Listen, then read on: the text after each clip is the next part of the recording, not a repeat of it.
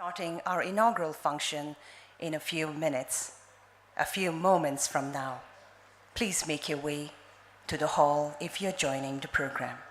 And for those of us who are already seated here, I request that you please silence all your devices.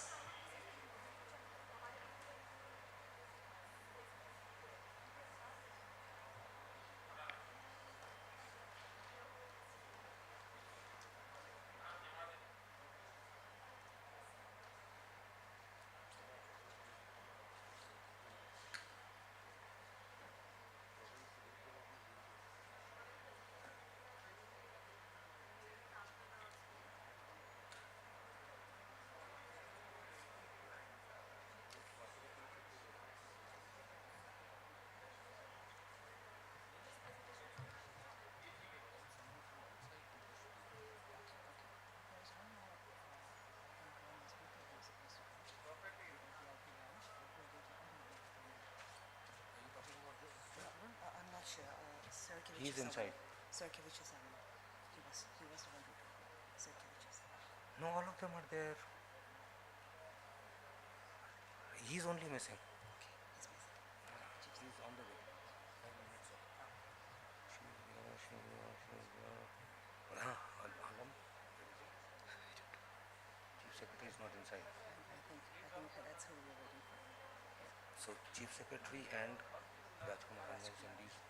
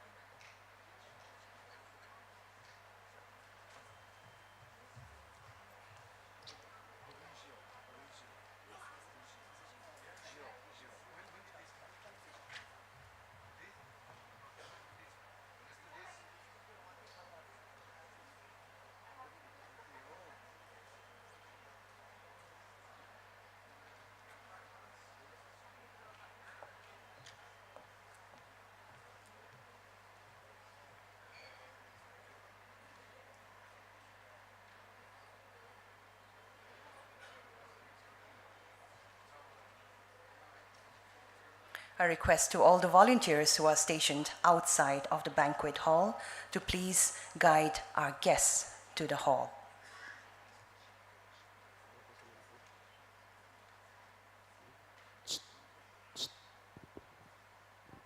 Hello.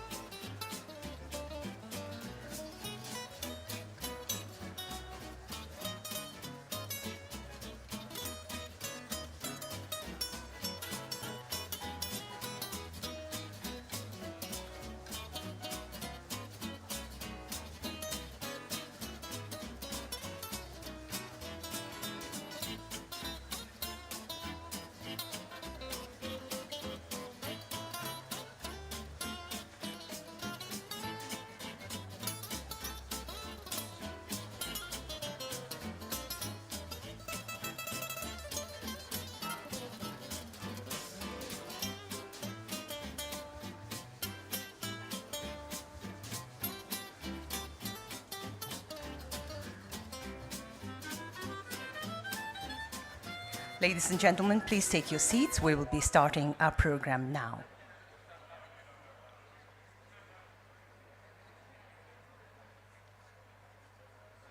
Ladies and gentlemen, let us all rise up and put our hands together to welcome our respected guests and dignitaries to the dais for the inaugural session.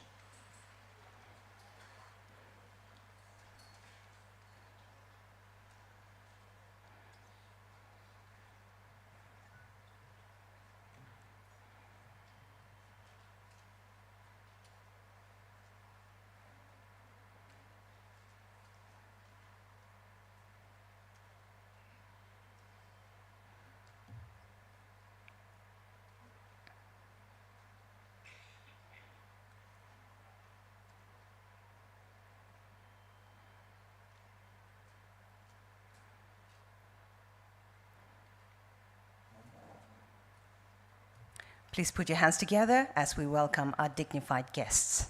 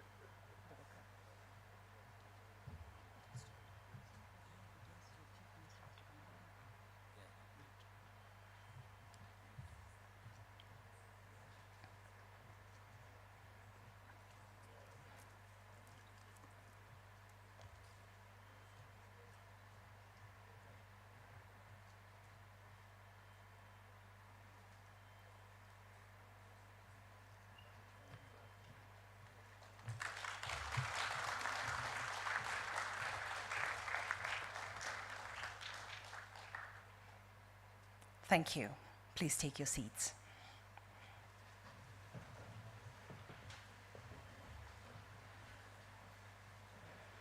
Good morning, ladies and gentlemen. Welcome to Nagaland. Nagaland, the land of festivals, is a synergetic mix of pristine scenery, carefully preserved and curated traditions and culture, and rich and exquisite flora and fauna.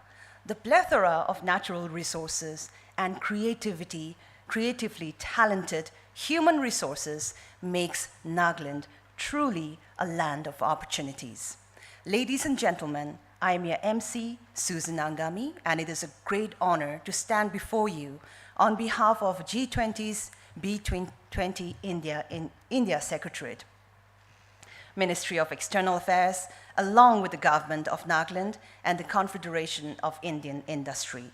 This is the fourth and concluding B20 summit for Northeast India, and we are very optimistic that doors will open to a land and a people that is poised in readiness for the opportunities that will come out of this summit. To formally begin the inaugural session of conference on opportunities for multilateral business partnerships in agriculture, food processing, tourism, and information technology, may I request Mr. Pradeep Bagla, Chairman, CII Northeast Council, to come up to the stage for the welcome remarks. Please put your hands together for our speaker.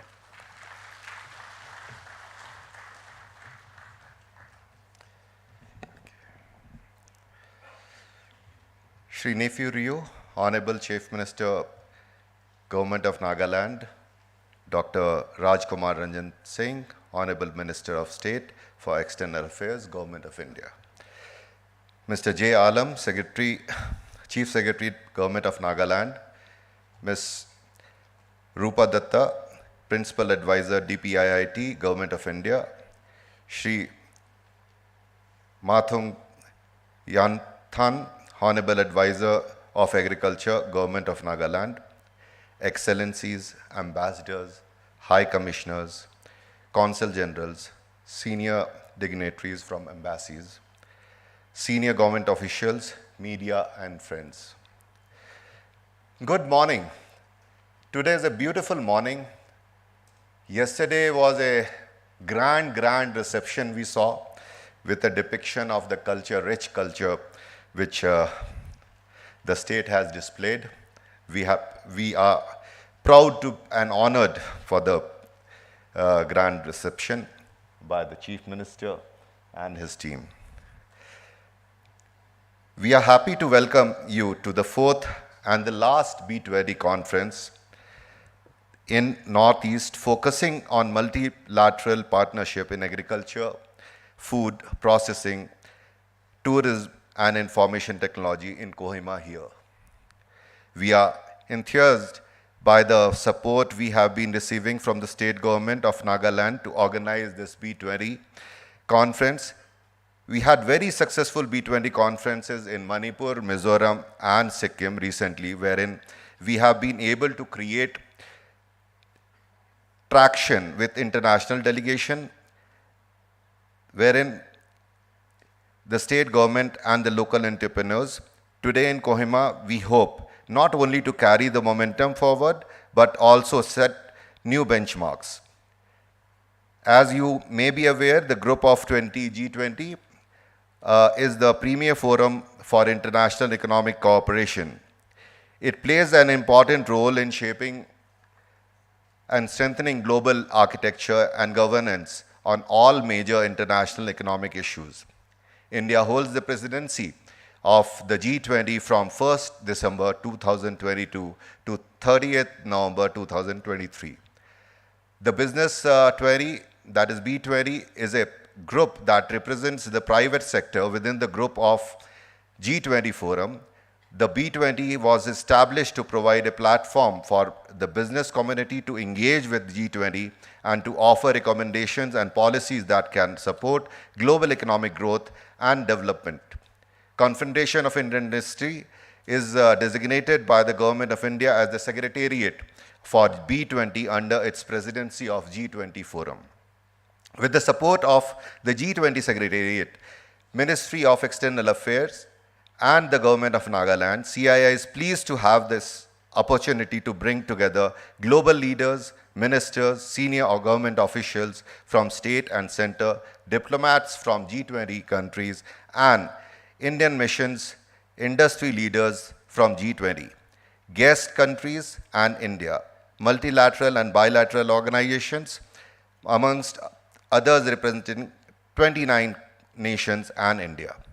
I take this opportunity to congratulate Shri Nephew Rio, Honorable Chief Minister of Nagaland, for successful orchestrating this initiative at Kohima, Nagaland, endowed with rich horticulture, agriculture resources, tourism and information technology, is already making huge strides in providing conducive investment climate.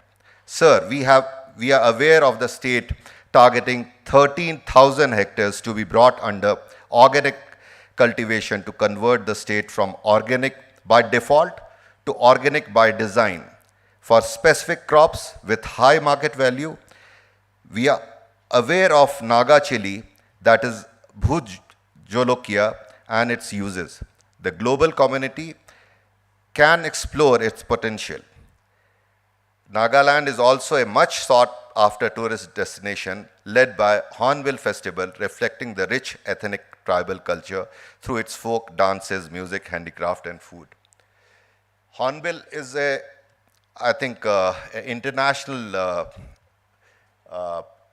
acclaimed festival. And yesterday, the Chief Minister was describing that we have a lot of festivals. That's why they call the land of festivals. And different tribes, they have different festivals all through the year. And definitely, there's a lot of potential for not just Hornbill, but the whole tourism, and where the state can depict and we can enjoy the total festivities all through the year. We also yesterday, it was so excellent, rich cultural program was there where all the tribes had participated, and we could see the different colors of different tribes, and we really enjoyed. We understand that the state is planning to come up with various policies to support the industrial and investment climate in the state. CIA would be keen to associate with the state in drafting of competitive and user-friendly policies for the state. Keeping our commitment in Northeast, CIA is planning for an agrotech exposition, a medical tourism conclave, and a franchise show in the region. CIA has already, we have our, representatives over here, and very shortly we are going to open our office, and definitely we are going to work with the government for improving the total industrial landscape. I, on behalf of CIA and my personal behalf, welcome Dr. Rajkumar Ranjan Singh, Minister of State for External Affairs, for joining us today at this very important B20 conference here at Kohima. We are indebted to this valuable time he has been committing for the B20 initiatives in the Northeast. We saw the minister traveling to all the, I think for last 2 months you have been traveling for the B20 and G20 for the Northeast especially. We welcome Dr. Rupa Datta, Principal Advisor DPIIT to this B20 conference. CII has been working closely with DPIIT to conduct these B20 conferences across the country. We extend our warm welcome to Mr. J. Alam, Chief Secretary of Nagaland, for his presence in this August gathering, as the B20 will open up trade relationship with the global community. I am sure it will open up vistas for opportunities for increasing the trade potential in the Northeast. We are also glad to have with us Mr. Mathung Yanthan, Honorable Advisor of Agriculture, Government of Nagaland. We thank you for your support and encouragement to conduct this B20 conference in Nagaland. Last but not the least, we would like to thank the esteemed guests, especially the dignitaries from national and international, for their presence. We would like to thank the media and the friends. There is an interesting plenary session scheduled immediately after the inaugural session. This would be followed by business to business and business to government session. I would request all the dignitaries to take advantage of this sessions. And we are here for this, the reason for business, and you should take the best of opportunities.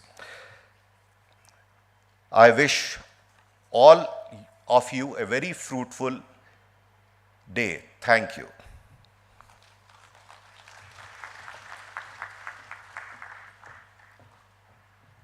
Thank you, sir, for your warm welcome note. I would now like to invite Ms. Rupa Datta, Principal Economic Advisor, Department for Promotion of Industry and Internal Trade, Government of India, to address the delegates.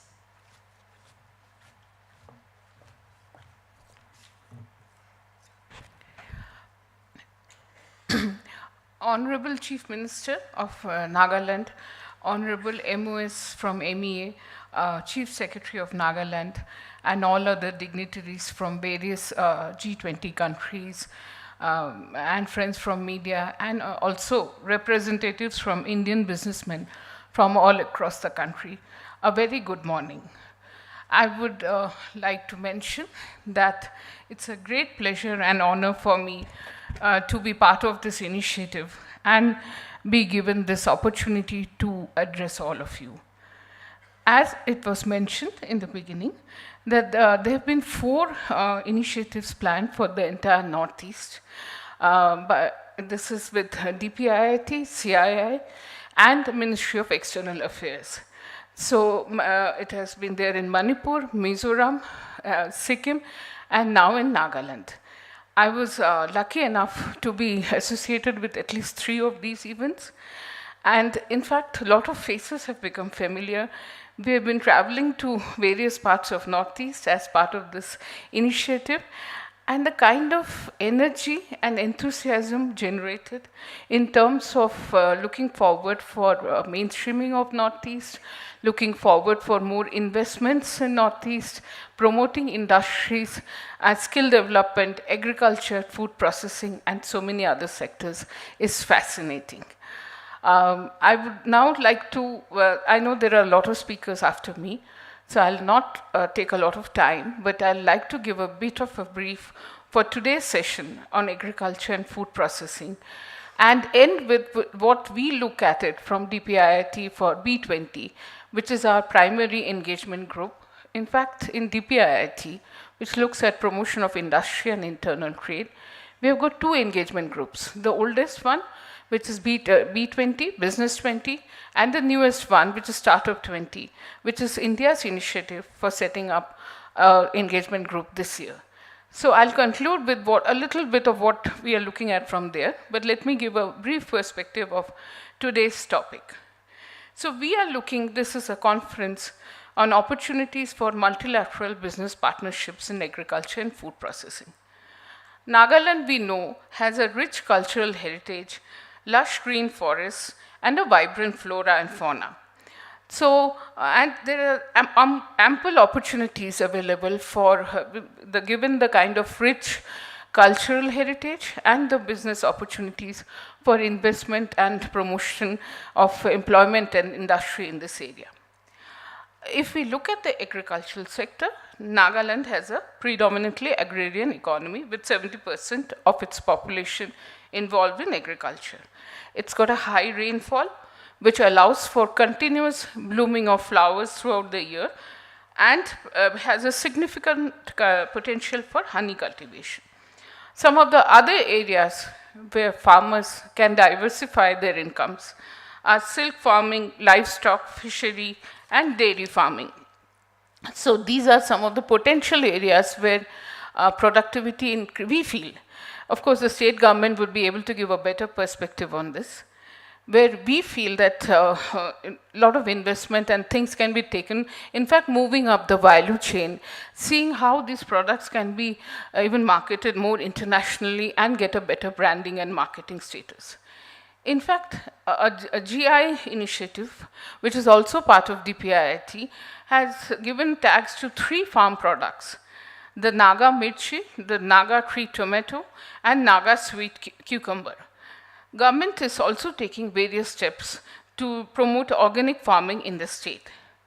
Since majority of the farmers here follow good traditional agricultural practices, Nagaland's land is largely organic by default due to minimal use of fertilizers and pesticides.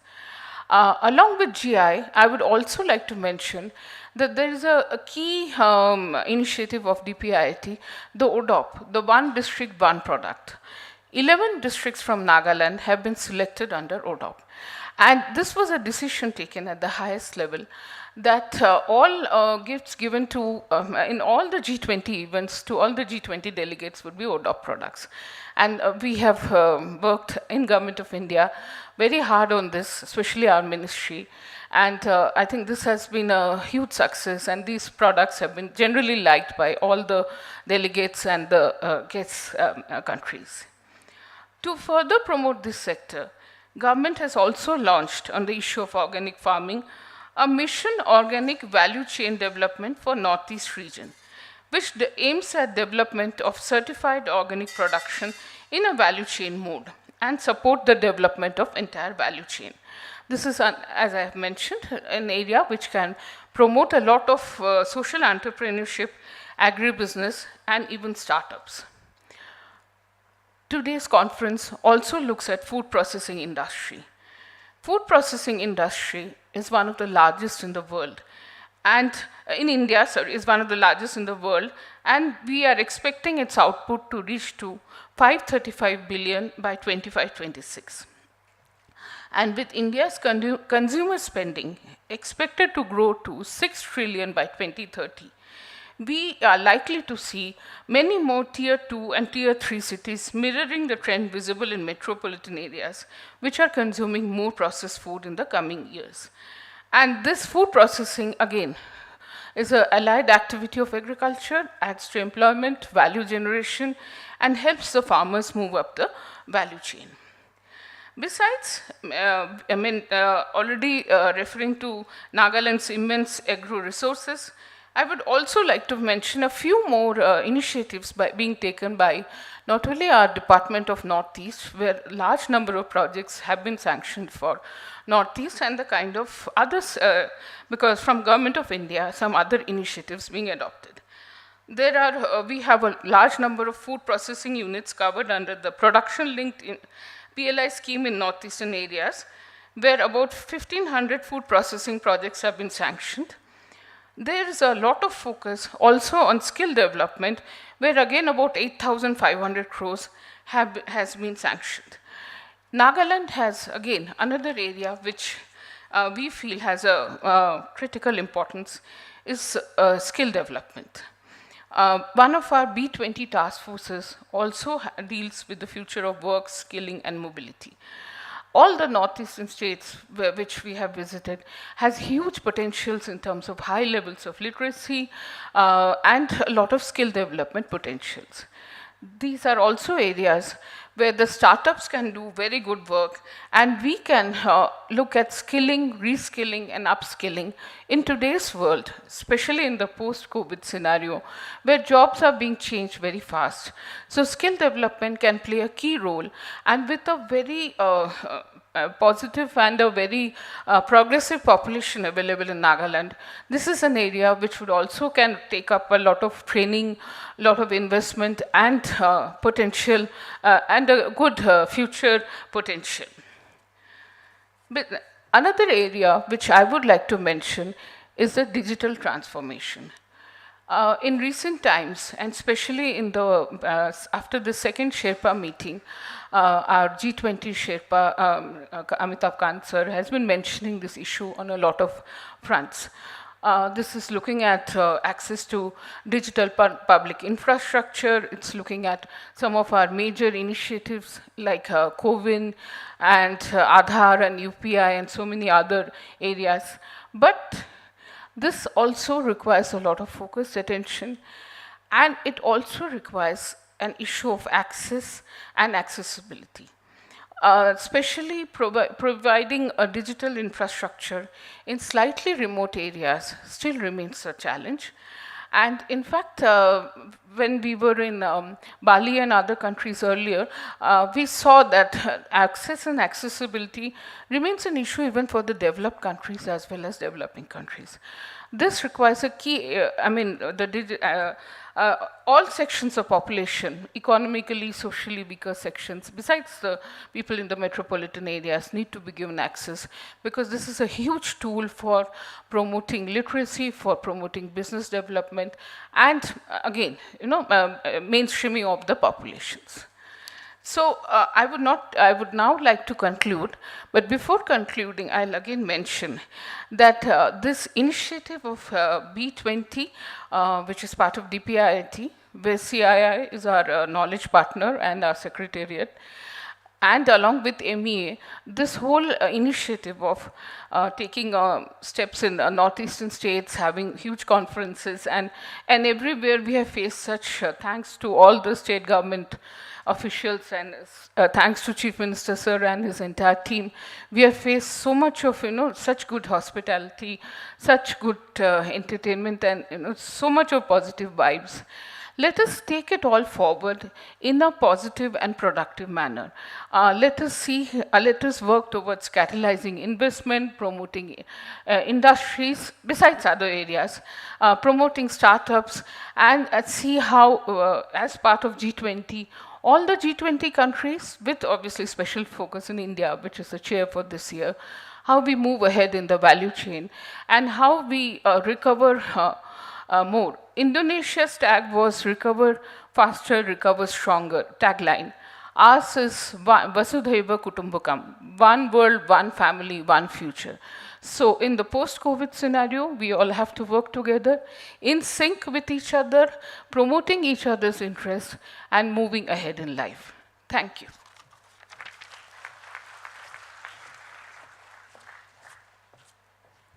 Thank you very much, ma'am.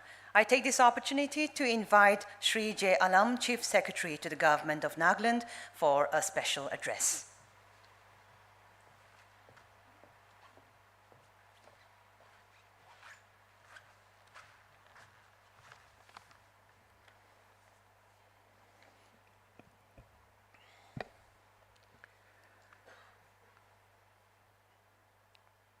Shri Nifyorio, Honorable Chief Minister of Nagaland, Honorable Union Minister of State Shri Rajkumar Ranjan Singh Ji, Shri Mathang Yanthan, Honorable Advisor, Shrimati Rupa Datta, Senior Economic Advisor of DPIIT Government of India, Shri Pradeep Bagla, Chairman CII NEC, Honorable Ambassadors, Honorable Ministers, Advisors, Legislators, Deputy Chiefs of Missions, Consul Generals, honored guests from G20 and associate countries, senior government officials of the state government and the central government, representatives of CII, dignitaries, distinguished guests, friends from the media, ladies and gentlemen. I am deeply honored to welcome all of you to this G20 summit. India's G20 presidency is a great opportunity for the country and especially for our state and the Northeast region. We are grateful to the Government of India for giving us this opportunity to host you all in this beautiful city of Kohima. We are the second oldest state in the Northeast, strategically located between the great river systems of Brahmaputra and Chindwin Irrawaddy, bordering the states of Arunachal, Assam and Manipur, and sharing a long international border with Myanmar in the east. Just to give an overview of Nagaland, we have 16 administrative districts which are home to 15 Naga tribes and several other tribal communities. The communities have rich social capital and a strong community spirit. These strengths are reflected in our village councils, in our village development boards, and in communitization of public services. Nagaland has many strengths. We have a favorable land-to-man ratio, low density of population, rich flora and fauna, substantial mineral deposits, and a largely English-speaking people, which are our greatest strength. Our land tenure system follows a traditional ownership patterns where land belongs to individuals, clans, and communities.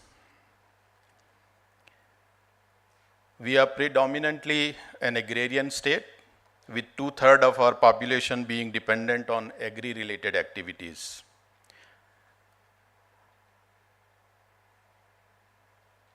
Our food grains production in 22-23 is a little more than 700,000 metric ton.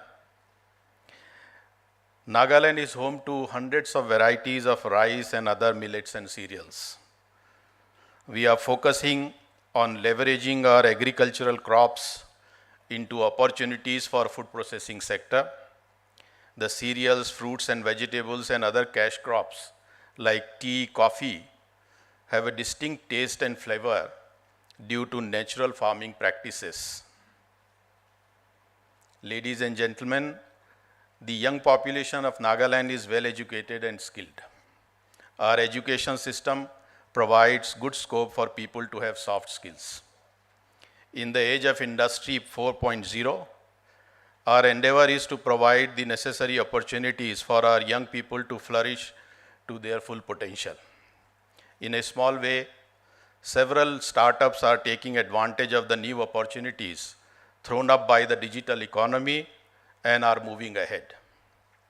Further, to provide access to markets, we have over the years developed various indigenous brands such as Naga Organic, Nagaland Coffee, Naturally Nagaland, Monken, and Mikey, etc., with strong connection to the grassroots and targeted at taking our local products beyond the state borders while generating income and livelihood for our people.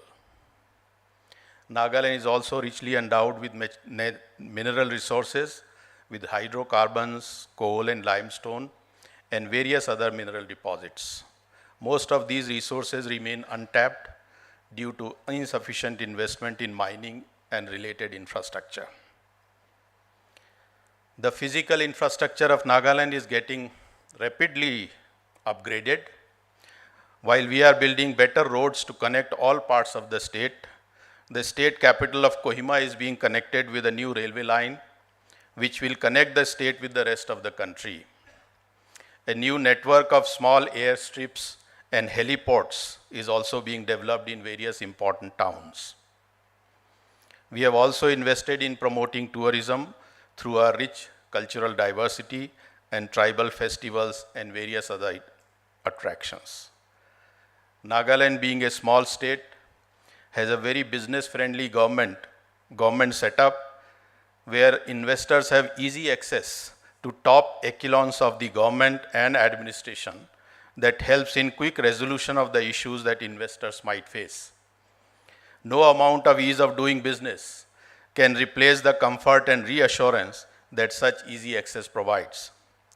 For the record, however, we have a single window clearance system available through the national portal, and it is being further enriched. Our ingrained cultural ethos also ensures that contracts and agreements are honored and enforced in letter and spirit. Apart from the indigenous tribal communities, Nagaland also has a fair presence of almost all socio-religious communities from across the country, which have been coexisting harmoniously for many, many years. We are an open society which welcomes everyone without any discrimination. To accelerate the pace of development in key sectors, we are trying to tap funding sources beyond the state and the central government and national financial institutions. Several externally aided projects and many CSR projects are currently under implementation in the state with encouraging results. Ladies and gentlemen, this meet is an opportunity for Nagaland to show to the world the vast potential that we have in the agriculture and food processing, tourism and infrastructure sector. We hope that the outcomes will foster a stronger people-to-people global relations and strengthen local to global economy by connecting made in Nagaland goods and services to the international market and global value chain. We welcome you to partner with us in this journey of development and growth. I am sure this strong business delegation representing global industry leaders and policy planners of the G20 countries and their associates will give a serious thought to exploring mutually beneficial partnerships in diverse sectors, which will go a long way in strengthening our bonds of cooperation and friendship in the months and years to come. With these few words, I wish to extend a very warm welcome to all of you. We hope that the discussions made today at the G20 conference here in Nagaland will herald the theme of India's G20 presidency, that is, one earth, one family, one future. Thank you. Jai Hind.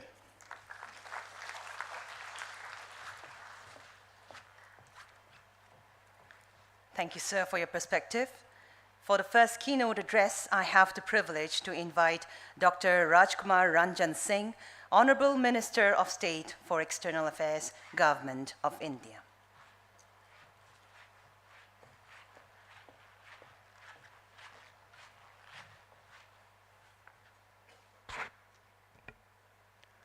Good morning, Namaste.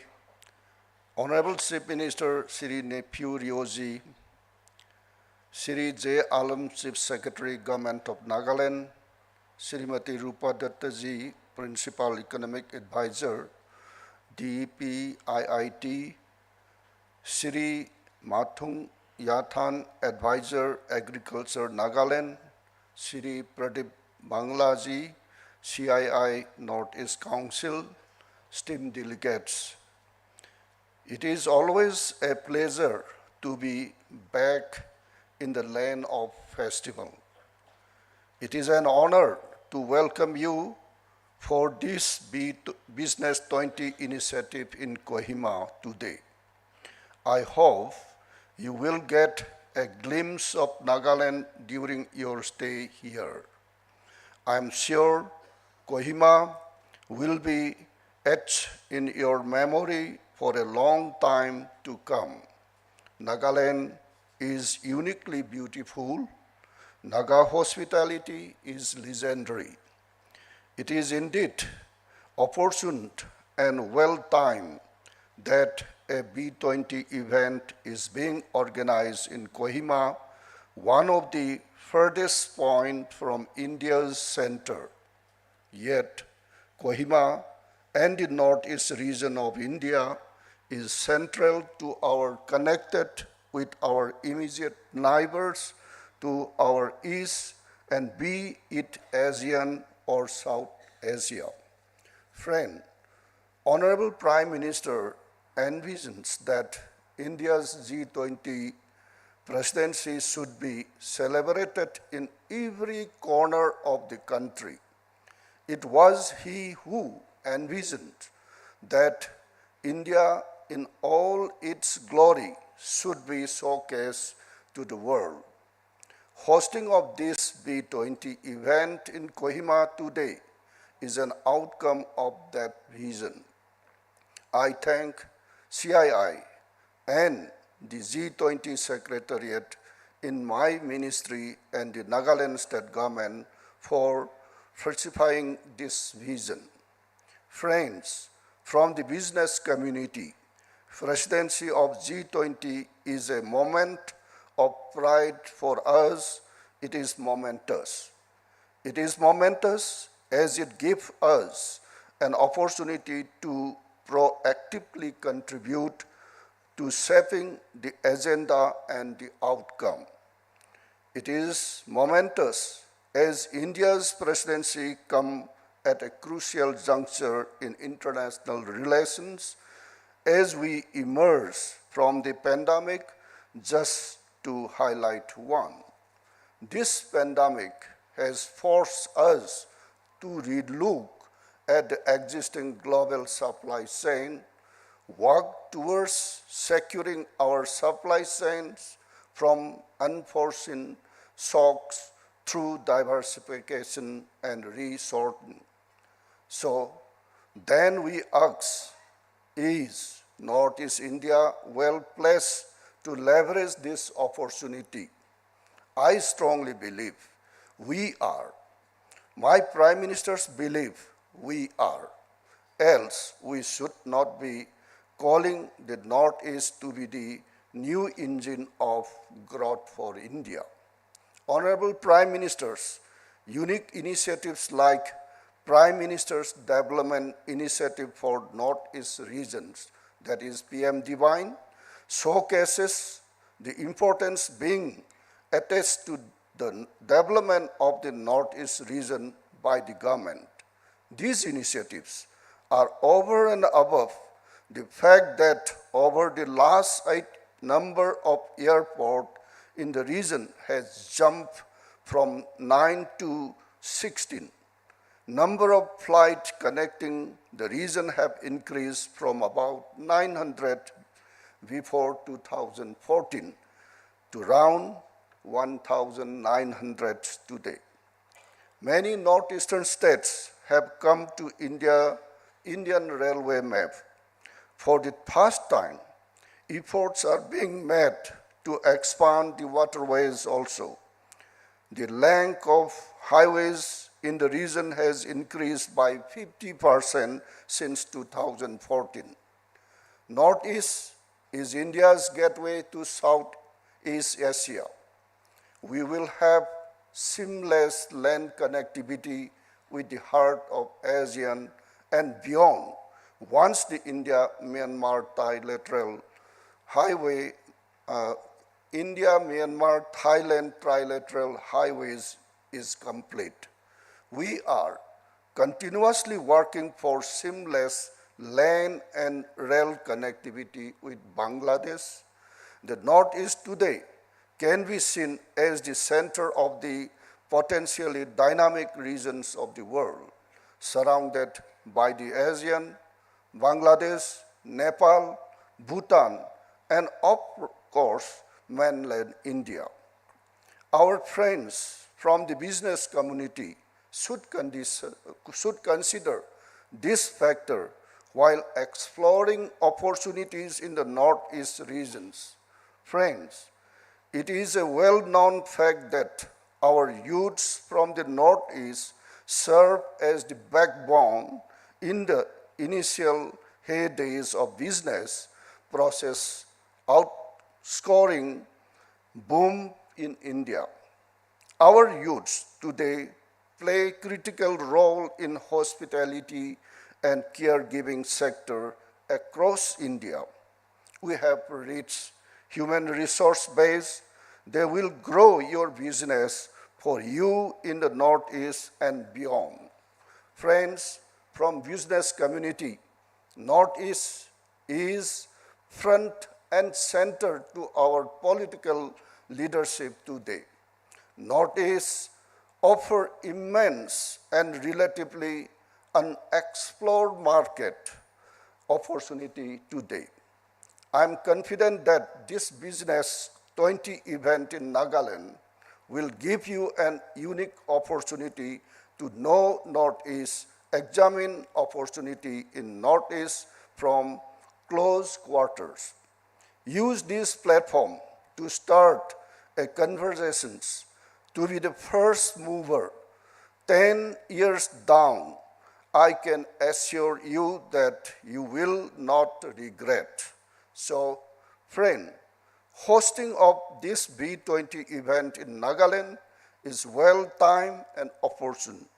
I say well-timed, as the focus of our leadership is in the development of this region as the new engine of growth for India. I say opportunity as if you do consider to establish business linkages in this beautiful part of my country. You will enjoy enormous first movers advantages. Apart from, of course, being located in the middle of our land corridor with the Asian neighborhoods. I wish you the best of deliberation and the best of stay here in Kohima. Thank you. Jai Hind.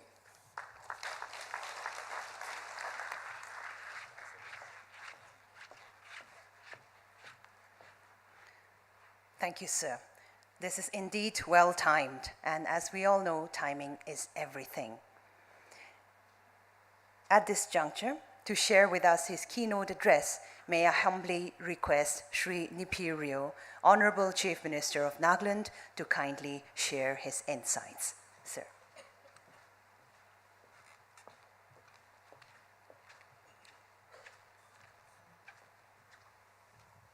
Thank you, Chair. Respected Dr. Aki Rajan Singh, the Honorable Minister of State, External Affairs, and Your Excellency, Ambassador of Republic of Cuba, Excellency Ambassador of Iceland, and Excellency High Commissioner Jamaica and Commissioner, Excellency Ambassador of Panama to India, Excellency Embassy of Paraguay, and Deputy Head of Mission, Embassy of Estonia, Minister, Consular, and Consul General, Embassy of Costa Rica, Principal Economic Advisor, Department for Promotion of Industries and Internal Trade, my colleagues, ministers, advisors, and member of Legislative Assembly, respected Burgess Godrej, Executive Director, and Ministry of External Affairs, DPIT, G20 Secretariat officials, Confederation of the Indian Industry, senior government officials of central and the state government, all esteemed guests who are present here, my local entrepreneurs, members of the media, ladies and gentlemen.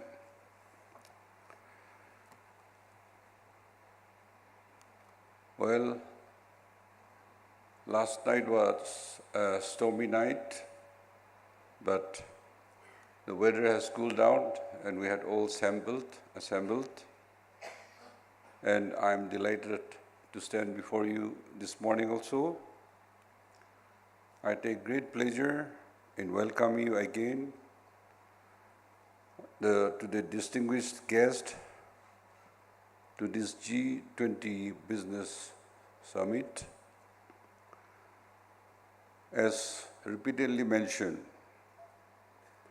Nagaland, the land of festivals, with its beautiful landscape, vibrant greenery, and the abode of indigenous people with a rich and colorful culture, hopes to find a special place in your heart.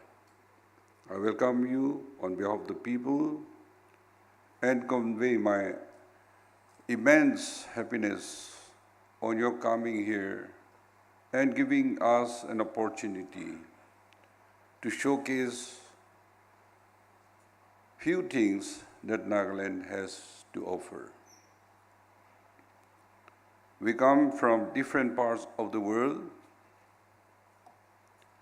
from different culture, nationalities, seemingly with very detached courses of history over time.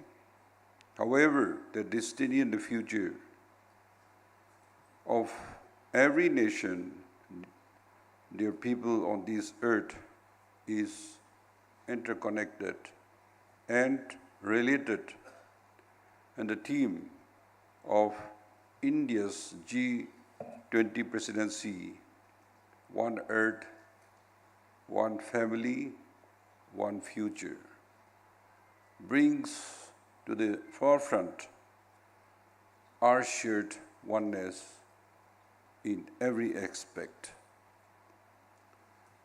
As we live in a world which is interconnected in all aspects, there arises the utmost need to come together and cooperate, particularly for the economy.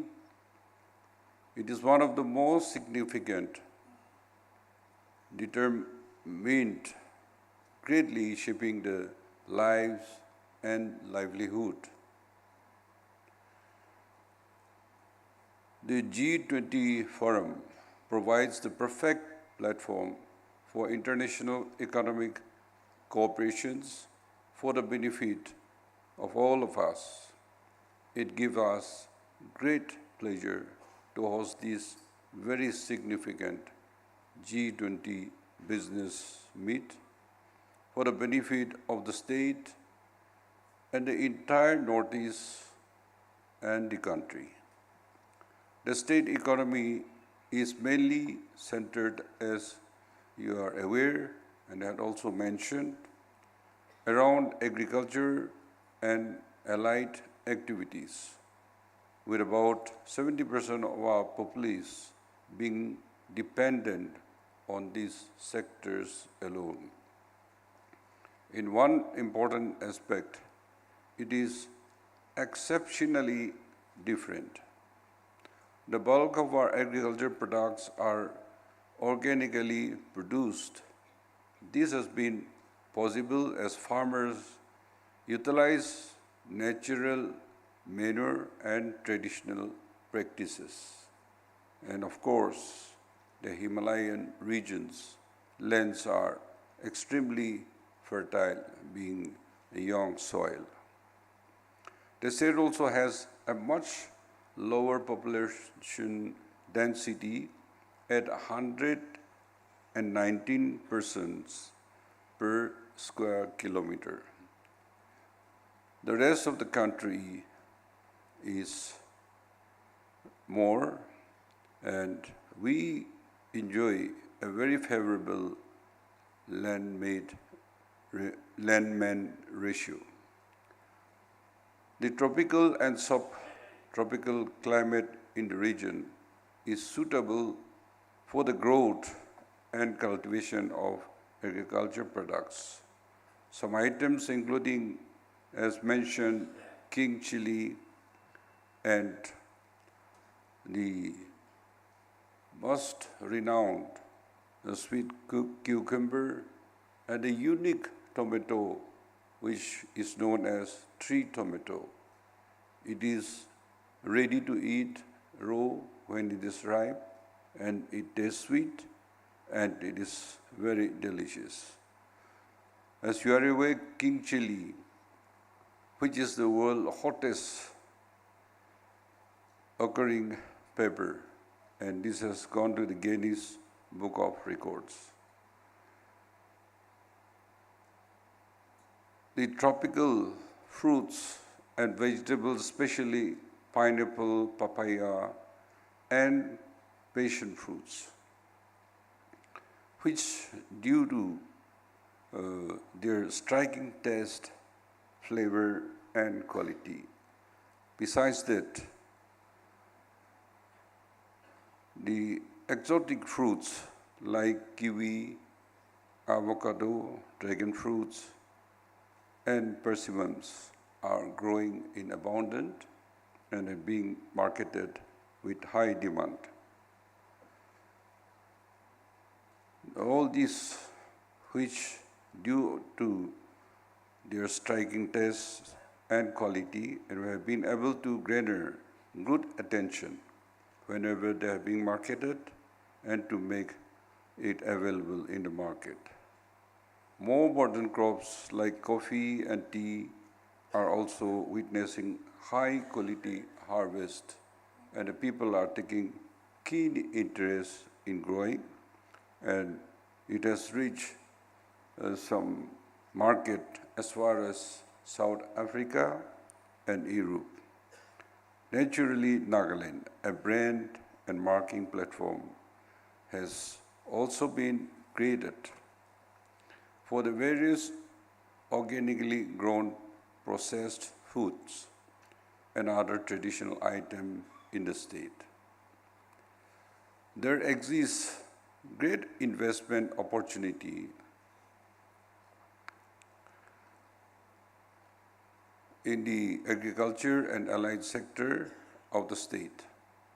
And I would urge every one of you to consider exploring the immense possibilities in these sectors. Nagaland, blessed with the pristine and beautiful natural environment, almost entirely untouched and unpolluted, is a tourist paradise. The state offers a huge potential of tourism industry, especially for those desiring a unique out-of-the-box experience. There are jungles and mountains to explore, lush valleys and sparkling streams, which is a heaven for trekking and campers, as well as motorsports and off-road, which are being started. Add to this the fascinating history of Nagas as hunters and fierce warriors, our delightful folklores, and our unique culture, and one we get to enjoy as one of its kind tourist experience. Dear distinguished guests, our Naga society from an entire tribal way of life has been a rapid transformation to a town-based modern way of life within a very short period of time. Perhaps it is the ingrained strength and exceptional adaptability of our people that facilitated the smooth adoption of the modern way of life with the persistent zeal of learning new skills coupled with the wide usage of speaking English language. We feel that we have a head start advantage, especially in the services sector. The state also has a relatively young workforce and a higher literacy rate than the national average. Among services sector in particular, it is well equipped to excel in the IT sector with the rich guidance and building of the infrastructures ecosystem. We would implore those who are from this field to consider investing in this sector. While I have highlighted certain sectors where we feel we are advantageously placed and where abundant business opportunity exists, which could be mutually beneficial for all of us, there are several other areas and sections with good potentials, such as handloom and handicraft with additional expertise, sports and youth department, animal husbandry, livestock rearing, medical aromatic plants, and we have a wide range of bamboo naturally grows in all the area in Nagaland. Higher education, healthcare, and logistic, to name a few. As the business meet progress further, I'm sure you will identify more sectors which could be studied closely for investment and business opportunities. The northeastern region of India is the natural gateway to Southeast Asia for the country, and Nagaland lies along this strategic route. India has enjoyed historical ties with nations of the Southeast Asia for centuries through trade, cultural exchanges, through the sea routes, and the land route through Nagaland state for business and trade. Is those a natural extension to part? In the past, our state was considered close to the rest of the country, the world perhaps due to its relative remoteness and backwardness, as well as its historical and political aspect. But over the past 2 decades, It has opened up to the world and it is now offering huge untapped potentials in several areas of trade and commerce to the outside world. Due to the lack of infrastructure in the past, there are lots and large unexploited and unexplored natural resources available in the state, which provides tremendous opportunity, especially for those who can start early. On our part, we assure you that the state is fully geared up to put in place all the requisite system and enabling policy framework for ensuring a robust exchange of investment and business opportunities and facilitating a rapid and sustained industrial development in our state. We will ensure that creation of an investor-friendly environment, provision of infrastructure and institutional support, attractive incentive packages, and optimum utilization of existing resources in order to gainfully utilize emerging opportunities in the national and international market.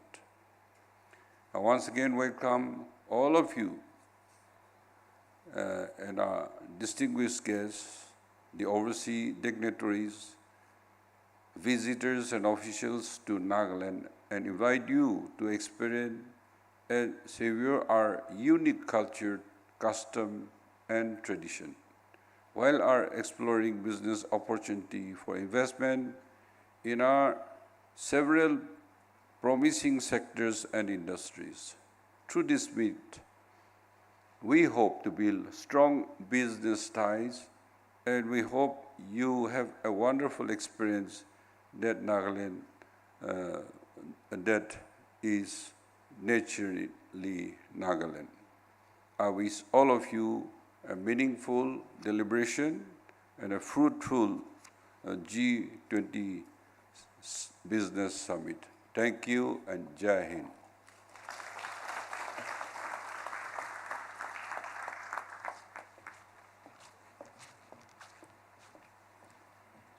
Thank you so much, Honorable Chief Minister, for the insightful overview of Nagaland's potential and also for projecting our readiness so well.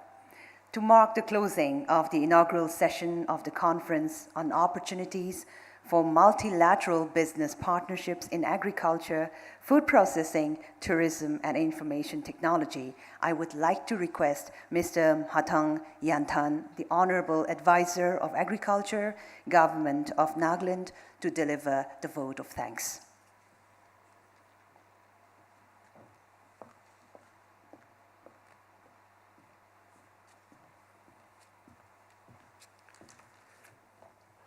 Thank you, MC, for the time. Honorable Minister of State for External Affairs, Government of India, Dr. Rajkumar Ranjan Singh Ji, Honorable Chief Minister of Nagaland, Sri DIPR, Chief Secretary to the Government of Nagaland, Sri J. Alam, Dr. Rupa Tutto, Principal Economic Advisor, Department for Promotion of Industry and Internal Trade, Government of India, officials of the Confederation of Indian Industry, distinguished delegates from the G20 countries, cabinet ministers, advisors, and MLAs, Government of Nagaland, administrative heads and head of various departments, entrepreneurs, members of the media fraternity, ladies and gentlemen. I am privileged to propose vote of thanks on this historic event, which is graced by many world leaders and dignitaries from across the world. It is a matter of great pride and privilege for Nagaland to have the opportunity to host the B20 initiative, the official G20 dialogue forum for the global business community. On behalf of the state of Nagaland, I express my heartfelt gratitude to Government of India for choosing our state Nagaland to be one of the venues for G20 business meet. Thank you for trusting our state to host a global event of this magnitude. The Ministry of External Affairs, the Department for Promotion of Industry and Internal Trade, Government of India, and G20 Secretariat has extended their full support for organizing and hosting such a landmark event in the history of our state. Thank you very much. Our respect and gratitude to the distinguished speakers for gracing and enlightening us with your wisdom and knowledge on the relevant subjects. Special thanks goes to the ministers present for their support and guidance, especially Dr. Rajkumar Ranjan Singh, Honorable Union Minister of State for External Affairs, Government of India, and also Sri Som Prakash, Honorable Minister of State for Commerce and Industry, Government of India, though he is not here. We are indebted to CII for successfully facilitating the B20 meet and working for the best interests of the state of Nagaland for potential investment, collaboration, and tie-ups. We are privileged to have honorable delegates from 27 countries. It is our pleasure to host you and thank you for making this event more meaningful with your presence. Our deep appreciation to our Honorable Chief Minister of Nagaland, Sri Nifirio, for his proactive leadership and guiding us at every point of time in organizing this great event. Thank you, sir, for your support at all times. An event of this magnitude cannot happen overnight. It requires meticulous planning and execution with an eye for the minutest detail. Preparations started months in advance, and we have been fortunate enough to be backed by a team of very motivated and dedicated bureaucrats and various state officials led by the dynamic Chief Secretary of Nagaland. I cannot thank everyone enough for the dedication they have shown and the willingness they have expressed to take on the completion of tasks beyond their comfort zones. To the media fraternity, both national as well as the state, sincere thank you for giving excellent coverage to this historic event. Once again, thank you everyone for making this event a reality. I hope our esteemed guests enjoy the conference and that we all will have a meaningful outcome of this business meet. I hope you have a pleasant and memorable Nagaland experience. I wish you all a wonderful stay at Kohima. Thank you.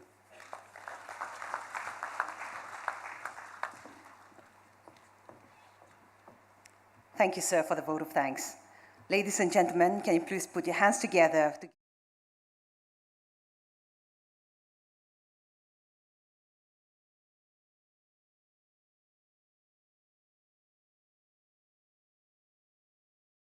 all our dignitaries on the dais to please come up to the ahead of the tables for a group photograph.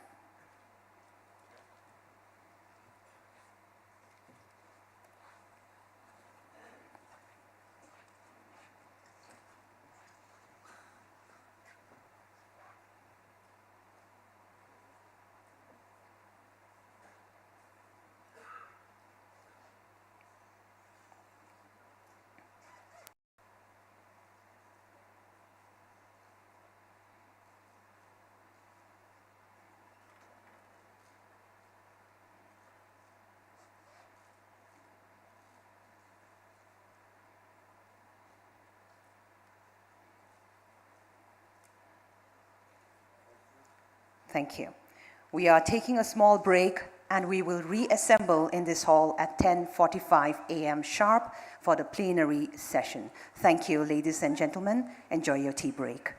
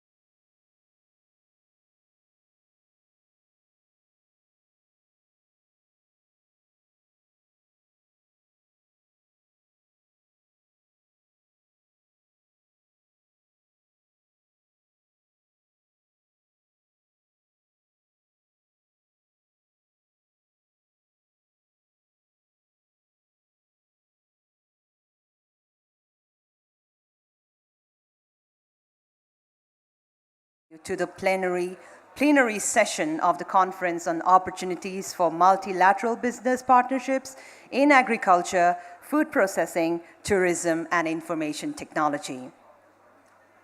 Today, we have with us an august gathering, a panel of senior government officials and prominent business leaders with profound expertise and legitimacy to express views of the government and the industry.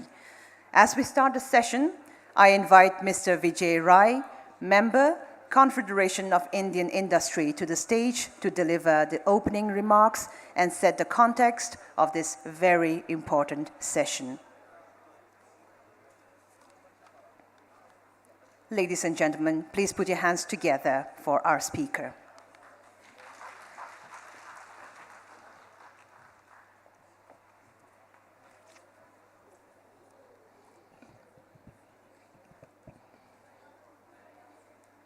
Namaste and good morning to everyone.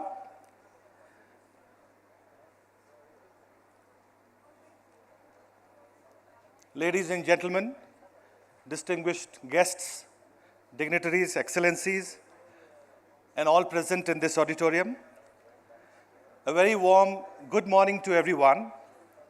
It's a great pleasure for me to join all of you at this plenary of the Conference on Opportunities for Multilateral Business Partnerships in Agriculture, Food Processing, Information Technology, and Tourism here in Kohima, Nagaland, as part of B20 India initiatives in the northeastern region. As a rapidly developing country, India has a unique opportunity to shape the future of global trade and commerce in a way that benefits not just our own economy, but the economies of other nations as well. Let me touch base with a broad brush about the spectrum of opportunities with some growth forecasts and numbers which I have in front of me on the theme of agriculture and food processing.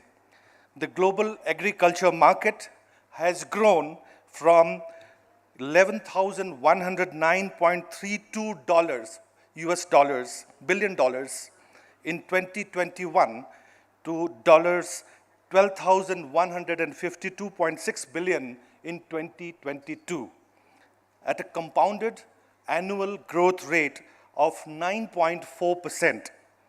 The world's population is growing and is expected to reach 10 billion by 2050. The global cereal production has been projected to increase by 13% by 2027. Crop production, farming activities, and trade volumes will have to increase to meet the needs of increased population. Agribusiness companies will increase acquisition of arable land to increase crop production, and agriculture companies are expected to also increase their presence and activities to meet increased demand from farming activities and increase their growth avenues. Interestingly, this provides opportunity for India to become what we call the food basket of the world. The abundant natural assets and resources, such as topography, the rich biodiversity, forest cover, and fertile land offers an ideal opportunity for developing India as a global agro-processing hub. Indian agriculture, on the other hand, is typically identified with green revolution that started in 1960s, enabling the nation to make great strides in domestic food production and significantly contributing to progress in agriculture and allied sectors. It has transformed India from a food deficit nation to a food surplus export-oriented country. Agriculture and related sectors such as forestry and fisheries account for 20.2% of the country's GDP. Consequently, the agriculture sector plays an important role in Indian economics, politics, and society. The demand for fresh and processed products of all types is increasing as the population urbanizes, incomes rise, and consumption habits change. The growth of an efficient cold chain network from farm to fork will help curb the spoilage rate of agricultural output, while helping producers to capture value as products retain quality and provide increased benefits to customers and consumers. The emergence of larger chains and stores began around 2005, and by 2021, in roughly about 16 years, the sector has grown to over 8,000 modern retail outlets across India. Friends, India is witnessing a boom in the service sector as well due to its increased foreign direct investments inflows, especially into the information and technology sector. This calls for boosting the digitally skilled workforce in India by staggering numbers to bridge the IT skill gap and meet the emerging demand. The focus is also towards upskilling, which was touched base by Madam Rupa Datta in the morning, and meeting and reskilling the existing resources within the industry. With the changing digital ecosystem in India, this has opened opportunities such as creating digitally empowered, knowledge-based economy to spur economic growth opportunities and investments through policy advocacy, work, and accelerating the adoption of digital technologies. Our B20 and industry stakeholders, all present here, can find scope for growth in segments of IT services, consulting, system integration, application development and maintenance, IT package implementation, R&D, testing, product engineering services, infrastructure management services, technical support, training, to name a few. Friends, we all know the outbreak of COVID-19 disease has acted as a massive restraint on the hospitality market. In 2020 especially, as governments globally imposed restrictions on domestic and international travel, limiting the need for services offered by these establishments. The global hospitality market grew from $4,390.59 billion in 2022 to $4,699.57 billion in 2023 at a compounded annual growth rate of 7.0%. The hospitality market is expected to grow to $5,816.66 billion in 2027 at a CAGR compounded annual growth rate of 5.5%. India is now, friends, ranked 10th amongst 185 countries in terms of travel and tourism's total contribution of GDP by the 2019 standard. The travel market in India is projected to reach $125 billion by financial year 27 from an estimated $75 billion in the financial year 2020. The Indian airline travel market was also estimated at $20 billion and is projected to double its size by financial year 27 due to improving infrastructure and growing access to passports. The Indian hotel market, on the other side, including domestic, inbound, outbound, was estimated at $32 billion in the financial year 2020 and is expected to reach $52 billion by financial year 2027. Driven by this surging demand from travelers and sustained efforts of travel agents, to boost the market, thereby providing huge opportunity for partnerships and collaboration in the tourism and hospitality sector. Ladies and gentlemen, we are at a very critical juncture in the history of global trade and commerce today. We have the opportunity to shape the future of global value chains in a way that benefits all nations and all people, while India is committed to playing its leading role in this effort. And we call on all the countries present here and who are watching from outside to join us in this endeavor.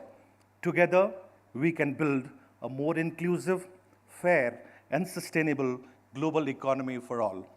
We have gathered here in Nagaland for pushing our agenda for inclusiveness, sustainability, and growth through G20 initiatives, especially in the northeastern region.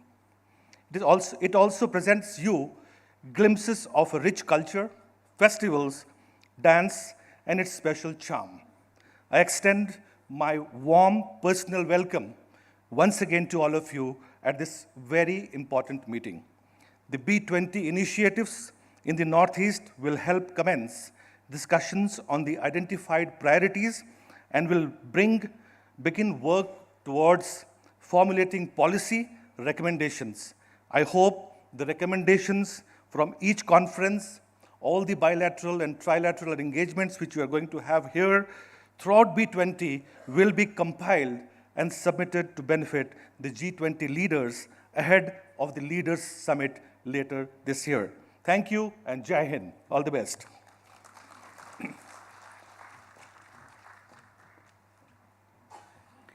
Thank you, Mr. Rai, for setting a wonderful context for our plenary session. Going forward, may I call on stage Mr. Gaigong Din Panmai, the Financial Advisor, Northeastern Council, Government of India, to share his views. Please give him a big hand.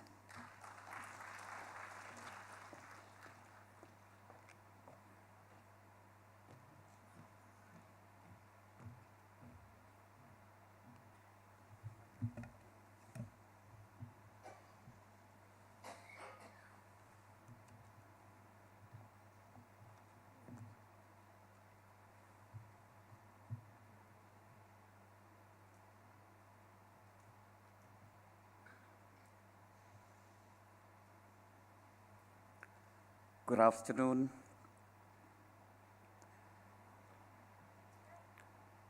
Honorable chief guests, guest of honors, diplomats from different countries, representatives of the people of the government of Nagaland,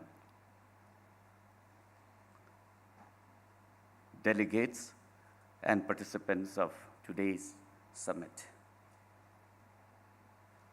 Today, it is my privilege to be here in such distinguished gathering, to be speaking on the business opportunities that this gathering is going to let all the participants know. Today, the details will be spoken by the experts in the subject. But today I would like to give you the macro picture enabling the business to grow in Northeastern region.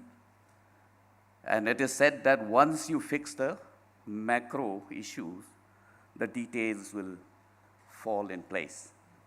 So today, without really going into other details, I would like to just go straight into the points and issues that I would like to share with the participants.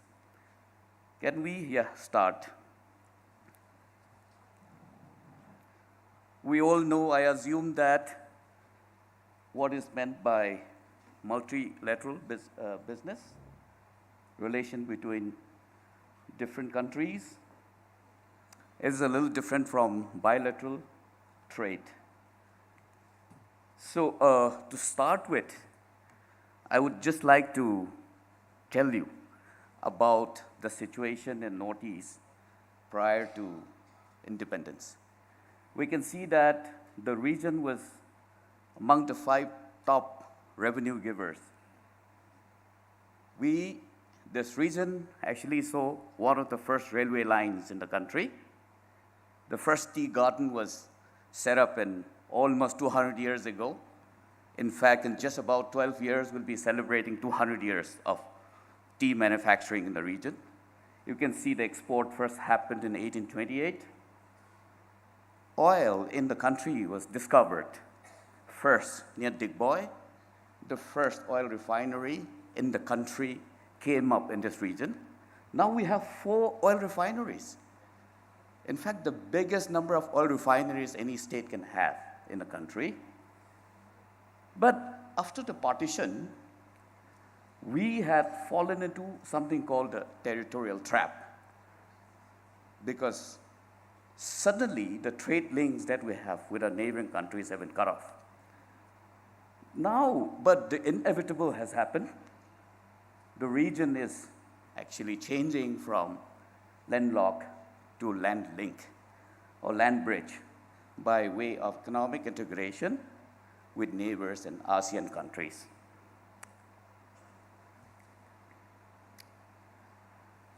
Before we actually move into other subjects, I would just like to give you the status of industrialization in Northeastern India. By giving you these status, I don't mean to have any kind of negative intent. You can see from the statistics there, 4% of India's population and 8% of the nation's landmass is in Northeast India. We've had 3 industrial policies so far. So the last industrial policy for the region ended in 2017. And at the end of the day, we could only manage just about 0.2 to 0.3 of the total investment made in India. So we can see the picture. We have the picture.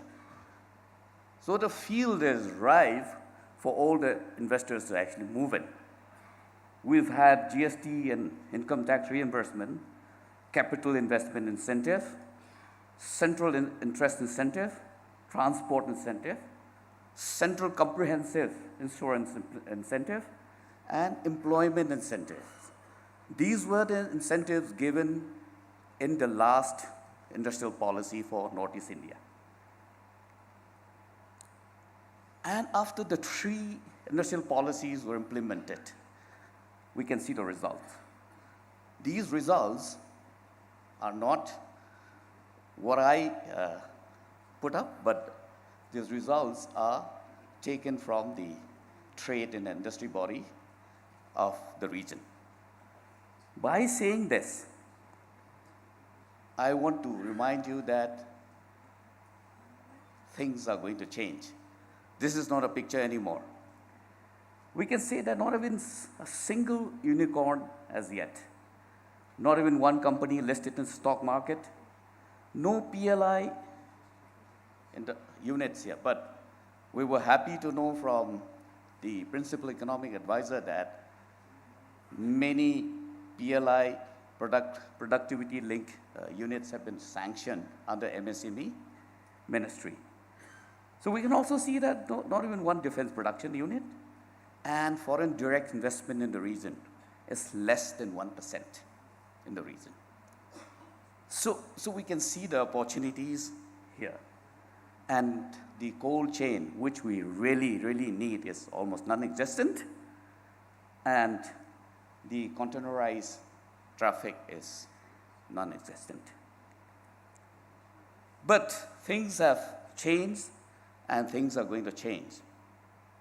As we can see from the new initiative taken by the government of India, they have brought in a lot of enabling provisions actually to change the entire scenario. So we can have a macro picture. From the last B20 summit that you've had, a lot of significant changes have happened. In the last week, we can see that on 31st March, India announced a dynamic and responsive foreign trade policy. Foreign trade policy for the country used to be for 5 years only. Then after that, a new policy will come in. But this new policy has no end date. They will go on tuning the policy to the changing requirements. So the effort is actually to take export shipment from the country to $2 trillion by 2020, 2030. So this is going to be a part of the nation's objective to make the economy a 5 trillion economy. So Honorable Prime Minister of India has said that India cannot be a developed country unless Northeastern region is developed. We all know that. And one of the biggest policy change that new foreign trade policy has brought about is to make Indian rupee a global currency. And also to incentivize e-commerce exports, and we have to change our strategy from incentive to remission-based regime. I'll just like to elaborate a little bit. The three industrial policy for the region has been actually driven by incentives, and the result was not as expected that we would have liked to be. So now they have changed it from, for the entire country, it will be a remission-based, means to make things easier for the exporters and for the businessmen, for the industrial houses, for the business houses. So things are going to be much easier. Many requirements, regulations will be made simpler, and most of the redundant provisions and other laws and rules will also be simplified. And it encourages collaboration between exporters, states, districts, and Indian missions abroad. So I said now exports and foreign trade is being taken to the grassroots. We can say that this is also a democratization of foreign trade in India. This is going to be the new beginning. Now we can see that all the districts in the country will be an export hubs. Now the district magistrates and the people in the districts will be actively involved in foreign trade from now on. There will be district export action plan, and they will work under a developed institutional mechanism. So now, I would just request the district collectors of the state to start gearing up for this, because it has to start from the district. It has to start with the people. Now the export potential has to be realized by you and me only. We need not wait for the government to come and tell us what to do. You'll have to come up with an idea as what to do to make India a 5 trillion economy, and also to achieve that 2 billion export targets that the country has already fixed. Frontier economic opportunities, I call this. Internationalization of trade in the Indian rupee, allowing international trade settlement in INR. This is also another big achievement, a big change that I must say. We can see that if there are countries where there is a currency failure or dollar shortage, we are willing to trade in the rupee with them. So this is also a very significant change that's been brought about. I'm not saying that the trading countries or partners with us will face this problem ever, but things are being made much easier for all of us. Then the idea is to give relief to the exporters who are unable to fulfill the export obligation, because you need capital goods. In order to set up units, you need to bring in machineries. You need to bring equipment. You need to bring technology. So importation of machines and equipment will also be made much easier. That is called the regime of remission. There are provisions for amnesty for people who've had difficulties in fulfilling the export obligation as well. So the sectors listed by the new foreign trade policies are given here. I don't have to read it out. It can be much more. This is just an illustrative list, just to have an idea of what's going to happen and what kind of focus that we're going to give to the new and emerging sectors. In tune with the changing times, the Government of India, at behest of the DPIIT, is formulating a new industrial policy for Northeast India. This will be in tune with the requirements of time and also the requirement of this region. They're trying to customize whatever is the requirement, because one size fits all approach may not work. So they are in consultation with the CII, who's organizing this event. Also FINA, NetFee. NetFee was the nodal agency to implement the Northeast Industrial Policy. They have also been consulting the tax authority for GST and income tax remission. And they have also been consulting with the Northeastern Council, states, and other stakeholders. Moving on, the other initiative, very, very groundbreaking initiative that the Government of India has taken is forming or constituting inter-ministerial group to improve foreign trade from Northeastern region. These are the enabling efforts that the Government of India is taking.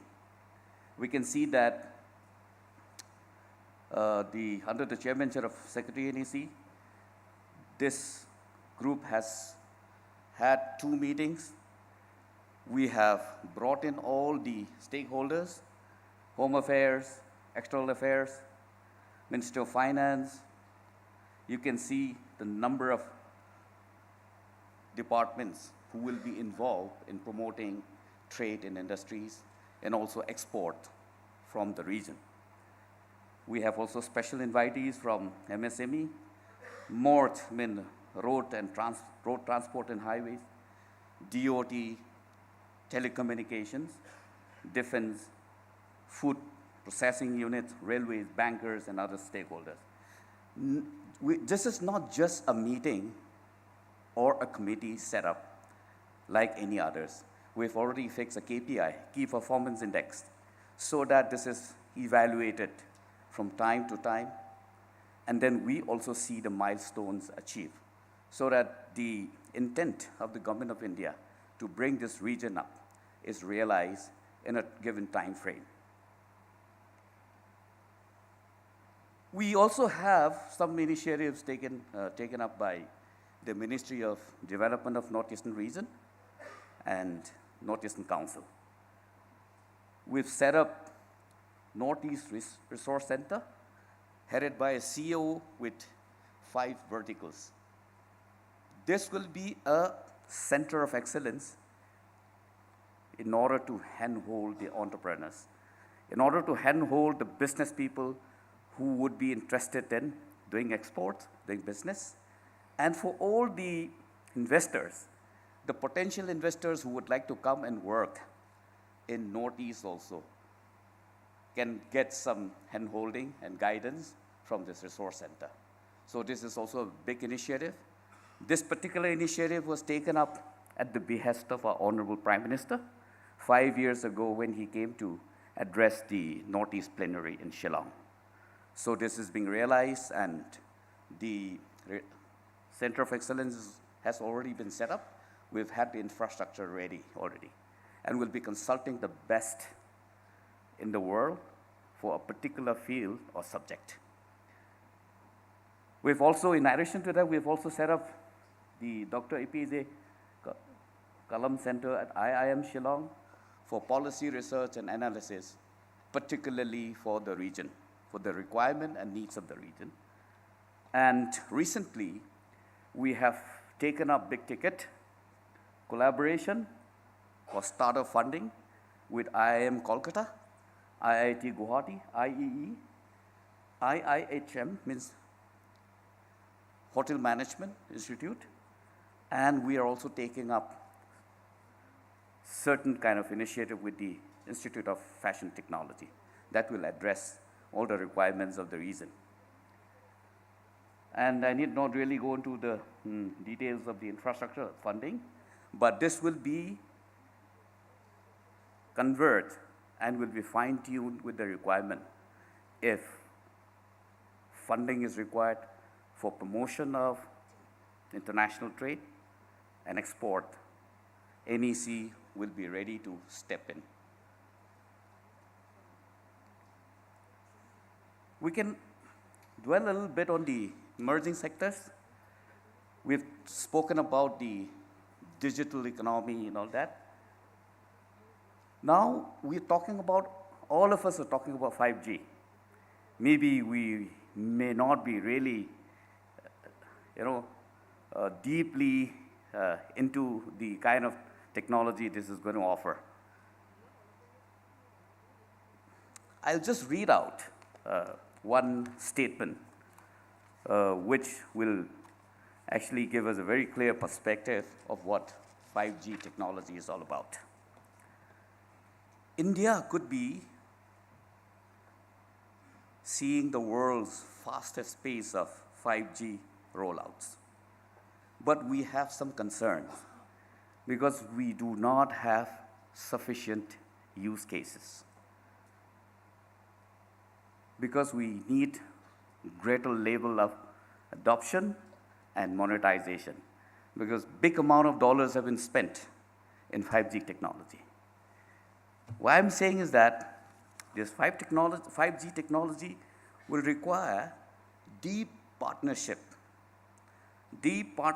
with various industries to come with use cases, means application.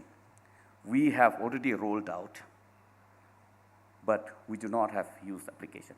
Now we're talking about agribusiness, we're talking about exports, we're talking about healthcare.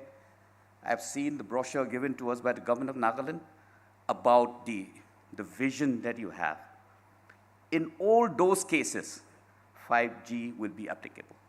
5G, in short, is basically a supercomputer without connecting to the clouds. So you can imagine you have 5G in you have supercomputer in your hand. Supercomputer can be used for any field. Actually, the application is almost infinite. So this is where you need to leverage. NEC has also started, NEC means I would say the government of India has also started 3D printing technology. This was taken up with collaboration with the Department of Telecommunication, with Amtron. So 3D application is also going places. You can print critical equipments and defense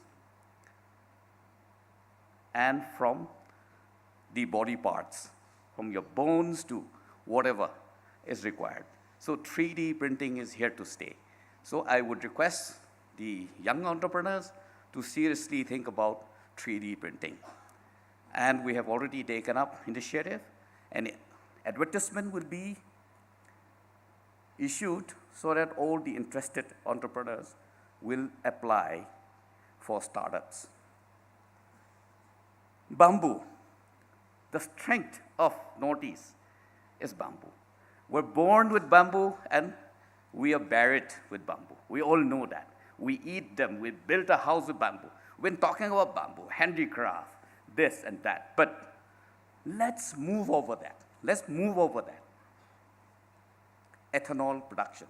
I could see in the brochure that ethanol production was mentioned, but it was briefly mentioned. I would just like to dwell on this for the benefits of, particularly for the local entrepreneurs and for the government of Nagaland. By 2025, Prime Minister has set a target that we will have 20% ethanol in the petrol that we use for driving our cars. Most of us may not know that 10% of the petrol that we use has ethanol already in the petrol already. This is basically a big effort for import substitution. Now we've realized that ethanol production is from food-based raw materials, like you have the bagasse, we have from the sugar cane, and people actually produce ethanol from soybean, maize, corns, etc. But the idea is to produce ethanol from non-food-based raw material. So they found out that bamboo is the biggest and the most economical raw material for production of ethanol. That is why we call it in ethanol production, the first G is already gone. Now a company in Finland has developed a 2G technology for ethanol production, and the first refinery of ethanol production is coming up near you, that is in Numaligarh. In the world, this is the first ethanol production to be made from raw materials from bamboo. This is a collaboration of 3 entities, Numaligarh Refinery, Government of Assam, and a company from Finland. So in order to fulfill the requirement of 20% blending by 2030, we need to go in big.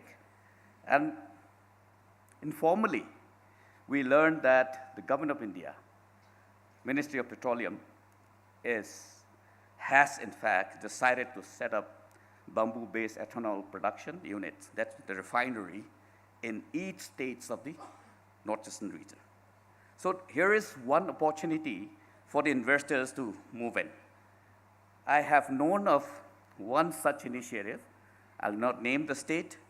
They have already gone ahead with this. And since the prospect is so huge, that foreign company who is involved with this wanted at least 50% stake.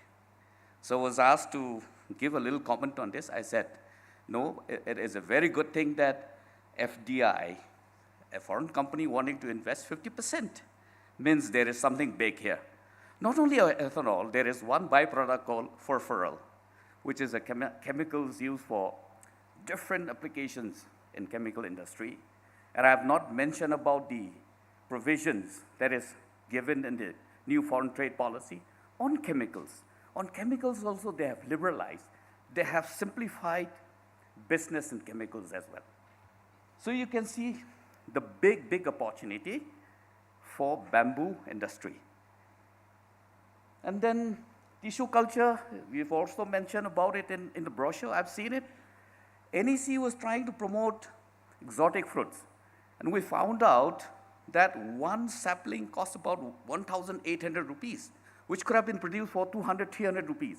So I request the stakeholders here to also invest in tissue culture for raising nurseries. It is going to be a big business. So I request all the investors also to look into this area. And rubber. Yes, people think that rubber is a monoculture, it kills the ecosystem, but we have moved over that. The big initiative is that Government of India, tying up with Rubber Board, has taken an initiative to plant 2 lakh hectares of rubber in the next 5 years. They've started off this initiative last year because they've realized that there's a shortage of about 5 lakh metric tons annually for natural rubber. And in the south, plantation area is already saturated. So they're looking for non-traditional areas, which actually is the northeast. So they have decided to move in, and they've tied up, brought in the tire manufacturing industries in India and some of the multinationals to contribute 1,000 crore rupees to be invested here. So NEC has also funded some, and then this is where we have to also think about investing. Because the buyback will be 100%, and there will be intercropping for the first 5 years. It is not going to be that monoculture. So it is going to be a sustainable intervention. So you can seriously think about this as well. So coming to my final slides, I have taken a little more time than I am allotted to. So we've been talking about turmeric for the last 20 years. Turmeric powder, turmeric export, turmeric cultivation, lakadong. Let's move over this. Let's talk about producing curcumin. You will get 1,000 times more price for this. Let's set up curcumin because the region has transportation bottleneck.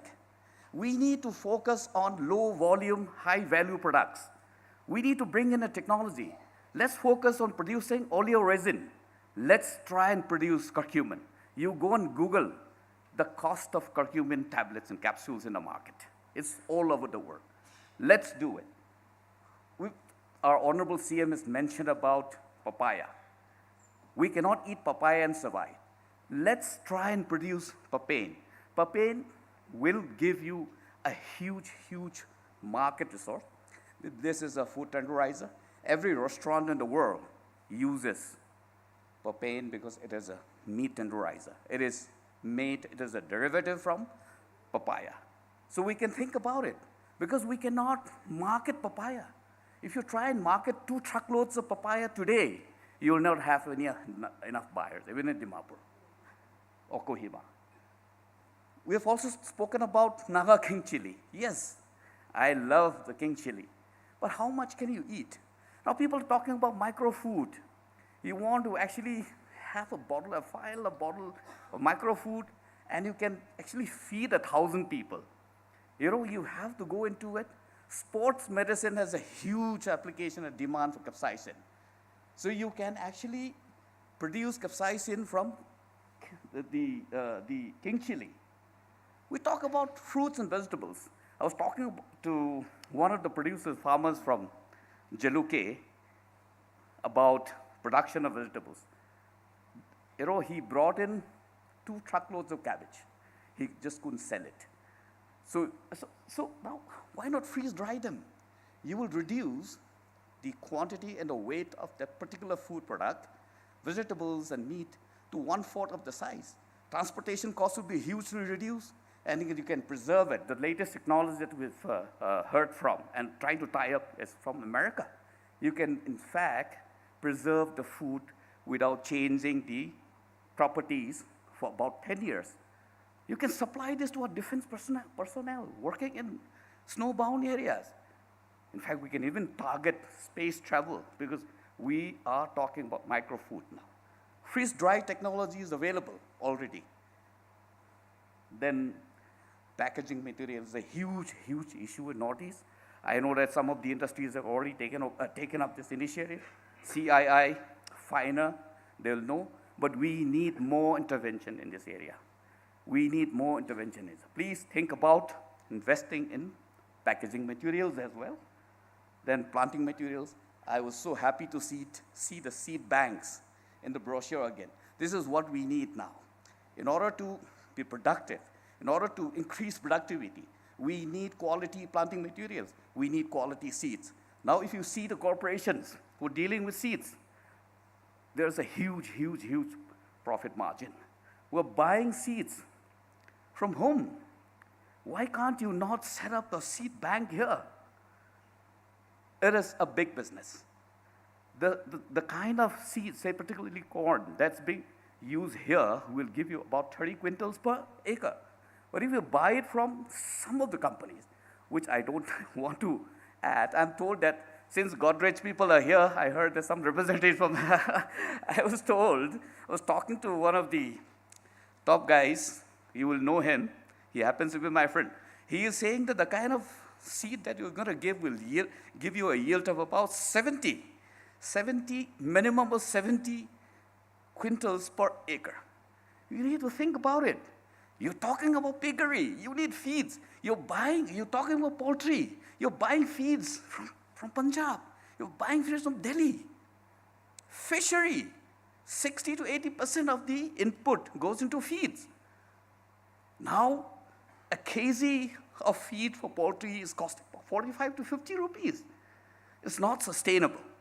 You really need to work on this. So, yes, missionary. I talk about mountain economy. Our economy is totally different from the riparian areas or the plain areas. We need customized, specialized machinery to work on our mountains. We have small holdings. Our land holding system is different from the others. Each tribe, each state will have a different land holding system. We need customized small machineries to work on our mountains. We do not have any one single manufacturing unit or company based in Northeast to look into this requirement. Many of the machines that we imported cannot be used because they're manufactured for different purposes, for different reasons. So they have different applications. We really need to work on this as well. Transportation issues. We were very sad that we have missed out the semiconductor industry. I'm sure it will come one day. I think I'll request the political leadership and the business houses, the industry houses to work on this as well. So with that, I think the opportunities are almost infinite. Nagaland, in particular, and Northeastern region in general, have the potential to realize and to be a part of that $5 trillion economy, which the Prime Minister has envisioned for the country. Jai Hind, and thank you.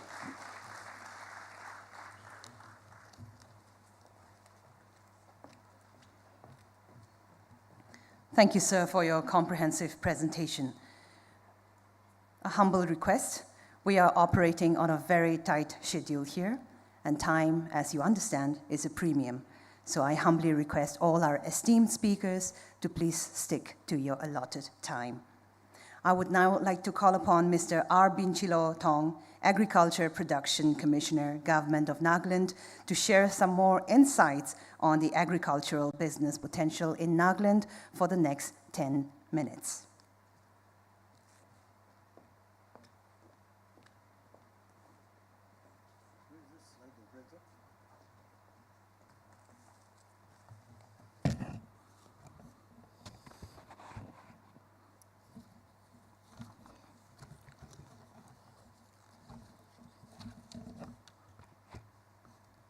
A very good morning to you all, distinguished guests and friends.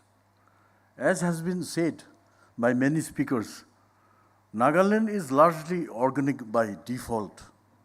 Though small in area and mostly hilly, there are a few interesting facts about some agri-produce of Nagaland, of which mention has been made by some speakers. Naga King chili is the hottest chili in the world. Malvam pineapple is one of the tastiest pineapples on this planet and 10 times sweeter than the regular pineapple variants found across India. The golden kiwi fruit of Noklak is sold in premium malls of Mumbai. Now let's go to the presentation. Agribusiness, opportunities and potential. Agenda, 4 items: agri-demography of Nagaland, new initiatives of Nagaland government, investable agri-commodities, /infrastructure, investment opportunities in agri-NRI sector, state demographics, total geographical area 16,500 square kilometers, total population 20 lakhs, agri-demographics, total farming household you can see. Now, the cropped area is 2 lakh hectares. But there is double cropping for about 40,000 hectares, so the gross cropped area comes to around 2,45,000 hectares. Sector profile. Next. About 73% of the people in Nagaland are engaged in agri and allied activities. The larger areas under terraced rice cultivation and wet terraced rice cultivation fall in the perennial source valleys and foothills of the state. Traditional jhum or shifting cultivation is still in practice, wherein mixed cropping pattern is practiced, incorporating cereals, pulses, oilseeds, etc., etc., using center of origin of some varieties and secondary center of origin of citrus, chili, and maize, etc. Nagaland has 3 GI registered horticultural crops, crops, the Naga mircha, also known as Naga king chili, Naga tree tomato, and Naga sweet cucumber. Introduction of non-traditional crops with other activities has gained popularity in recent years. Beekeeping, fish farming, sericulture, livestock rearing, etc. Present objective, converting traditional agriculture from subsistence farming to commercial activity on an entrepreneurial mode. Investment opportunities, sectoral engagements, logistic hubs, creation of storage, processing, and marketing infrastructure, organic product exports and contract farming, medicinal and aromatic plants, agro-ecotourism including bee watch, fishery-based activities and alder-based farming. Exploring appropriate technology partnership, these include tissue culture, seed banks, etc. Project-specific engagement, black rice, millets, passion fruits, etc. Value addition and processing. Floriculture, capital investment for production and marketing of biofertilizers. This is important, as also mentioned by the previous speaker, gender heel-friendly farm tools and implements and manufacturing. Sericulture, supply of agricultural inputs and agro-servicing centers, fisheries. Brand Naga Organic, the pride of Naga farmers, an initiative to promote organic agri-produce. This is a glimpse of the organic AC market at Shumukidima, the twin city of Dimapur. It has a capacity of 1.5 metric tons. Potential and scope of agribusiness. Unexplored potential in agriculture and allied activities. Favorable and varied agroclimatic from subtropical to temperate. This has been dealt with by the previous speakers. Supply and demand gap. It is to be noted that only 25% of the cultivable area is under cultivation. Hence, very good scope exists. We have international boundaries. We have the existing trilateral highway, the India-Myanmar-Thailand trilateral highway, which is 1,360 kilometers long. It connects More in Manipur, India, to Mao Sot in Thailand via Myanmar. This was started under India's Look East policy, which is now called as the Act East policy. And it is slated to be completed this year, that is 2023.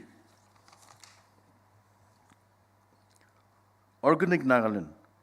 The produce are marketed under the brand name Naga Organic. Collaborate with FPOs, FPCs for marketing and investment opportunities for value chain activities. Organic Naga status. Area covered 23,000 hectares.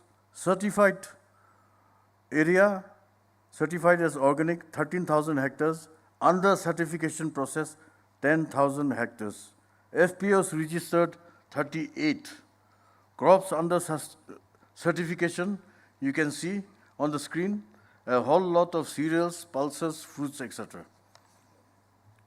Now let's come to investable commodities of Nagaland. You can see various crops can be grown in the 16 districts of Nagaland. Black rice, also known as the black diamond of farmers. It has plenty of vitamins, antioxidants. It is a superfood. It is multi-nutritional. Kiwi fruit, also known as Chinese gooseberry. You can see the pictures from harvesting, collection, and grading to export. Also pineapple, harvesting till export.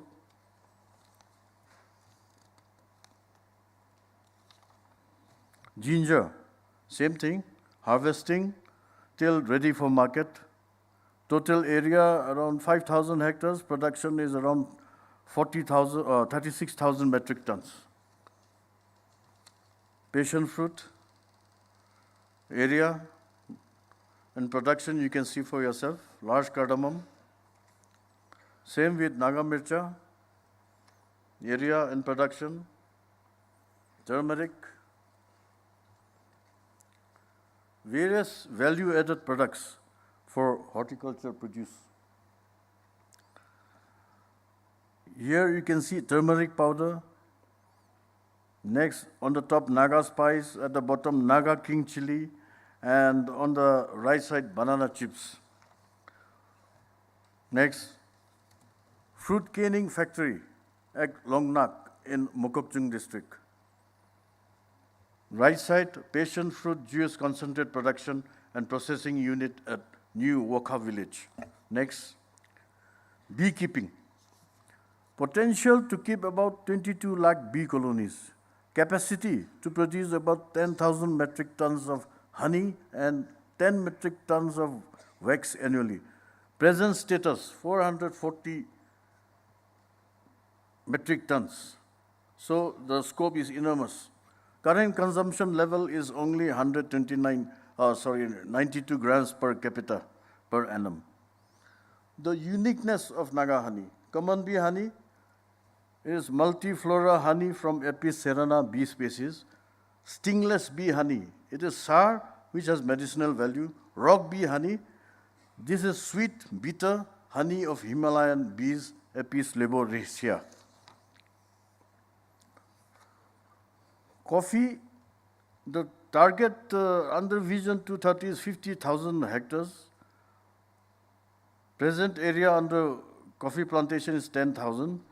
Expected production on maturity is around 39,000 metric tons. Expected value at 180 rupees per kg, it comes to nearly 700 crores of rupees. Area under maturity is 2,000 hectares.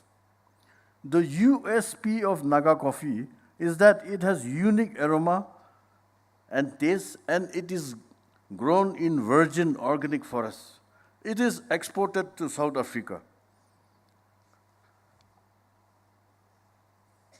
We have 21 coffee bars established for value addition to the plantations taken up in the watersheds. There is increasing market share in export of Naga coffee. Rubber plantation in Nagaland. The potential target area is 50,000 hectares. Present area under plantation, 20,000 hectares. Area presently under tapping, about 6,500 hectares. Present production is 16,000 hectares. Agriculture. Presently, 6,000 hectares of land are covered under Eri food plants, and the production of raw silk during 2019-20 was around 600 metric tons. There are four types of silk, as you can see: Mulberry, Eri, Muga, and Oak Tassar. Investment towards establishment of miniature Eri spinning and reeling plant and power looms can prove effective for utilization of the raw materials. Product design, development, and diversification can create and boost market avenues. Production cycle for Eri. You can see the arrows. This is the production cycle. And on the left side, you can see the finished products, the silk products. This is the visual index of the various stages of production of silk. Have a look. Next, medicinal and aromatic plants. You can see the pictures, agarwood and oil and rhizomes, husk, sachets, and in that graph-like thing, which is represented by bars, the vertical axis shows the area in hectares, whereas the horizontal axis shows the names of the plants. Herbal tea. We have various types of herbal tea, as you can see in the slides. Available local fruits are made into fruit juice or water. We have various types made of plum, wild apple, nutgall, peach, pomelo, gooseberry. In Hindi is known as amla. Fisheries, fish in Nagaland. We have at least 149 known fish species, with as many as 118 being endemic. Status of fisheries. Estimated production is around 9,000 metric tons. In addition, bulk quantity of around 3,000 metric ton are supplemented from outside the state. That means there is a deficit of around 3,000 metric tons. Hence, there is scope for investment. Biofertilizer production for fertility management of organic farms. There are 12 units of biofertilizer production units across the state, with a total annual production capacity of 1 lakh liters per annum. Nagaland is looking for global partners in agri sector for sustainable growth. Human resource. Promotion of niche crops through integrated one village, one cooperative society. A single window agency for implementation of various projects of agri and allied sector and other departments. Covers entire village with membership ranging from 50 to 1,000 members. Potential to reorganize as FPOs, organic cooperatives, open to contract farming with cultivable lands ranging from 5 hectares to 25 hectares. Food processing. Present status. Implementation of the centrally sponsored scheme, PM's formalization of micro food processing enterprises. Target to assist entrepreneurs in setting up of over 1,200 micro food processing enterprises under the PM FME scheme. One district, one product, ODOP, identified for all the 16 districts. Focus on promotion of ODOP and other indigenous products. Nagaland State Food Processing Industries Policy has also been formulated and is in the pipeline for finalization. The policy intends to promote and develop the FPI sector in the state through various financial and structural incentives and supports. What we can offer? Bulk supply of dehydrated fruits, spices, MFP, multi-fruit products, millets, etc., etc. You can see. Dehydrated products to be manufactured by clusters of micro food processing enterprises in the state. We will facilitate investors in tying up with the food processors and also to form clusters of micro food processing entrepreneurs as per their requirements. Facilities required: cold storage, pack houses, logistics, setting up of processing lines like beverage, canning, frozen fruits, coffee products, etc. Export of dehydrated products and pickles. Import requirements on technology consultancy services. Ease of doing business. For single window clearance,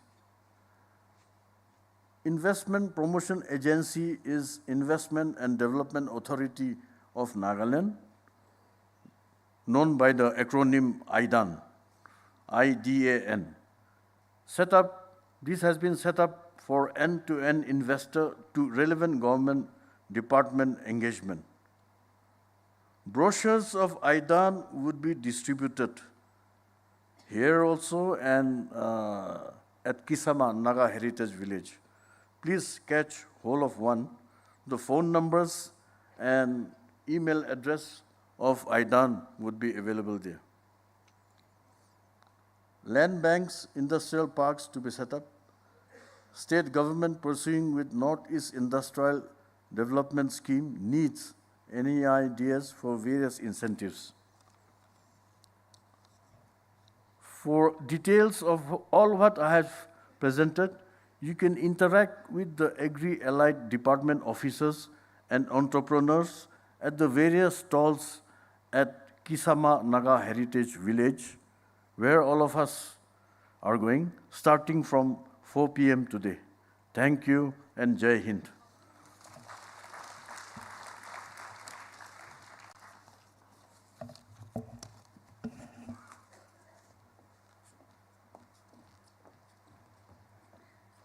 Thank you, sir. We appreciate your insights. On a lighter note, the way you advertised the pineapple, we could taste it, couldn't you? All right. That's an invitation for you to come back in the pineapple season as well. Ladies and gentlemen, as we move along, we would now like to hear from the private sector on their perspective on the core sectors under discussion here. I humbly request our distinguished speakers for this segment to keep your presentations under 8 minutes in the interest of time. Starting with the agriculture sector, I take the privilege to call upon Mr. Burgess Godrej, Executive Director, Godrej Agrovet Limited, for his presentation. Please give him a big hand.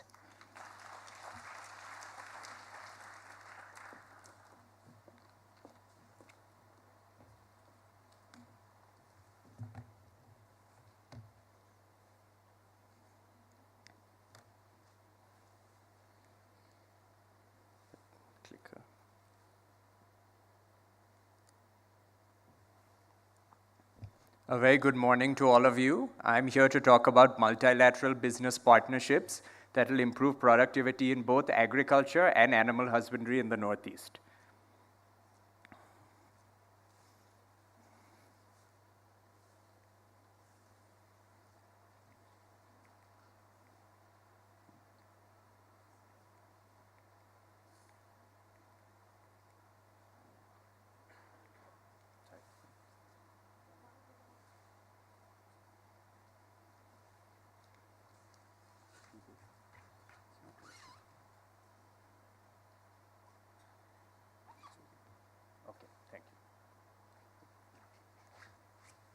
So I'll first talk about the Godrej Group. Our philosophy is CREATE. So the C in CREATE stands for our consumer products and chemicals business. The R is for our real estate business, the RE. The A is for our agri business. Those are our 4 main businesses in Godrej Industries. And the T is for transformation. How can we grow these businesses to their full potential? And the E is for emergence. So how can we incubate and create new business ideas? So while our consumer products business has been in the Northeast for an extremely long time, our agri business is just now making its foray into the Northeast. In our agri business, we have more than 50 plus manufacturing units across the different businesses. We're present in animal feed, aqua feed, crop protection, milk, value-added products, poultry and processed food, as well as palm oil. So in the Northeast, we have presence in animal feed, poultry and processed food, and palm oil. We currently have our facility for crude oil palm milling in Mizoram, and we're looking to expand to other Northeast states. Totally across India, Agrovet touches 21,200 farmers, and we have distributors and dealer strength of more than 900. So we definitely want to bring these advantages, these benefits that we've given to farmers across the country to the Northeast. We have very strong presence, as you can see in the map, in the West and in the South. So how can we improve our presence in North, East, and Northeast? So that's what I'll be talking about today. So let me talk about oil palm farming. The government has started the National Mission on Edible Oils for Oil Palm, NMEOOP, and the central government is giving particularly strong support on growing that in the Northeast. Currently, it's very strong in Telangana, Andhra Pradesh, a few other states, but honestly, the Northeast has the most potential in the whole country for oil palm. You're going to get extremely good oil palm yields. It'll benefit farmers. It'll bring tremendous benefits to the whole region. Some specific central government incentives given to the Northeast. There's a 90 to 10 ratio sharing for investments in the Northeast by central government and state, as opposed to the rest of the India, which is a 60 to 40 ratio. The price paid to a farmer by a company doing oil palm in the Northeast is 12.3% of the international crude palm oil price, and 2% of that will be paid to the farmer by the central government just for the Northeast region, as opposed to the whole 14.3% of CPO price. That's the price that you have to pay to the farmer. That's going to be paid completely by the company in the rest of India. And this will change over time to have the company pay more of this, but it's a very good boost and incentivization for industry in the Northeast. And there's also tremendous support for nurseries. 1 crore for the Northeast versus 80 lakhs for the rest of the India for a 12-hectare area. As was mentioned earlier, there's tremendous nursery potential in the Northeast, and this is something that we can continue to do. GAVL has leveraged 30 years of experience in handholding and uplifting farmers across India, and we're bringing that to the Northeast. We have MOUs with the state governments of Assam, Tripura, Manipur, as well as here in Nagaland for oil palm development. We already have that one oil palm mill in Mizoram, and we'll be establishing 10 nurseries in the Northeast region. And in the next 4 to 5 years, we're planning a capex investment of 50 crore for oil palm development here, and the oil palm area under coverage will be about 23,000 hectares.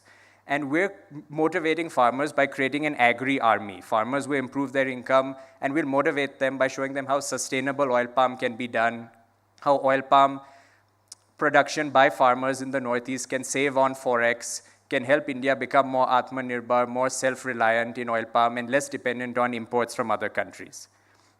And I want to reiterate that oil palm farming is going to be very sustainable in India. It has a very bad reputation in many other countries because there's been tremendous amounts of deforestation. But India has very strict laws that you can only grow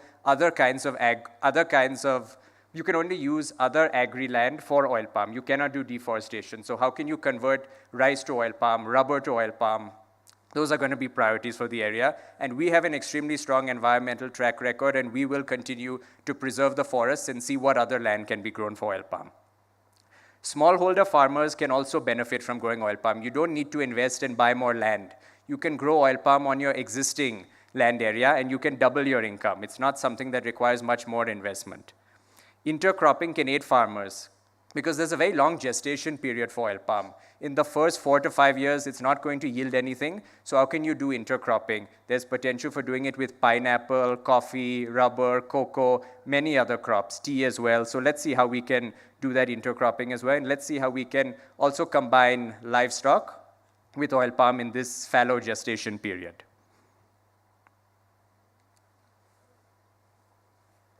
Now I'll talk about animal husbandry. The Northeast region accounts for 1.5% of the country's food grain production and continues to be a net importer of food grains, even for its own consumption. So due to reasons beyond its control, it continues to be a net importer of milk and eggs because there's not enough food grains over here for animal husbandry. And the adoption of modern tools in animal husbandry is low. Farmers are not adopting the scientific methods here to increase their yield. So we're very happy to have our extension team work with the farmers here, teach them about modern techniques to improve animal husbandry. And animal husbandry is providing gainful employment, particularly to small and marginal farmers, women and agriculture laborers. There's even some evidence to show that there are less farmer suicides as a result of those who are doing animal husbandry rather than crop agriculture. You're less dependent on the weather, less dependent on irrigation. You get income throughout the year rather than just during your harvest seasons. So it's very important that we educate, motivate farmers, enable them to get access to credit, encourage them to undertake farm practices which are suited to the conditions here. And a very good example is backyard poultry. Backyard poultry is a common practice all around the country, so let's see how we can bring it more in the Northeast. Government of India funded bodies like ICAR, CARI, state agriculture universities, veterinary colleges have developed new improved varieties of chicken suitable for backyard poultry that have more productivity in both eggs and meat quality. And the Biotech Krishi Innovation Science Application Network program is a great first step that can increase the adoption of modern tools to increase the yield of farmers in animal husbandry as well as in livestock. How can we improve the genetics of the animals over here? For example, in milk, one of our initiatives is to do crossbreeding of foreign cows with Indian cows, because the Indian cows are the ones with the superior immunity, but the foreign ones have the higher milk yield. So how can we get the best of both worlds and bring that to our local cow breeds? How can we bring down the total poultry production cost through strengthening infrastructure, better breeds, educating farmers? That's going to be a key focus area for us in the future. Now, these are some suggestions that have come from various people who've interacted with officials in the Northeast on advising them to better communicate what they're doing and bring more investment over here. There's been tremendous improvement from the past, as you can see from the wonderful booklets that have been released about Invest in Nagaland, how it's an emerging investment destination. Many of the other Northeast states as well have delivered very strongly on this. But still, one suggestion is to have a nodal agency that can do advising and consulting. You have Guidance Tamil Nadu in the state of Tamil Nadu, Invest Punjab in the state of Punjab. They are advising and consulting on the most suitable opportunities, and they assign a single point of contact who's available throughout the investment journey from initiation to execution of a proposal, and the Northeast states should consider adopting a similar model. You have public-private partnerships for the greater good of the state, and that can gather more momentum in the Northeast. In Madhya Pradesh, we are part of a program called Embed that is reducing mosquito-borne diseases. In Punjab, we've partnered with the state on several measures around crop residue management to avoid stubble burning and see how you can use that crop residue more effectively. Through such purposeful engagements, Northeast states and corporates can work together and help in providing a better life to citizens. And if the Northeast states were to adopt a national level program and champion it, that would also be extremely beneficial. For example, we are partnering with Orissa, Andhra Pradesh, and Telangana on the NMEO-OP program in order to further increase productivity, enhance farmers' incomes, and reduce India's import bill over the long term. Northeast states should look at seriously adopting other such similar national level programs that can have a multi-level impact on the lives and livelihood of the people in these states. And finally, be more open to online dialogue. Northeast states can accelerate their journey towards digital adoption, especially with the advent of 5G, as was mentioned earlier, and better online connectivity. There's a lot of resistance among Northeast ministers for online meetings, and there's a strong preference for physical meetings. While those are, of course, extremely useful and beneficial, nothing can quite replace them. It's important to be more open to online meetings because it can be difficult for people to travel to the Northeast given the limits in connectivity that we have.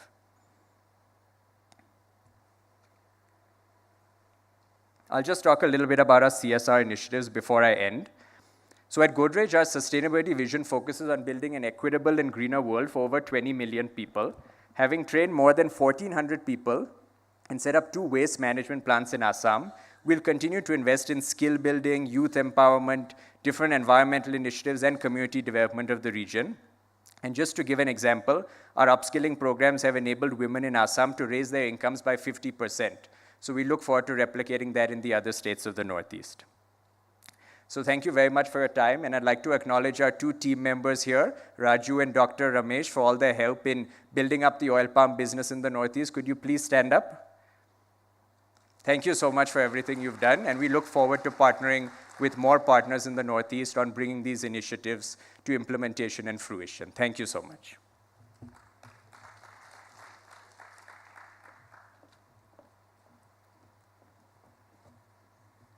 Thank you, Mr. Godrej, for your succinct presentation.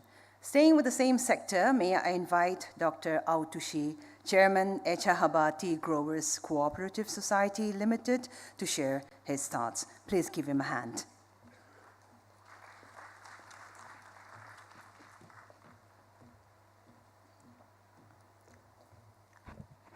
Good afternoon to all.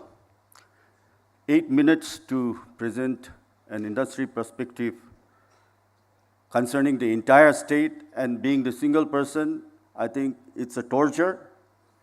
However, just to compensate with the shortage of time, allow me to skip the salutations and go down straight to share some random bullet points. I hope that the B2B sessions would be very productively utilized by all of us, and I'll just give an overview of how we industry perceive the scenes and the opportunities that are prevailing in the state. Way back in 1965, this great nation embarked upon a massive revolution, the Green Revolution. This was aimed at increasing the agricultural production and also enhancing the productivity per capita productivity. It continued for decades, and as a toddler and as a young boy, I saw truckloads of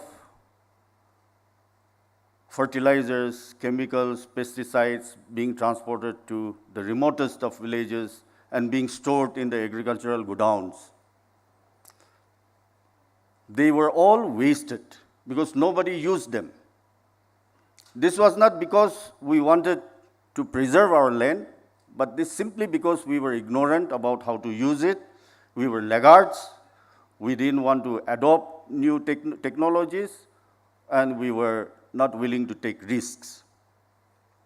I think, but it was an intervention by Providence that many decades later, on 5th of April 2023, we would be showcasing an uncontaminated Nagaland to potential investors from G20 countries.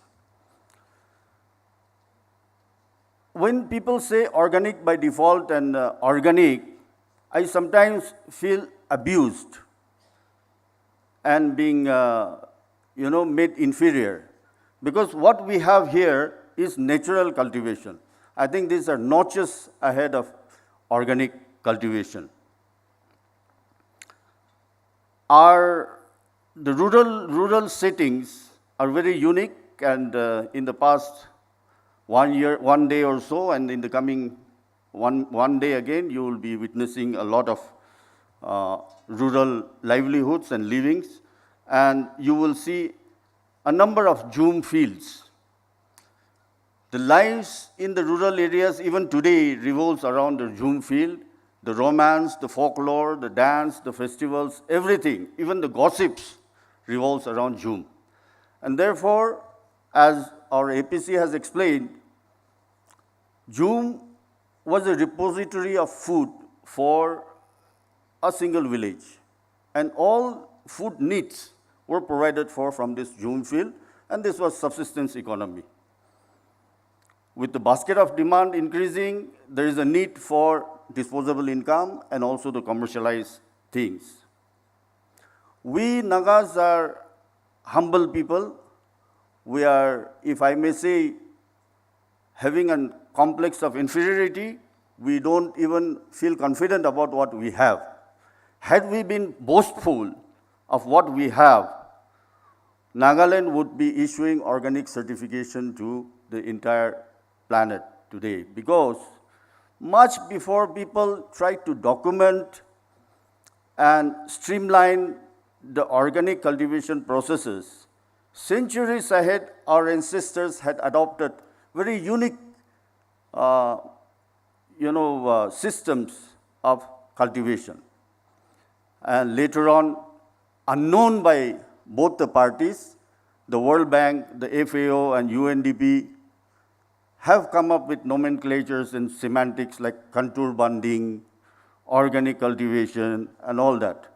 Contour bunding was very easily done by our forefathers in the Zoom fields to prevent soil erosion and things like that. Many indigenous skills still prevails and are being adopted elsewhere in the world in terms of agricultural produces. Having said this, natural cultivation, as we all know, maintains ecological balance. Crops are very seldom affected by pests and diseases. You might also have heard from the earlier presentations that all kinds of superfoods are grown in Nagaland. Some of them are native to us, some of them were imported as late as 3-4 years back. Avocado, dragon fruit, you name it, kiwi, are being cultivated in bulk and being marketed in the supermarkets of metropolitan cities across the country. Now, although these were being produced, the marketability was limited, and therefore we thought that there has to be economies of scale. We need to realize the economies of scale for which aggregation is required. For aggregation, cluster approach has to be adopted. Earlier speakers have spoken about ODOP, one district, one product produce, and we are very proactively proceeding in that direction, and we have been able to produce volumes and many more as the demand it requires the supply. More and more crops that are being demanded in the rest of the countries are being produced, and we have at times glut of produce. This needs to be addressed, and for this food processing industry comes into play. I won't want to go into the specifics as the departments and the government officials have mentioned all the details. I only want to highlight on the kind of operations that prevail as far as managing the organizational structure that prevails in the rural areas where primary production takes place. We have this, we have a community living, as we all know. The village council commands the entire operations within a village, and within that, a recent development is the creation of the village development board. The community living that exists is some kind of a hybrid between kibbutz of Israel and also the cooperative societies that are being established in the principles of international cooperative alliances. Having said this, the independence, whether financial or operational independence of the individual and the individual families are spared. Compliance, of course, is always there, and therefore, bringing together the crop and implementing ODOP is not going to be an issue. We'll be able to have sufficient raw material that are being produced, and the government and the industry are working together in an attempt to establish production units in the vicinity of the clusters. This will reduce a great deal in transportation and also wastages. The lead time is also reduced to a great extent. You might also have heard about the communitization of services, for which Government of Nagaland has received UNESCO award. Communitization of services entails controlling of the services, the basic services like education, health services, water supply, power supply and all by the community themselves. All these institutions will come into play in promoting the establishment of economic activities within the vicinity of the villages. This I am saying, going at length to explain this, because I want to instill a confidence in the potential investors that you will be in safe hands if investment comes by. The National Logistics Policy was announced in the year September 2022, last year, by the Honorable Prime Minister, and this has done a lot in reducing the lead time even in places which are remotely located because of digitization of the operations. The Government of Nagaland has also initiated to roll out its own the National Logistics Policy in active consultation with the Confederation of Indian Industry. We have 3 international trade centers, not fully developed, but very eagerly pursued by both the central government and the state government to develop and also link them with the rest of the ASEAN countries through different channels. They are located at 3 different districts of Nagaland, and this will go a long way in promoting economic development of the state. When we talk about economic development of the state, the growth of Nagaland will entail active engagement with Act East policy because of many reasons. Primarily, the cultural similarities, the food habit similarities, and also the similarities in agroclimatic condition and the cropping pattern. And therefore, when this kind of opening up takes place, we hope that value addition facilities can be implemented in Nagaland and elsewhere in the northeastern states. The final confidence building that I would like to measure that you can be, to instill confidence in you is for any investor is to ensure that there is top management commitment. You might have seen that Nagaland is unique in the sense that there is great deal of informality in the government system and operations, and therefore accessibility is very easy. The Honorable Chief Minister is more of a management guru than a political leader. And if I may, this is not flattery, but these are a statement of facts, and I'll just take 2 more minutes and conclude.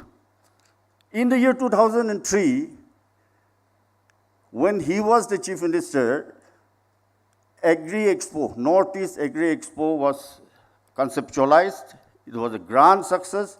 This was also implemented in close collaboration with the CII. Later on, there was a series of interventions that were implemented by the government to promote the private sector participation and also promote economic development within the state. Year of entrepreneur, year of the farmers, year of skill development, year of the year, these were announced. Certain visible impacts were made, but whenever we used to have discussions with the Honorable Chief Minister and the cabinet colleagues, we saw that the government was not very happy with the kind of developments that are taking place on the expected line.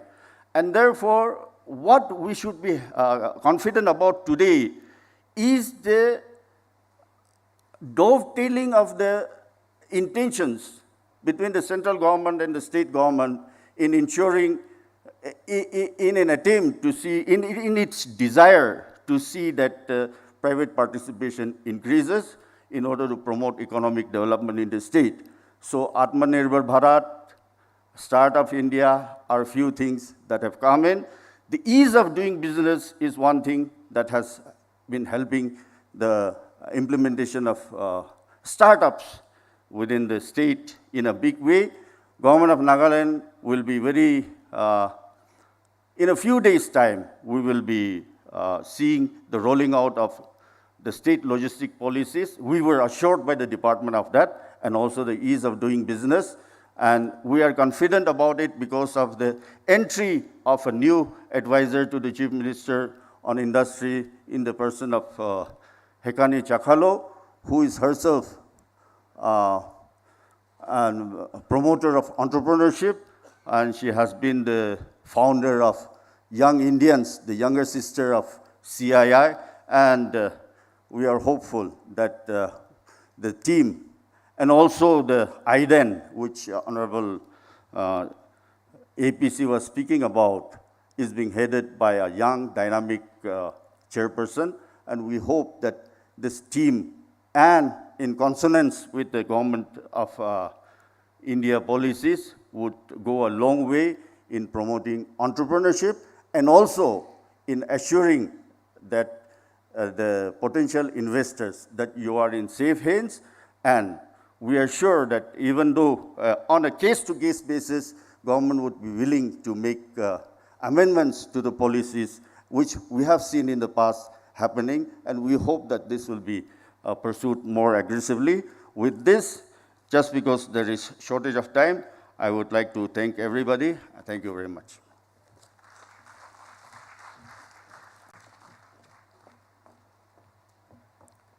Thank you, Dr. Altushi. Indeed, we are seeing a positive movement of gluts and subsequently value-added products in the market. So going forward, we have one more speaker on the agriculture sector. I would now like to invite Ms. Krishna Datta, Head Certification Business, TQ Cert Services Private Limited, for her presentation. May I please remind that we are running 1 hour late, so if you can kindly stick to 8 minutes. Thank you, ma'am.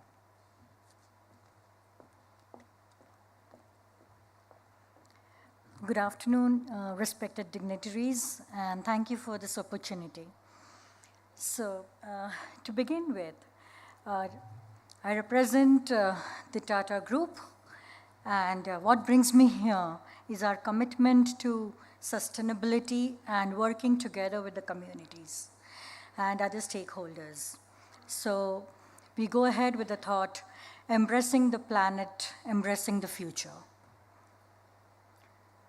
So I represent TQ Cert Services Private Limited, which is a wholly owned subsidiary of the Tata Projects Limited.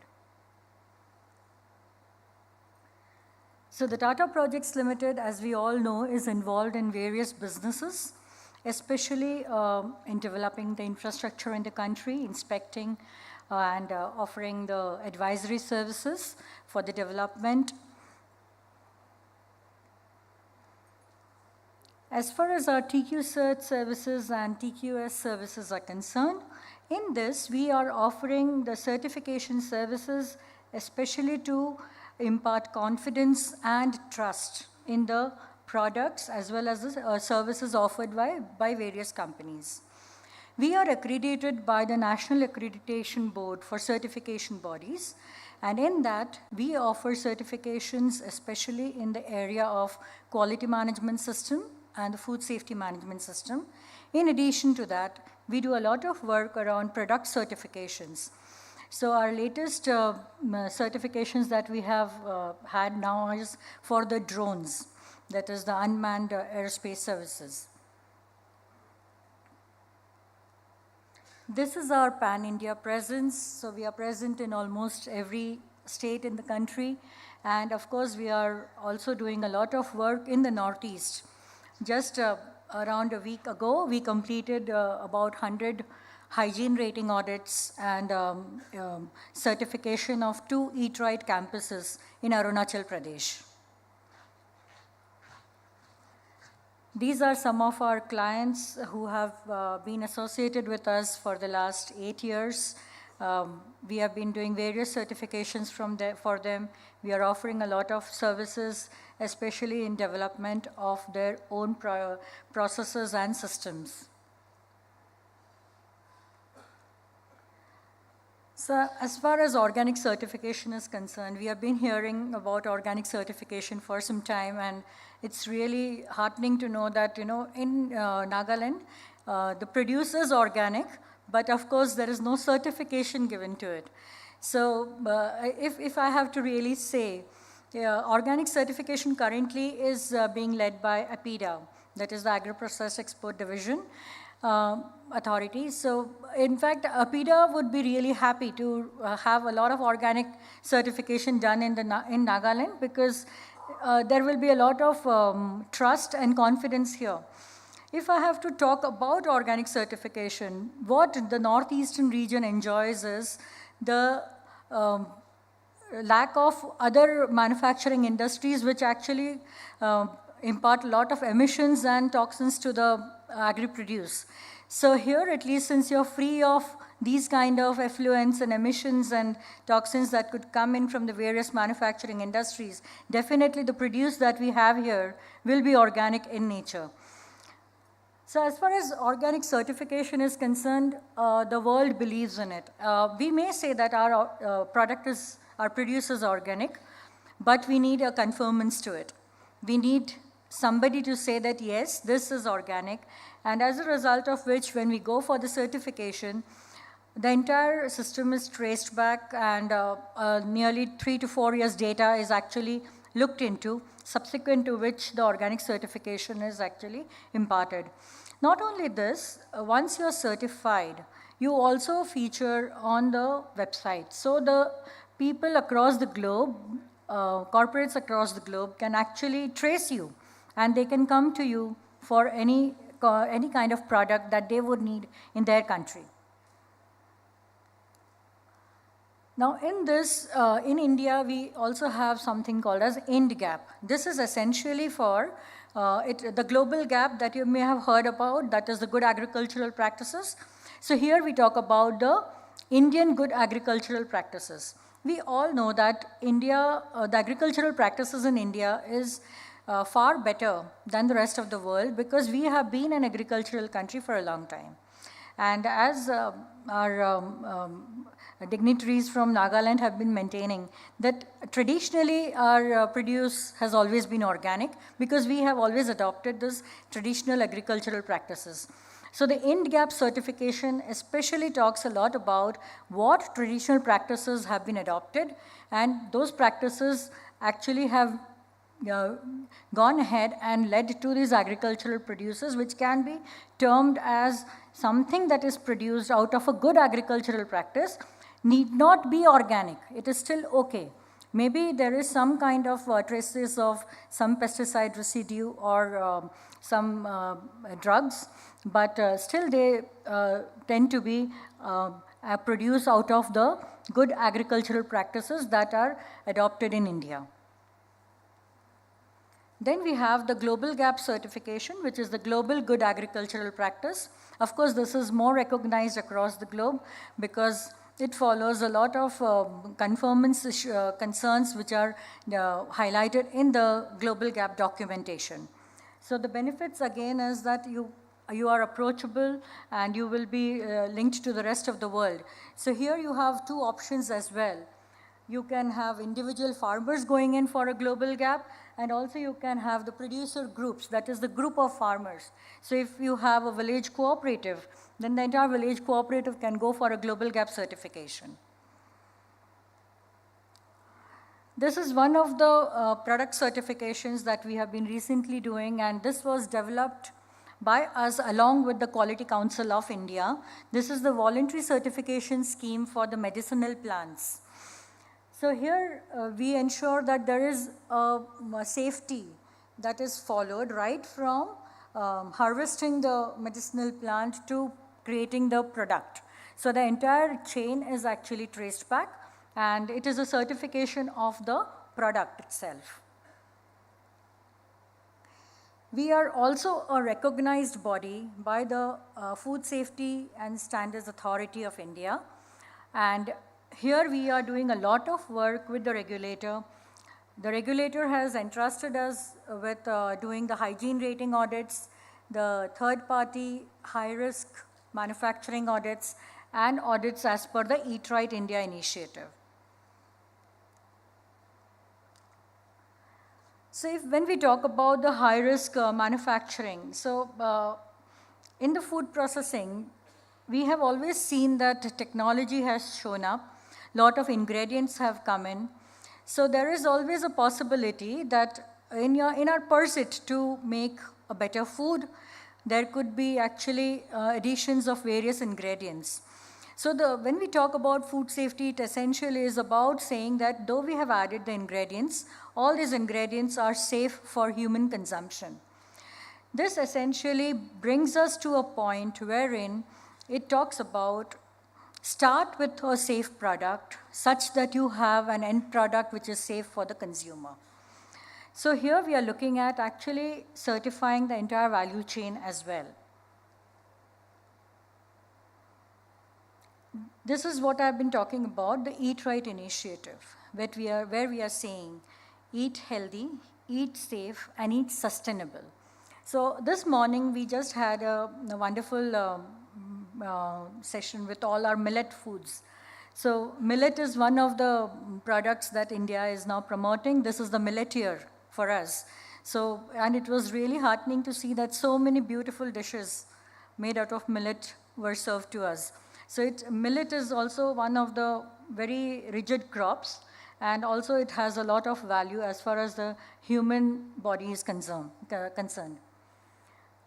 So in this, we do a lot of certifications, especially in the schools and in various campuses, wherein there are trainings done along with the students, along with the teachers and the parents to tell them about the benefits of having this eat right concept in their daily affairs.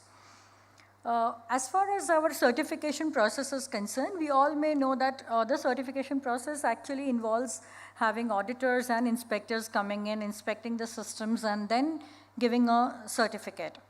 So in TQ Cert, we have developed a mechanism wherein we start with the fact that we develop competencies among the people of the particular state. We train them to become auditors. We train them to become inspectors. Of course, they are monitored by us. They are guided by us. They are in our empanelment. They are with us. And when we have to do some audits, they are actually sent for the audits. We do the witness and we qualify them. And this actually reduces a lot of cost around the certification. So we have people from the same state doing the audits of the various facilities, inspectors doing the inspection of various farms, and giving us the recommendations based on which we have the registration committee which sits down, evaluates all the findings, and then finally certifies.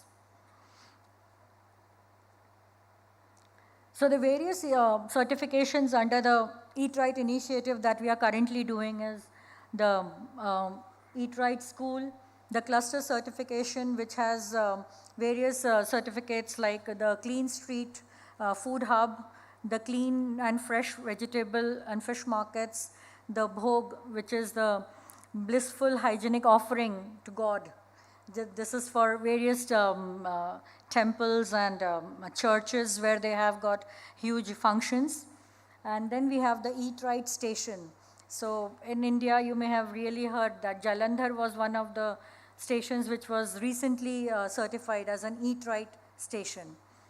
Then we have the third-party hygiene rating audits for various restaurants, dhabas, bakeries, sweet shops, meat houses. And we have the Eat Right campus, which is usually for the colleges, hospitals, industrial canteens, malls. And in Punjab, we did a Eat Right campus for jails.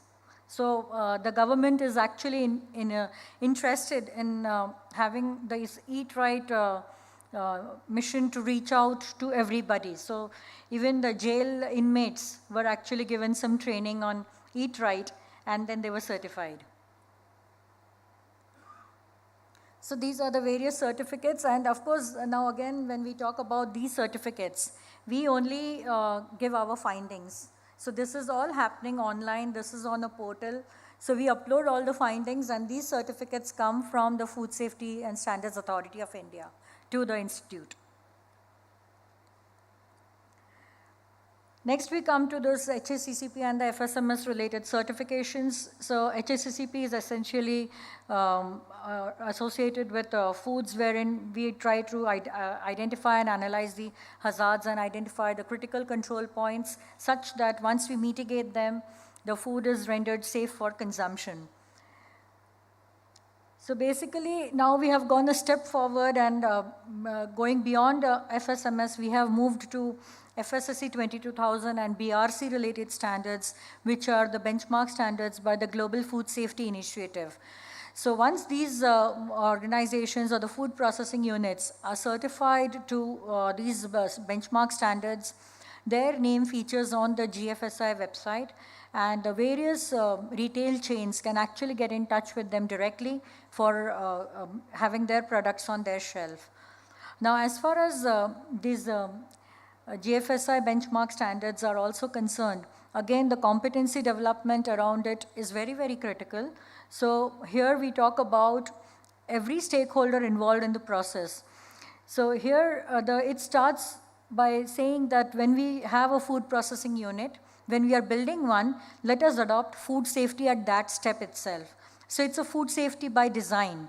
Any processing unit which has a food safety by design will definitely have far less risk as far as the food hazard is concerned. So the food hazards are actually then controlled in the safety design part itself.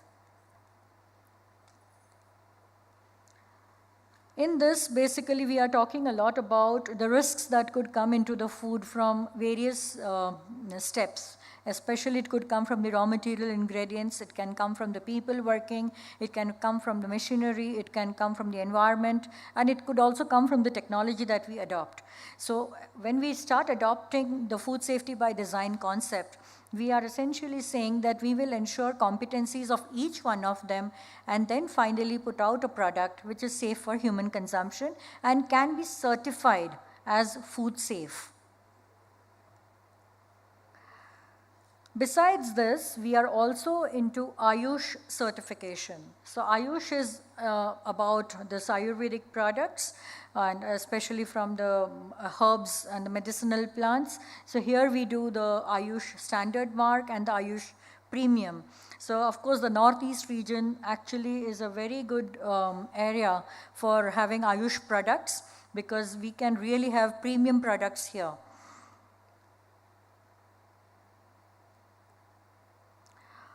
We also saw that we could add this one portfolio here because the northeastern region actually has a lot of tourism.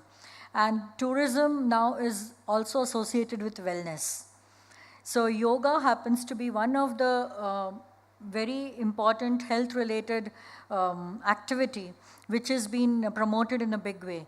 So we are also into yoga personal certification. So, and our main reach is to the hotels, to the hospitality sector, where they can actually have people trained in yoga such that they can give this as an offering to their own guests.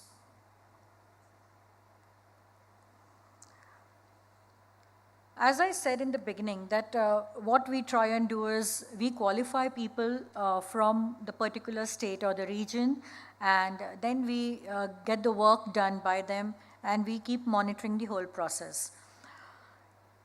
In addition to this, we are also into a lot of vendor selection and vendor development activities.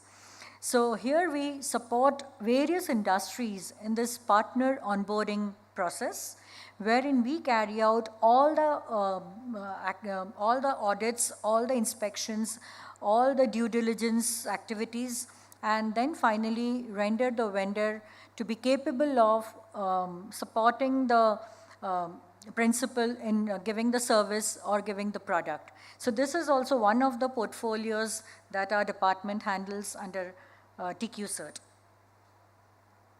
So these are the various activities of our organization, and to sum up the whole, I would again just put forward that since you're already a state where organic products have been produced for a long time, just you need to be certified, that's all, and you will reach the globe.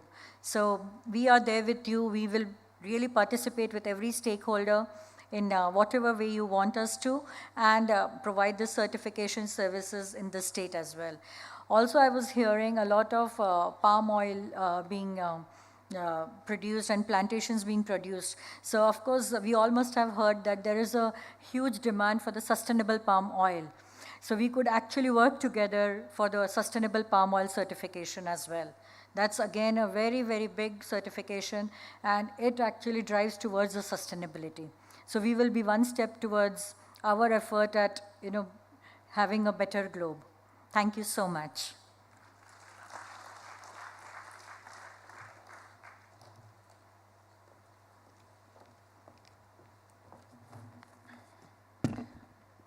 Thank you, Ms. Datta, for your insights.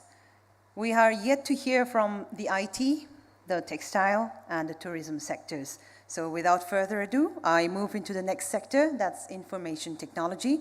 I would like to request Mr. Haubam Joyremba, CEO and Managing Director, Cube 10 Technologies Private Limited, to share his perspective. Ladies and gentlemen, Mr. Haubam Joyremba.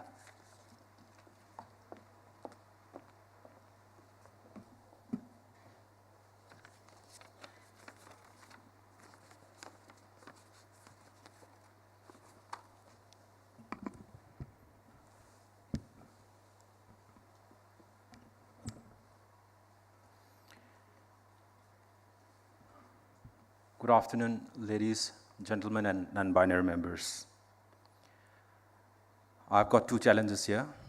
One is the constraint of time, and the second is the rumbling in your stomach. So I'm trying to squeeze my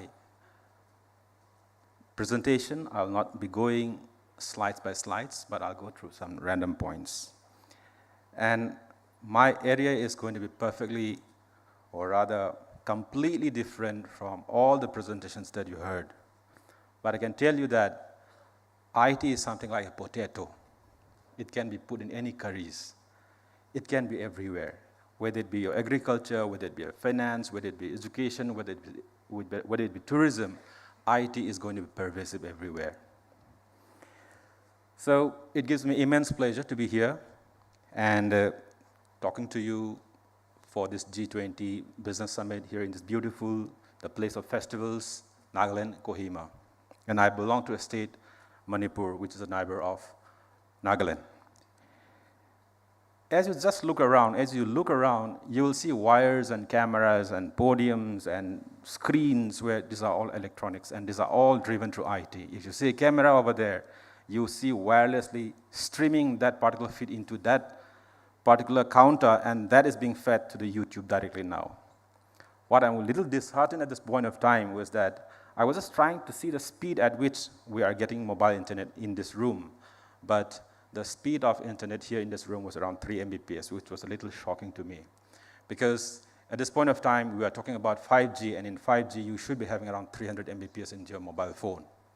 But I'm so much delighted that I have Mr. Imna along, a very prolific tutorati, and he creates Storm. And he is someone who actually writes around 20, 30 words on Twitter and creates Storm in the social media market. Now, when he creates Storm in social media, what happens is that it creates jobs. How does he create jobs? He writes a Twitter, and the servers get stuck up because there are so many followers, so many comments, so many people writing about that Twitter. A Twitter particular at 25 words or at 30, 50 words is actually translating in thousands and thousands of posts. And that actually is giving a lot of jobs in terms of hardware. You have to increase the hardware in the backend side. You have to increase the software capability of handling the situation. You have to have load balancers on the servers. So people like Imna Along, who's an honorable minister for education and tourism, is actually promoting, and he's actually the face of IT, I would rather say. Now, if you look around 20 years back, it was all about pagers, that we see in serial movies or in TV serials, that one bip, bip, bip, on a doctor's pouch, and you'll say, read a message, and they'll run to the operation theater. And after that came the 2G. The 2G enabled you to speak while you're on the move. The 3G enabled you to speak to someone, seeing him or her, the video calling services. The 4G enabled the quality of service, wherein you have the HD video quality, the YouTube, the quality of voice calling with video, the emergence of the social media network with lots of content, whether it be Facebook, Instagram, Twitter, WhatsApp, and whatnot. So I would rather say that the way the IT has penetrated into our lives is really fast and furious. I'm not talking about cinema or the movie of Fast and Furious, but I'm talking about the IT which is fast and furious. It has come so fast. If you think about just 10 years back, you'll see the change that it has swept through. It is furious because it is not the organizations or the educational establishments, it is impacting each and every one of us in our individual lives. Maybe one day, you never know, that IT will be blended with you. You may become a cyborg. You want to call someone, just do like this, call someone. You want to see someone do something like this, you call someone. It will become a part of you because the devices are getting smaller and smaller, and you don't want to carry your phone, you just want to have it in your body. It'll be blended. So 5G as such is coming in a big way. The industry 5.0 is going to come in a big way. 4.0 is at its fag end. So I think that the IoT industry or the 5G industry, the Industry 5.0, these are all coming together at this point of time. And I strongly believe that the kind of skilled manpower in the Northeast is a big, tremendous opportunity for all of us. Say, for example, if you look into the entire landscape of Northeast, whether it be Nagaland or Mizoram or Manipur, you will find so many youths who has this innate capability of speaking in English, which is neutral accent. And in 2021, there was a report from NASSCOM which says that more than 22% of the entire BPO market in India is scattered by people from the Northeast.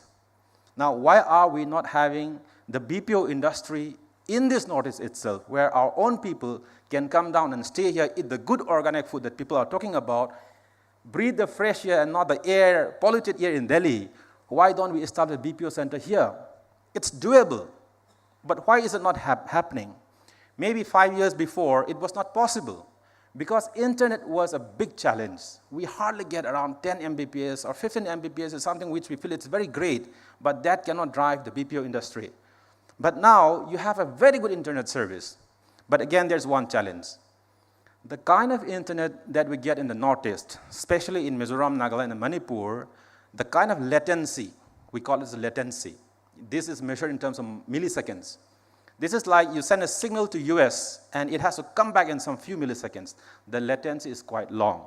So if you want to have a BPO industry, the latency has to be low. It has to be at least around, maximum around 40 milliseconds. Otherwise, you cannot make a voice call. So even though if you have a bigger bandwidth, 5G has a bigger bandwidth, 4G has a bigger bandwidth, Geo can provide a bigger bandwidth, but that might not be sufficient. You might need to have a gateway, maybe in Nagaland or Mizoram. Of course, I think Tripura is going to is getting a gateway, but then I think this has to be utilized very well, effectively to bring about this, BPO market in this Northeast. I actually am not wanting to go to the slides, but just for the interest. So I would rather say that technology has brought us all these people together. So, and one more thing like AI. AI is a buzzword. And if you do not know AI also, you might have heard about ChatGPT. ChatGPT can write a very strong, very effective message. It is going to, replace so many content writers. So it's a, buzz thing now. Now, my appeal to all the government, especially to the education department, is that these are the things which is happening now, and these are the things which is not there in the syllabus, which is a big problem. We cannot be waiting for the engineers to graduate and start learning these things. These are certain things which has to be there in the syllabus as of now, not wait for another 2 years and be a part of the syllabus. These are the things which has to be taken up by the government at the government level. I don't want to go into the statistics. These are all derived from Google. Now, I just wanted to point one thing, the ethics of AI. AI is coming very strong. In the late 80s, we have seen a movie called, what is that? Arnold Schwarzenegger's movie, I forgot the name of the movie, Terminator. So in the late 80s, there was this Terminator, the man versus machine. Now this man versus machine is almost coming to a reality. Artificial intelligence having the capability of generating its own program, become more and more intelligent. He doesn't need any food.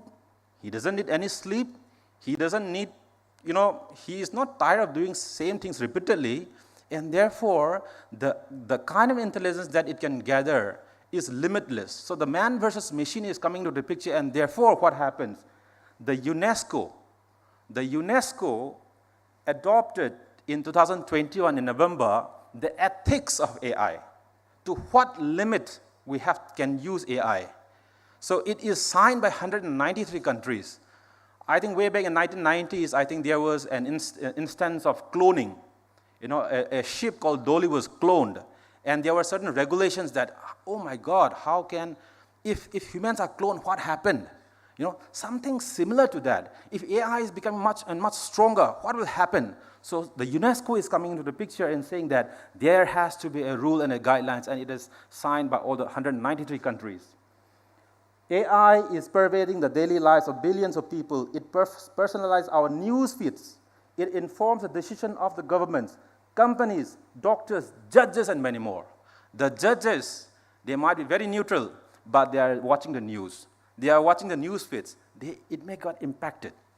So the decisions impacting millions of people should be fair, transparent, and contestable. This is what the UNESCO has mentioned, and there is going to be a limit on AI.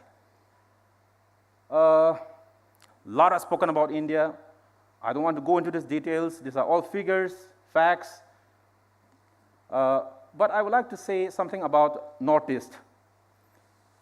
If you see the second part of that, a majority of the unemployed are highly educated, as I said before, computer literate, English-speaking youths who could not find a suitable job due to the lack of industries in the region.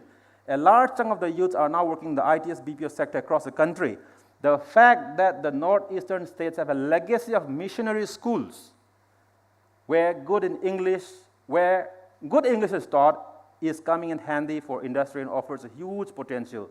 Moreover, states such as Nagaland has English as its official language, which offers prime talent for BPO firms. Now, the shifting of the BPO market from India to a country like Philippines, it has jumped from India to Philippines. Now, I think northeastern state is the right place to actually develop this BPO market in a big way.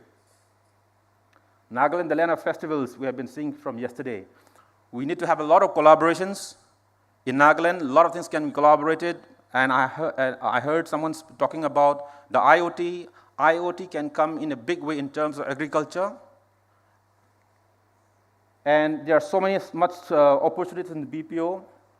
And I think IT has to play a role in peace building. As the Honorable Chief Minister was saying yesterday, Nagaland has a history of wars, headhunting, all these things.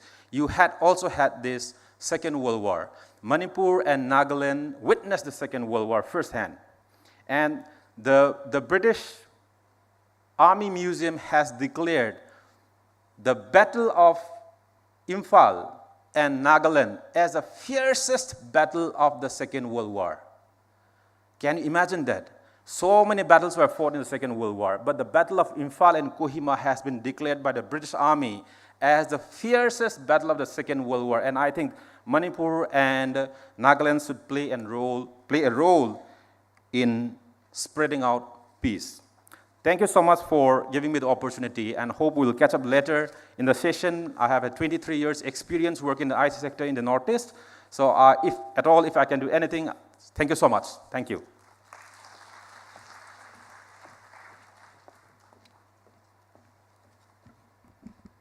Thank you, sir, for your engaging talk. Going forward to the textile sector, may I now invite Mr. Kunal Vaid, the founder and chief executive officer, Resham Sutra Private Limited, to share his perspectives.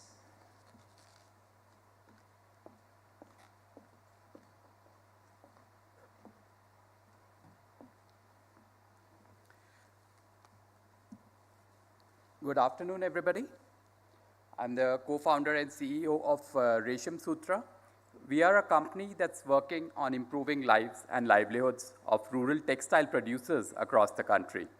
And we are doing this by building India's largest farm-to-fabric value chain. In our brief visit to Nagaland since yesterday, I'm sure you all have been exposed to snippets of the rich textile tradition here. We have all seen the beautiful textiles worn by the performers yesterday at the airport and in the performances in the event yesterday. We saw the hand weaving by loin looms that was displayed. In fact, this tradition goes back thousands of years. Silk textile has existed in the Northeast region for more than 2,500 years. It has been quoted in literature from the Mauryan era. This is the only region in the world which has all types of silk: eri, buga, mulberry, and now also tussar. And another thing that's unique about Northeast textiles is that it's a totally women-centric activity. unlike many other parts of the country, most of the weavers and spinners are women. In fact, almost all women traditionally learn how to spin and weave fabric. And we have all seen how different festivals in different tribes are associated with textiles. In fact, I was told yesterday that the people who know could recognize the tribe of each of the performers by just looking at what textiles they are wearing. It is a wonderful opportunity to grow the textile industry in this region. This opportunity is worth more than $3 billion, and there's an opportunity to create more than 200,000 new jobs. This is the only part of the world that has more than 3 million trained weavers. That's a huge pool of talent that's already readily available. Muga silk is a geographically protected variety of silk, and it is present only in this region, anywhere in the world. And another interesting thing is that only 50% of the demand for this material is met by the current production for various reasons. Eri silk is another variety that is endemic to this region, and it has a very good potential in farming as well as in downstream activity like spinning, weaving, value addition. In fact, there are great opportunities in all aspects of production and consumption in the entire value chain in the region itself. However, all of this opportunity is not getting exploited to its full potential due to different problems that exist at the different stages of input, processing, and market accessibility. As a result of which, although there are a large number of people who are engaged in textile production activities, but it is not the prime or main vocational activity for most of them. In fact, the average person in the textile industry only manages to do this work for less than 5 months in a year. The average income during these months is extremely low. It stays below 5,000 rupees monthly. And then the region is still majorly an exporter of the raw material. It is not yet able to convert the raw material that is locally grown into finished goods, and thus losing out the opportunity of creating the jobs and creating a market for the products locally. Our company, Resham Sutra, is working with the vision of building local farm to fabric value chains, and we create a sustainable livelihood and financial independence for the rural producers through this process. And we do this through innovations in green technologies, with value chain integrations, and with digital interventions for the producers.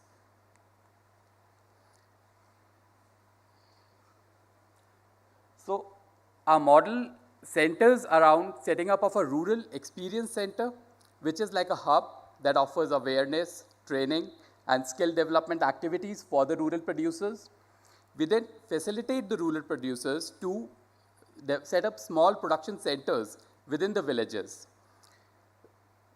We are also standardizing and improving the quality of product by introducing certification and testing at the village level. We are introducing production technology that is way ahead of anything that exists now, that makes the products accessible and easy to make within the village environment. And then we connect the entire value chain through digital platforms. Our Commissioner for Agriculture earlier today touched upon the potential for Eri silk farming in the region. Eri is a very unique kind of silk. It's also known as peace silk or ahimsa silk, because in making of this kind of silk, the silkworm is not hurt. And the local environment and social conditions in the northeast region are very conducive to production of the Eri silk. In fact, we can get 4 to 8 crops in a year. On-farm income from Eri cultivation can vary from 150,000 to 300,000 rupees per acre for a family. And if we integrate this with further downstream activities, which can also be done locally by the same farmer's family, the income has a potential of doubling further. And there are byproducts that come out from eri production. So eri silk cocoons is the main product, and eri silkworm is a local delicacy, and they enjoy a very good market value here. And then we use cassava or tapioca plants for growing eri silkworms, and tapioca is also another byproduct that comes out of this. This model, in fact, has been successfully implemented in the Bodoland region in Assam, and it can be replicated all over the region.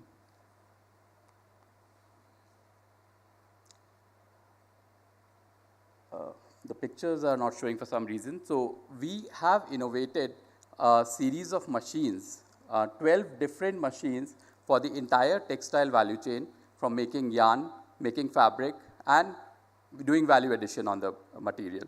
These are compact, portable, solar-operated machines which are perfect for use in rural environment, in mountain economy, or any kind of distributed production system.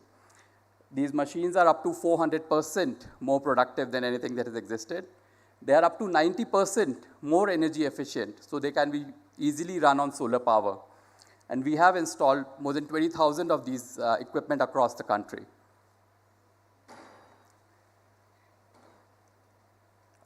We have introduced a digital platform that integrates the complete value chain from farmers, yarn producers, weavers, and the end customers. This digital platform does a dual purpose. It gives a production control on inputs, processing, and the end product to the producers, and it gives them access to a B2B and B2C marketplace, and it's connected to other internationally available marketplaces as well. So far, the impact that we have created, more than 60,000 people have been impacted by the work that we have done. On an average, family income for these rural producers has doubled. We offset more than 7,000 tons of carbon dioxide annually through the use of solar power. And we have planted almost 200 acres of silk plantations in tribal regions. Some of our success stories include setting up of silk park, eri silk park in Bodoland region. This is an integrated production setup that starts from silk farming, yarn production, weaving, and digital printing on that. We are setting up a rural experience center in the remote locations in Meghalaya, along with the rural livelihood mission of the state. We have done a very unique project with the prison authorities in Chhattisgarh, where 120 women prisoners have been trained to make silk yarn and fabric, and this has given them a livelihood for their life. In Odisha, we have set up a Tassar silk park that has been used to train 600 tribal women and create employment for them. We are focusing on sustainable development goals of no poverty, equal opportunities, and promotion of renewable energy. Some of the recognitions and awards that we have received include Ashton Award from UK, ISHO Award from the American Society of Mechanical Engineering, and we have been recognized as one of the top startups in agri-tech by the National Startup Mission. Our work has been widely covered by media, regional and national. So at Resham Sutra, we are working to create innovations that bring happiness to people. And this needs local entrepreneurs, local government, and social sector people to come together and work for the industry and for the people. Thank you.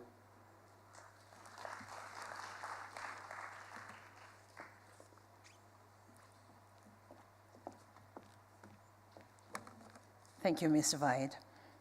Our last sector of today's plenary is the tourism sector. May I now invite Mr. Arijit Purkayasta, the Chapter Chairman, Northeast Association of Domestic Tour Operators of India, to share his perspective on the tourism sector.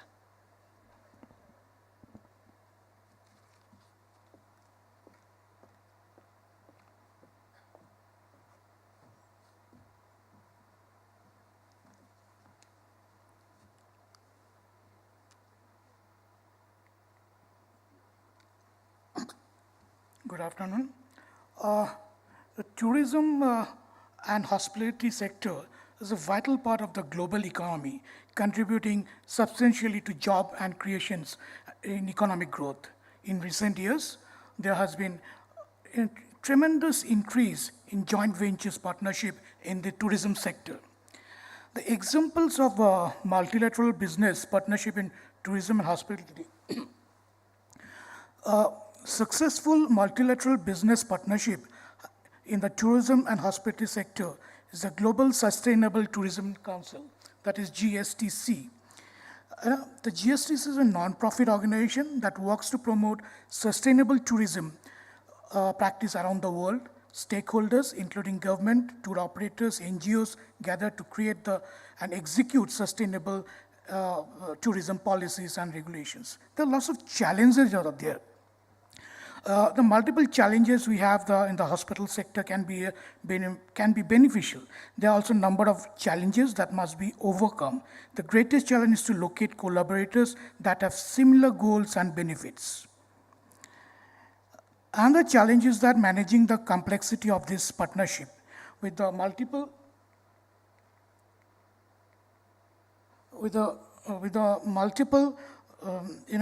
multiple entities involved, there can be a lot of moving parts to coordinate, and communication can become difficult. The solutions, one of the key benefits of the multilateral business partnership is the tourism and hospitality, and there are benefits is the pool to resource and share costs in the people who are not being able to do much of expenses.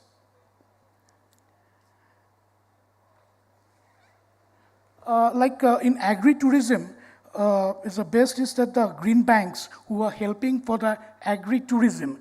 This is one point we need to focus on this, because only agriculture and agri-tourism we can collaborate with together, then these are the success stories there. Moreover, multi-level tourism helps in strengthening India's diplomatic relations. Now, solution of a multilateral tourism and hospitality partnership. Embassies plays a crucial role in promoting sustainable tourism. Embassies diplomatic missions that represent the country interests in other countries. They serve as a link between the host country and their own country. Foreign embassies can facilitate cross-border cooperation between different countries to promote sustainable tourism. By organizing meetings, conferences, embassies can bring together stakeholders from different countries to share knowledge and experiences. Now, the film tourism, this is what we actually wanted to discuss about. Filming in other countries has become increasingly popular in recent years, and for good reason. Not only does it provide a unique backdrop for films and TV shows, but also has the potential to boost tourism in the country where filming takes place. In India, since 2016, the easy visa clearance has led to more foreign films being shot in India. If you can see in Singapore Tourism Board has supported projects under the Film in Singapore scheme. Many films like Krish and others from China, Germany, Thailand are being shot in Singapore. Now, this is in Hornbill. Now, we have to think Hornbill is from 1st to 10 December, but can we think beyond Hornbill? Something like that, so that at least tourism can sustain, if not 12 months, it can sustain for 6 to 10 months. This is something important, and where this film tourism will boost travels. See, for example, when films or TV shows are not shot in a foreign country, they often showcase the local culture. For example, the widely successful TV series, The Game of Thrones, was filmed in locations all over Europe. Fans of the show have flocked these destinations to see the real-life setting of their favorite scenes. When film crews come to a foreign country, they require a wide range of services, from transportation and accommodation, which is done by the line producers, who are the tour operators. This creates job opportunities for locals and injects money to local economy. Additionally, when film or TV show become popular, it can create a surge in tourism to the filming location. This increased traffic can benefit local business such as hotel, restaurants, and others. Now, if we promote lesser known destinations, like this is the place in Assam where the Tia community is there, as someone is talking about our bamboo. This is the place where only bamboos, the walls are bamboos, the gates are bamboos, everything is bamboo. And bamboo is called a bamboo country. Here bamboo dominates the village from roofs to homestead, walls, even the gates, which works as a knocker or a calling bell. So, when we shoot a film is shot over this type, it will create, people will come to know about these destinations. Otherwise, this can be particularly beneficial for rural or remote areas that may not have much tourism infrastructures. So we have to invite screenwriters, we have to invite directors who will come and see this place. And also the culinary, how culinary is promoted through these film shootings or film tourisms. Since time's shortage of time, I've skipped many of this, but in conclusions, multilateral business partnership in tourism have several advantages, such as greater efficiency, shared expertise, and sustainable growth. I think that film tourism, whether it's in India or abroad, will help to promote tourism in each other countries. So this is where we should, instead of doing, we are also doing the wildlife, or we are doing birding, we are doing hornbill, but when we are doing a film shooting in respective places, this will definitely help our other destinations in India or abroad. Thank you very much.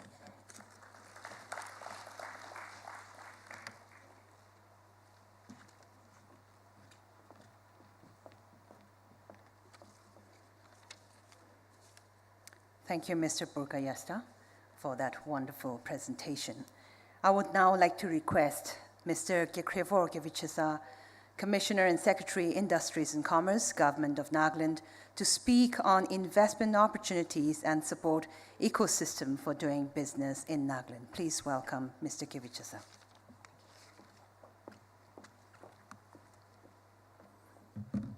Thank you. A very good afternoon to our honored guests and delegates.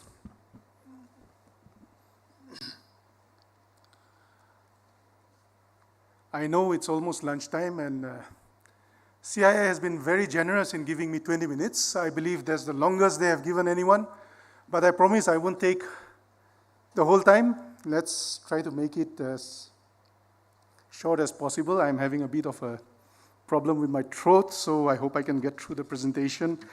But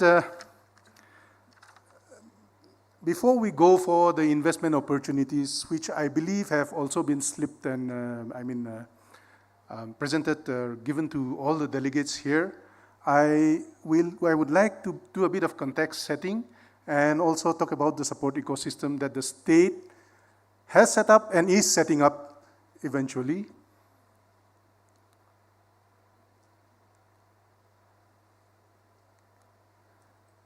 So the problems that our country faced after independence is also something that the state has been struggling with. Now, if we look at the sectors of the economy, we see that agriculture still occupies a large proportion of the economy, but 10 years back, it would have been about 70%. That share has been going down with the greater share for industry and services coming up. That is a good sign as far as I am concerned, because I am speaking on industry perspective.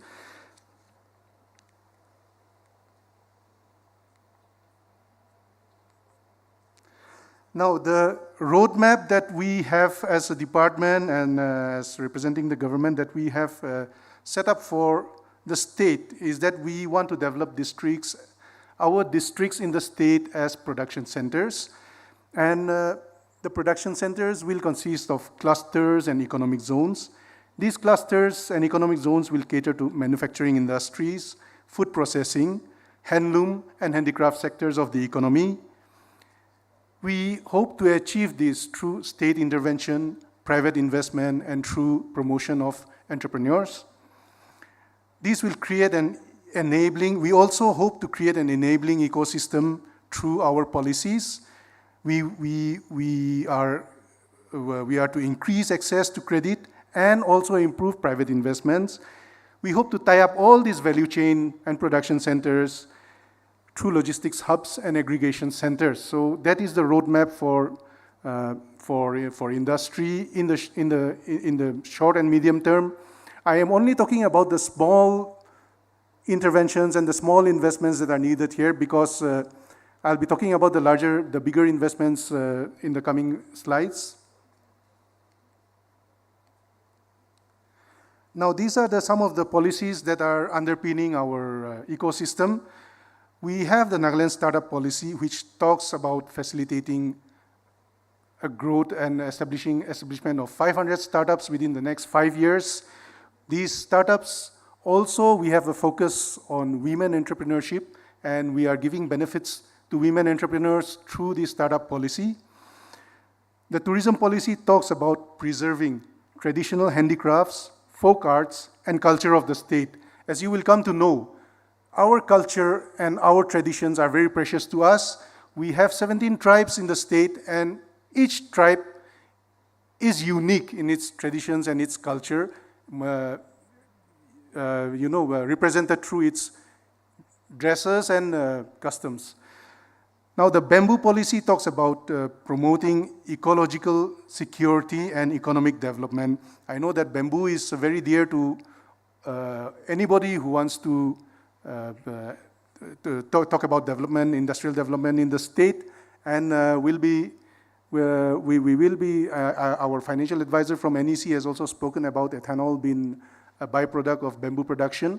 So I'll be happy to say that, I'm also happy to say that the state is very excited to learn that we are getting investments in ethanol. So that has been a very positive development of our B20 meeting. The Nagaland IT policy talks about granting industry status to all software institutions and IT-enabled services. And the water policy talks about conservation, protection, restoration and rejuvenation of water sources. So apart from this, we also have policies that are under consideration and that are about to be launched. And these are the Nagaland Trade, Investment and Industrial Policy.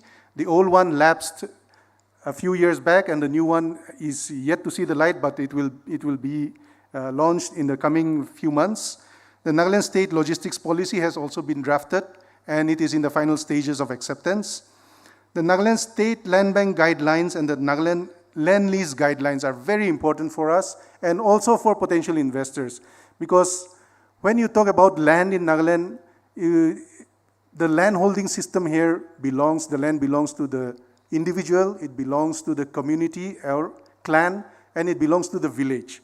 So government itself faces problems in acquiring land for investment and for setting up industries. So these guidelines and this policy that the government is coming up with hopes to assist investors in land acquisition.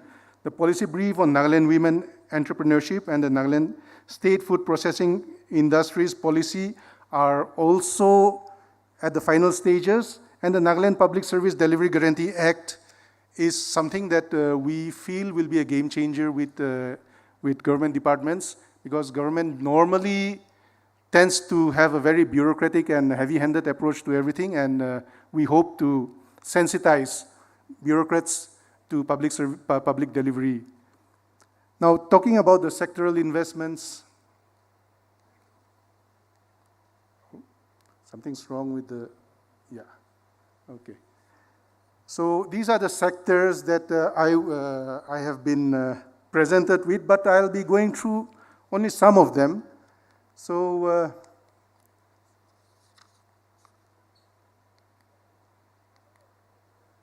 yeah. As my previous speakers have also said, the agri sector and the food processing sector are areas where Nagaland has potential. We have done well there. There is still need to grow, and we are asking for investments Here we are asking for technical expertise, we are asking for partnerships. 3 examples we have put up here, that is Naga King chili, also known as Bhut Jolokia. Our honorable speakers before me have also stated that it is one of the hottest chilies in the world. It is no longer holds the world record, but it is the hottest naturally grown chili in the world. Nagaland pineapple is sweeter than any variety of pineapple I believe that you can find anywhere in the world. And the Kolar Nagaland kidney beans are also something that is unique to Nagaland, and the flavor that they impart to soups and curries are something that you will have to experience. I hope that some of you will be tasting these foods in the next few meals to come.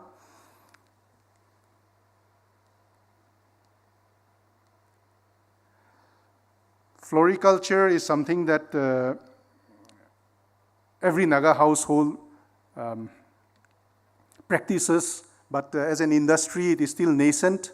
We look for partnerships here in both for transportation, for marketing, and also for production.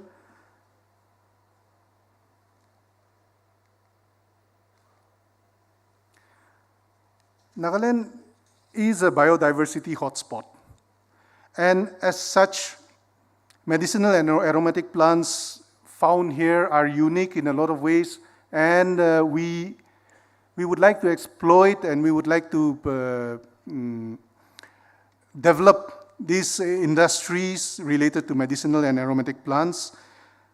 An investable project has been mentioned here, that is Commercial Scale Manufacturing Center for Medicinal and Aromatic Plants, Herbal Cosmetics, Essential Oils, and Distillation and Perfumes. So these are areas that Nagaland can facilitate investments.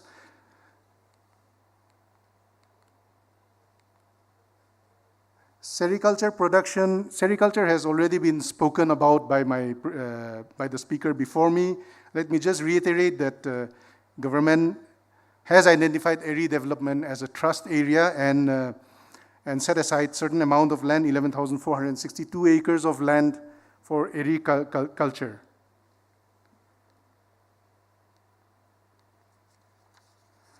Now, bamboo-based industries, we have 46 species, and Nagaland Bamboo Development Agency is the nodal agency for developing and promoting bamboo.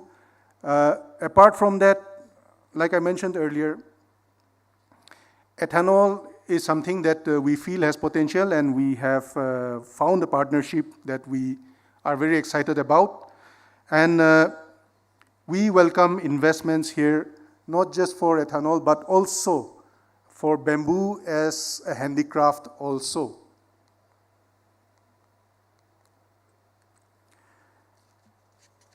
I believe my predecessor also spoke about the previous speaker from the Agriculture Department, our APC, had spoken about beekeeping and honey processing. So Nagaland honey is being promoted through various startups, through various enterprises, and also through the Department of Agriculture and Horticulture, through the Nagaland Bamboo honey Mission. And we feel that our honey, with the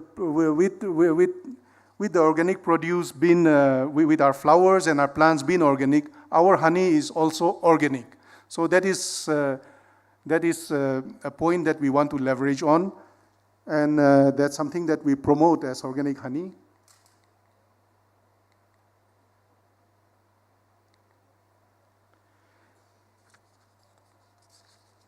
Mineral-based industries are also a part of the wealth of Nagaland. We are looking for partnerships in the cement plant that has been established here in the state.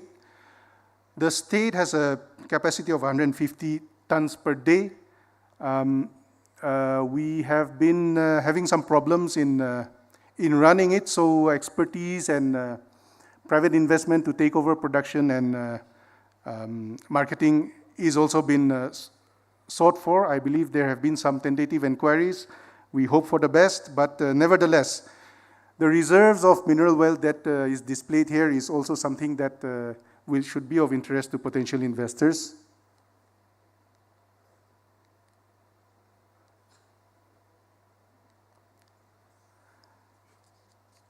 Tourism is one of our favorite catchphrases for talking about development in Nagaland now. And we all believe that it has huge potential in Nagaland. An investable project has been highlighted here as eco-resorts with active steps towards environmental sustainability and social responsibility. So we want to develop resorts along with the local culture, and we want not just an individual to profit, but also the whole community surrounding that to also benefit.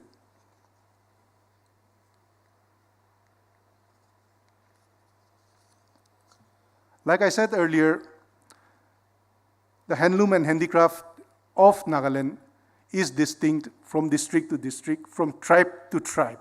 We have 17 tribes, so you will see 17 different types of shawls, 17 different types of ornamental wear. And these are all handmade, and we want to promote this by making it, by promoting it as handmade, as organic, and we have a lot of cottage industries based on handloom and handicraft. And one of the thrust areas for the government is to aggregate this into clusters and also develop it and promote it as clusters and also as a state product.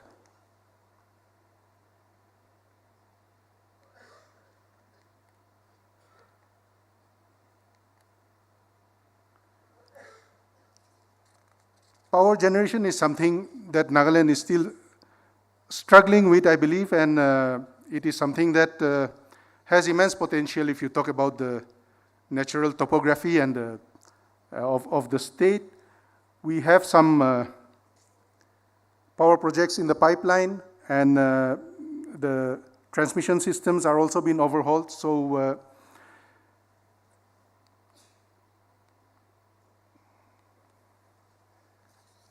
now this development of solar park in Nagaland is something that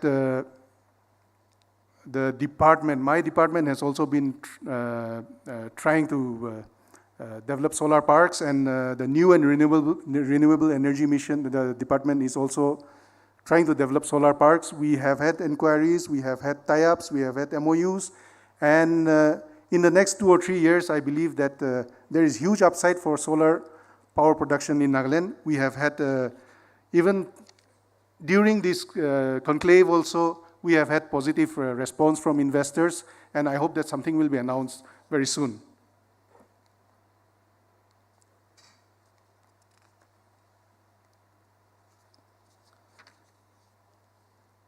We want to develop Nagaland as a healthcare center for the Northeast region. We want to make sure that from our neighboring states also that people are attracted to Nagaland. We have a conducive atmosphere, we have a conducive environment and temperature. So investment opportunities in hospitals, medical colleges, and nursing schools are something that we are looking for. And also in holistic health and wellness centers.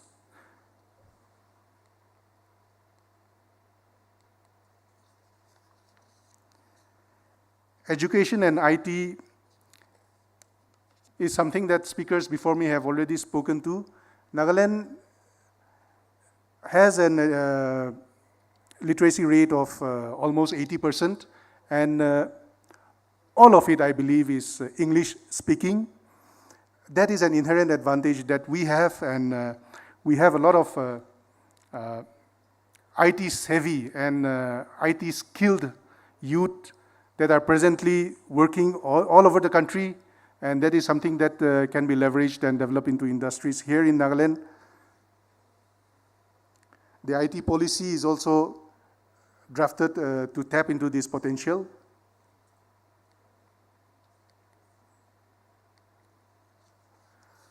Now, trade and logistics, something that we are trying to develop now, and it is being thought of to develop in the form of hub and spokes. And as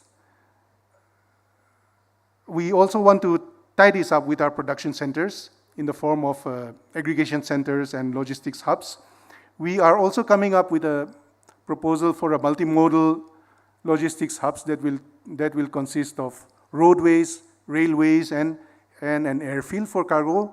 So that's something that we plan to set up in and around Dimapur, Samogadima area. That's potential for investment in logistics center is huge. We need not just investment in terms of for infrastructure, but also investment for expertise. We need technical assistance, and we also need investment for operating the logistics part of these investments.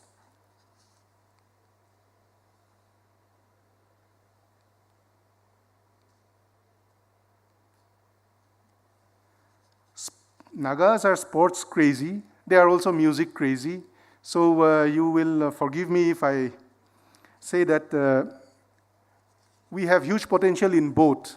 And this potential is untapped.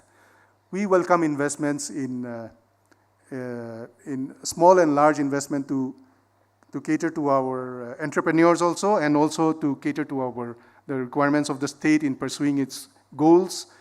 We are not just bound by the demands of Olympic medals, but also by demands of commercial forces. So I think with the craze for sports that exists in the state, I'm sure there will be potential for huge tie-ups here. The same goes for music.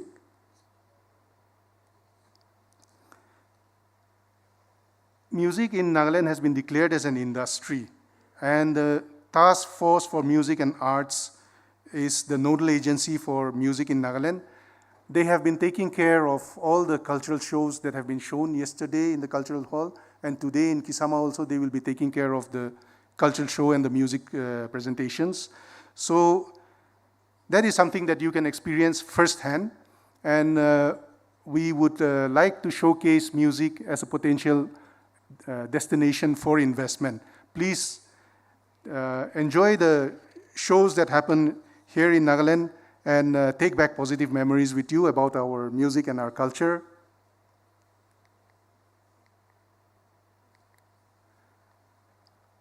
So in the end, it's why Nagaland and why not Nagaland? Nagaland is biologically and culturally diverse. Our agro and textile products reflect this uniqueness. By investing in sectors such as agriculture, tourism, healthcare, education, infrastructure, and sports, Nagaland can become a hub for economic activity and growth, not just for the state, but for the entire Northeast region. We sit on the trilateral highway, and we are also the gateway to Southeast Asia. We have 5 border trade centers identified in Nagaland, and we hope to activate these border trade centers. 3 of them are already activated, but because of certain issues in Myanmar, we are unable to progress much, but potential is there, and we hope to use this advantage that we have to our mutual benefit. Thank you so much. I hope you enjoy your stay in Nagaland. Thank you for coming. Thank you.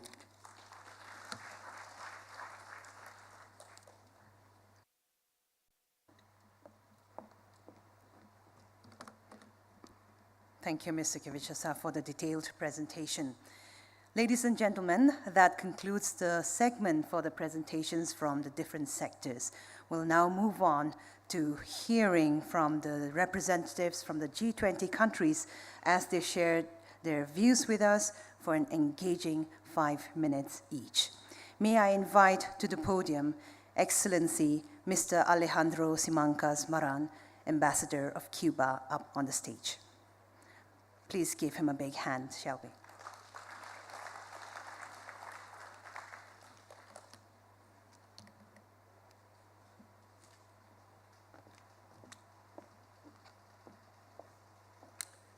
So good afternoon. So they are members of the government of Nagaland. They are friends, my colleagues from the diplomatic corps. I will try to be brief, to be limited to the time given to me. So it's a real pleasure to be here in this B20 business meeting. In almost 24 hours in this beautiful land of Nagaland, we have discovered the culture, the tradition of the people.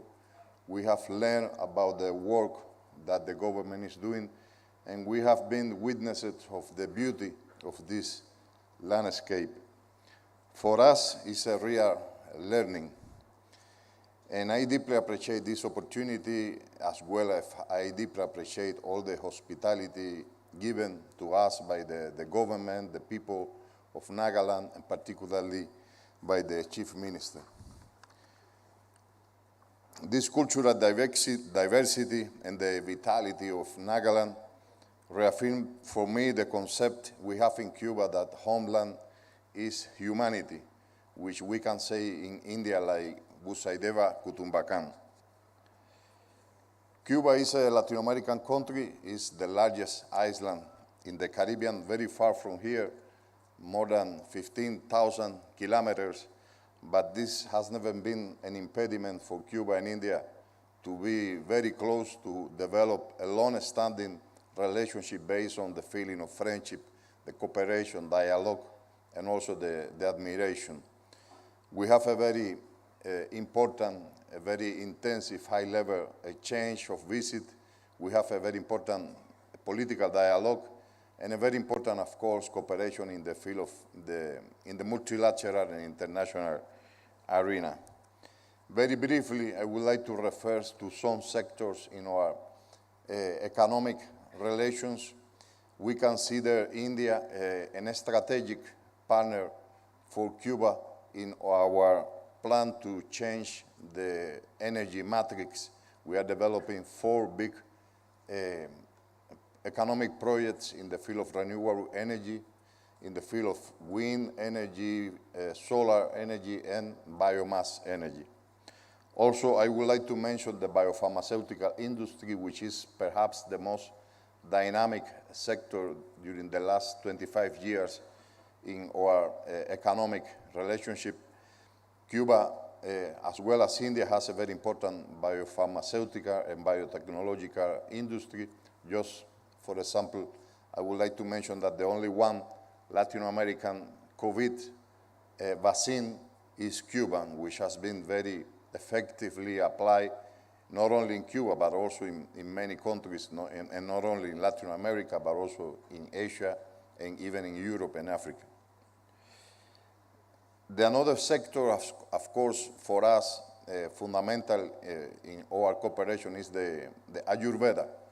We are developing a cooperation with India in order to improve the work of the Panchakarma Center in Havana, but also to improve the formation of the young medicine student to have as a complementary medicine formation the Ayurvedic medicine. And the last sector is the agriculture, taking into consideration that we are importing right now a very important amount of Indian rice. So in that way, I would like to confirm our will to develop the relationship with Nagaland, using the economic potential, using the potential in the agriculture, and also having into consideration that Cuba is very well known by the international cooperation.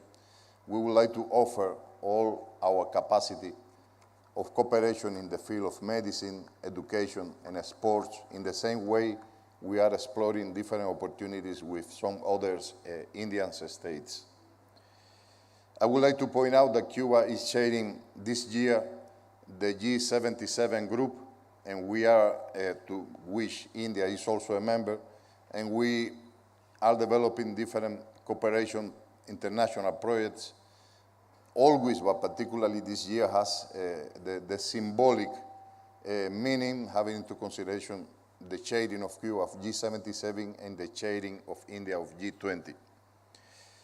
So finally, I would like to say that Cuba is a land of culture, history, music, dancing, and above all, the Cuban people is of treasury, his openness, sincerity, and friendship.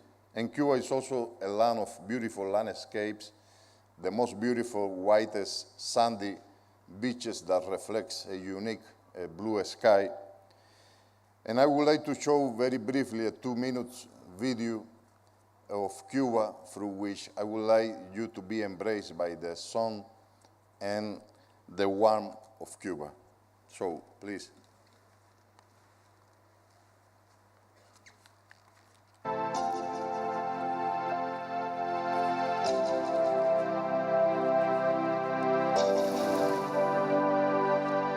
Viajar es sinónimo de vivir, de explorar, de sentir. Siéntete libre de vivir experiencias únicas. En Cuba, todos los días son irrepetibles.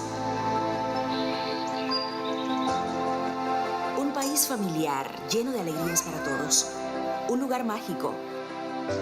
Regálate ese momento donde sientes que tu felicidad es lo primero del día. Este es un país con una rica herencia cultural, histórica.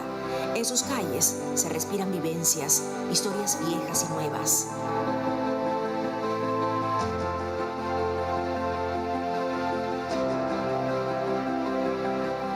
Disfruta lo autóctono, lo desconocido. Viaja a tu niñez, a tu adolescencia, a tu país, al mío. La mesa cubana es una experiencia, un recuerdo, un instante que jamás olvidarás.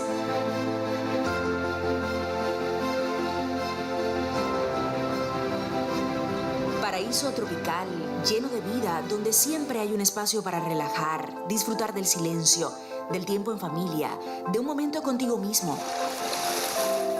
Cuba te recibe con los brazos abiertos. Somos una isla de verdes intensos y azules en sueño, que te invita a revelar nuevos espacios llenos de misterio, de belleza dispuesta a ser descubierta solo por ti, donde habitan los ríos más hermosos, las playas más cristalinas del mundo. Suelta todas las amarras. Ven a Cuba y explora la plenitud. Cada sitio está listo para ti. Cada aventura te espera. Entrégate al placer de tener una familia más.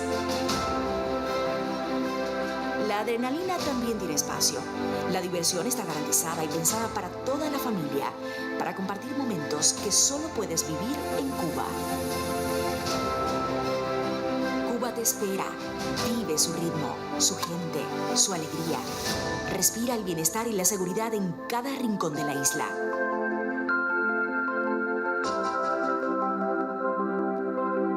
Respira, Cuba.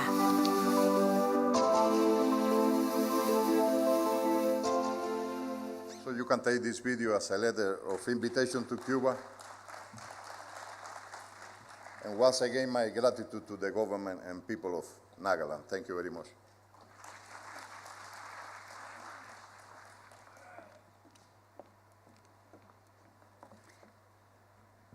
Thank you, Ambassador Simancas Marin, for sharing your thoughts and also allowing us a glimpse of the beauty of Cuba. Thank you. Next, may I invite Excellency Mr. Guthni Bragason, Ambassador Iceland, to come and share his thoughts. Shall we give him a round of applause?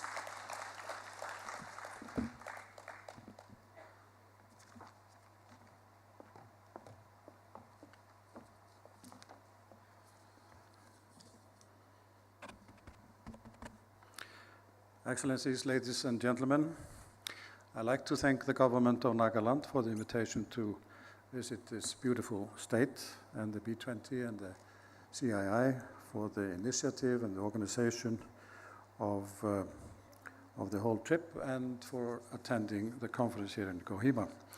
It is certainly exciting for me to visit this northeastern part of India, so different from other parts of the country I have visited, and certainly different from my country, Iceland.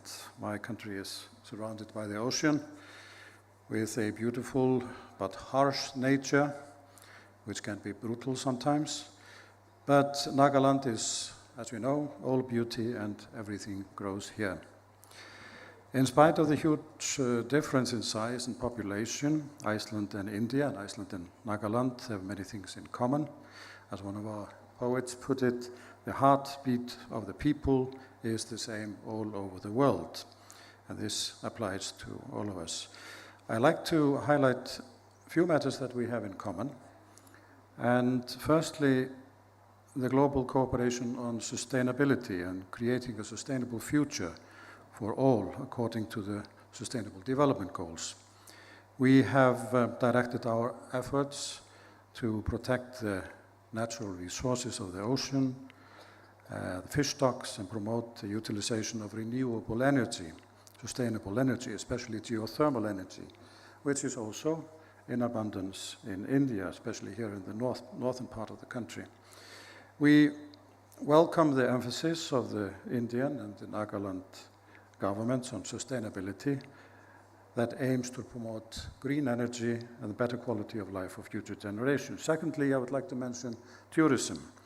And one only has to look around to see the great potential for a robust tourism sector in Nagaland.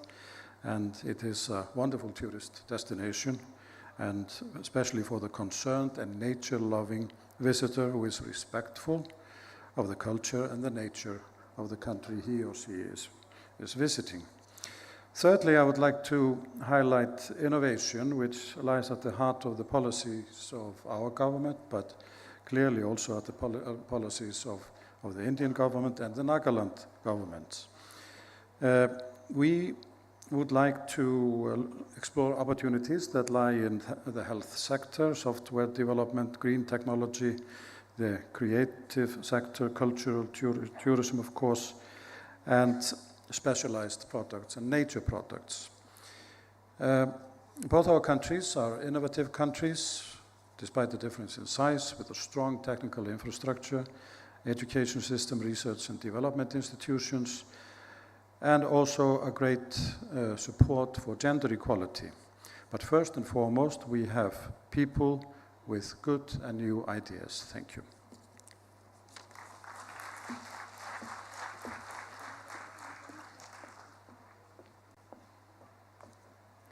Thank you, Ambassador Bragason, for your short and sweet speech. We would now like to invite next His Excellency Mr. Jason Keats Matthew Hall, High Commissioner, Jamaica. Please take the stage.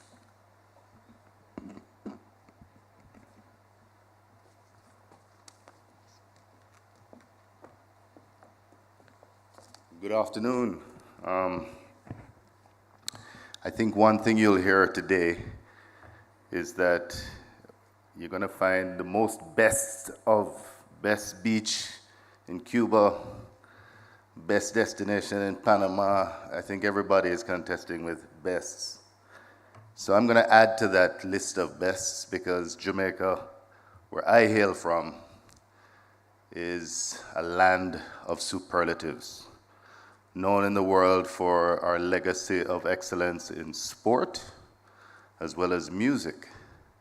Jamaica is the most musical country on the planet per capita, and is also home to the world's fastest man, woman, boy, girl. If there was a race for babies, they would be in it too. So we have a very strong value proposition in the world, given our strategic geographic location, as most countries in the Caribbean do, being at the nexus of North, South, and Central America. What sets Jamaica apart is the combination of this strategic geographic positioning with the endowment of an investor, business-friendly environment, replete with tremendous incentives, and of course, a very skilled, highly adaptable, and capable human resource. And it's these that put us in a position to be a leading investment destination in the Caribbean and Latin America today. We are globally recognized as being ranked 6th globally in terms of starting a business. I believe you can start a business in Jamaica now in less than 48 hours, which is quite impressive. But more importantly, we see other gains being made, particularly in public partnerships. Jamaica is ranked as being number 4 in the Caribbean and Latin America.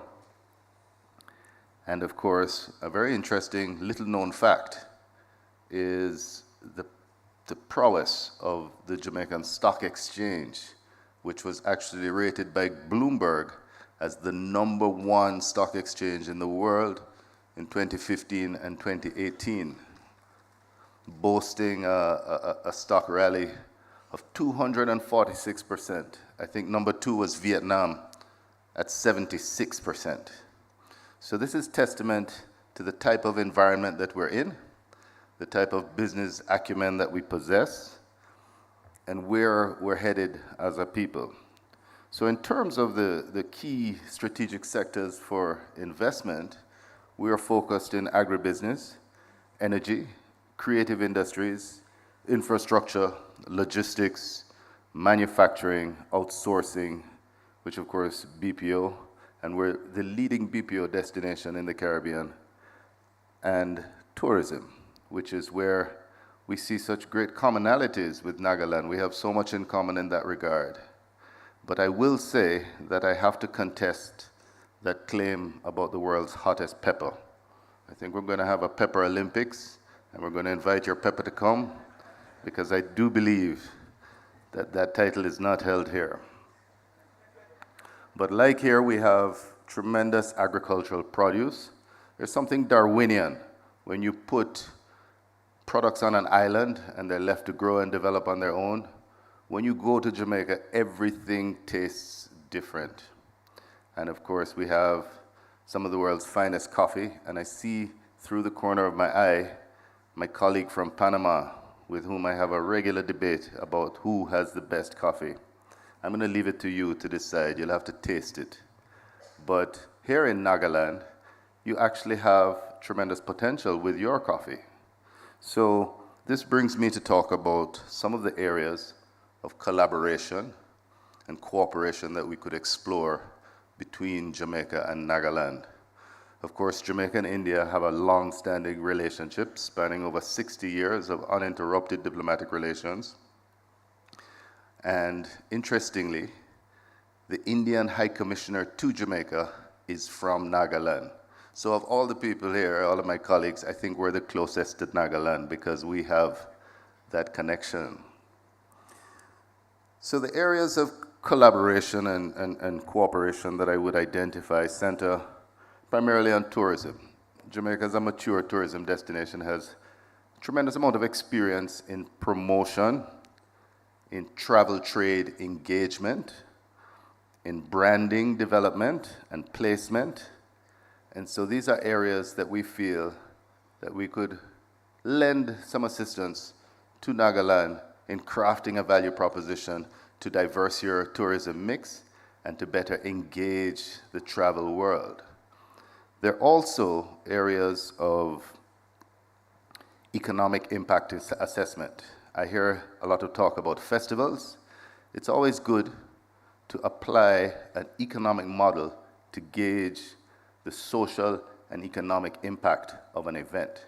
And so in this regard, we have fashioned some economic models that we use to determine the viability of an event, how much economic impact it's going to have, what is going to be the cost of the event to the economy and to the stakeholders, and finally, of course, which areas we should be pushing.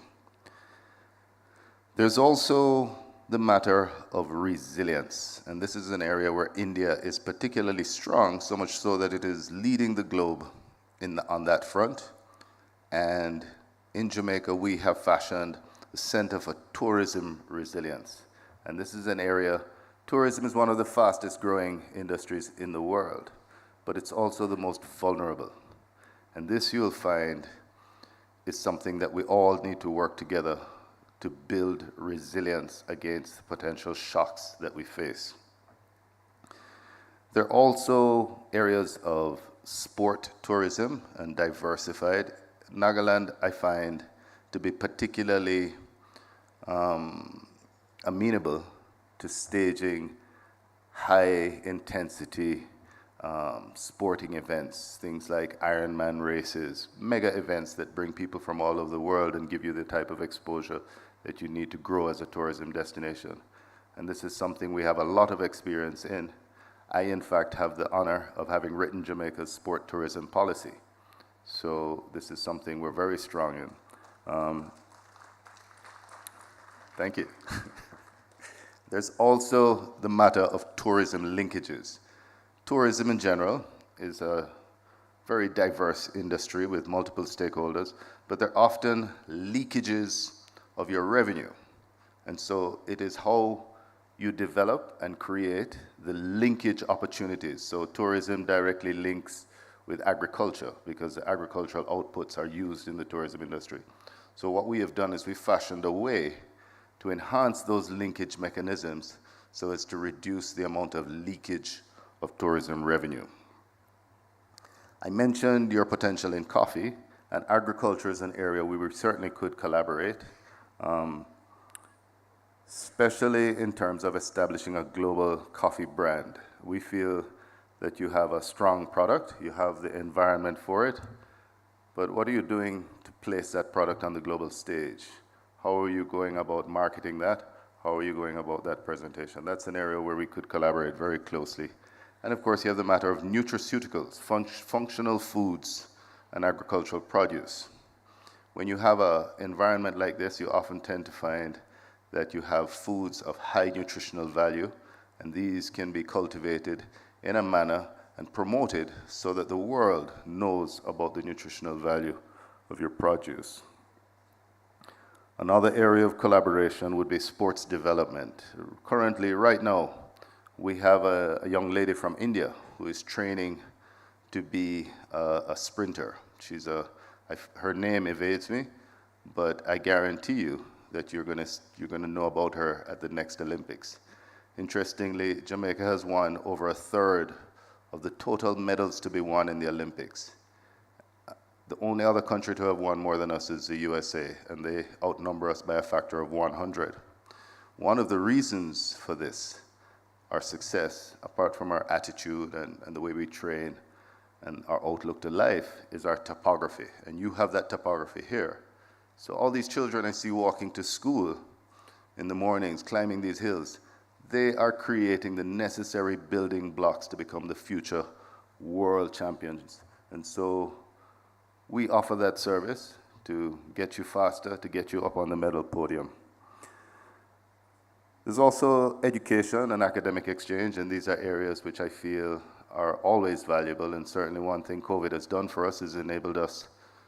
It may have separated us physically, but it has brought us closer together digitally. So there's scope for far greater and deeper collaboration academically between institutions, and this is an area where we could cover all of the previous areas on a virtual basis and a sustained basis. And finally, I mentioned earlier at a previous engagement in Sikkim, the whole matter of G2G and B2B, but of course what drives me most is H to H, and that is heart to heart. So being here in person, engaging with people, meeting people, these are the types of exchanges that are meaningful and lasting. And in that regard, cultural exchanges. The cultural expose that was on show last night was nothing short of incredible. It is truly admirable. And I couldn't help but feel that it could have, I can't wait to see the collaboration between that and some reggae music so that we can really rock the planet in true fashion. So I look forward, thank you. I look forward to learning more of Nagaland. This is my first visit, it won't be my last. For those of you who are interested, I welcome you to Jamaica. For those of you who are not interested, get interested. It's a fabulous place to be.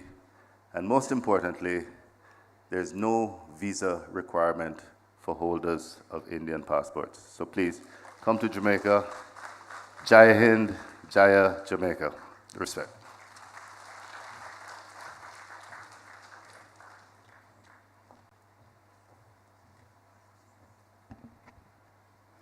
Thank you so much, Excellency, for that engaging talk and that much heart in your talk. Thank you so much.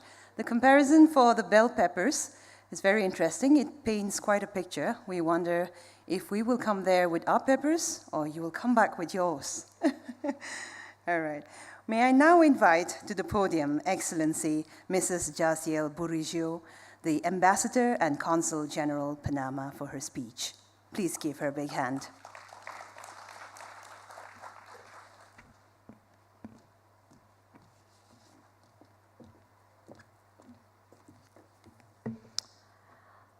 Good afternoon, everyone. A special guest invited to this B20 conference, colleagues, ambassadors, and consul generals, and diplomats in general, G20 delegates, ladies and gentlemen.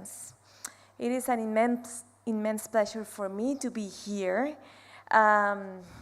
enjoying this warm welcome from all the Nagaland people. I feel a very huge hospitality by all of you. There is a joyful environment, and there is a special details for the G20 guests all over, beginning from the hotel, from the transportation, from the people that is surrounding us. I feel very special, thanks for that. And also, I feel very commonly associated to what I feel in Panama. When I was in the airplane, I was expecting to see more green than what I see in Junelli, that it's my house right now. And I do see green. I do feel very special because my country is full of green also. So I think we have a couple of things in common I'm going to mention. One of the things is that we are very small. Panama is the size of Assam, more or less. So you can have an idea. And we enjoy, admire, and culture in all we can the forest and the preservation of the woods and all that it's green. Panama, it's a carbon negative process, carbon negative country.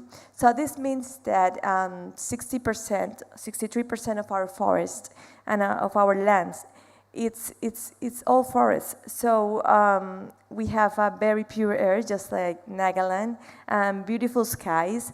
And we really try to work in the sustainable development in all the possible ways we can. We also are a country of low population. We are only 4 million people.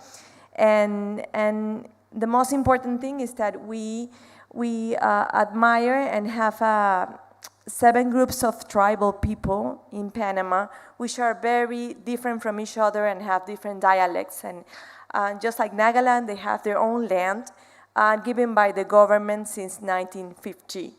That makes us a country that appreciate not only the forest, but the tribal traditions. And an example of this is that just in my presentations, I am always with my tribal kind of textiles that we use in Panama to promote the admiration for our tribal population.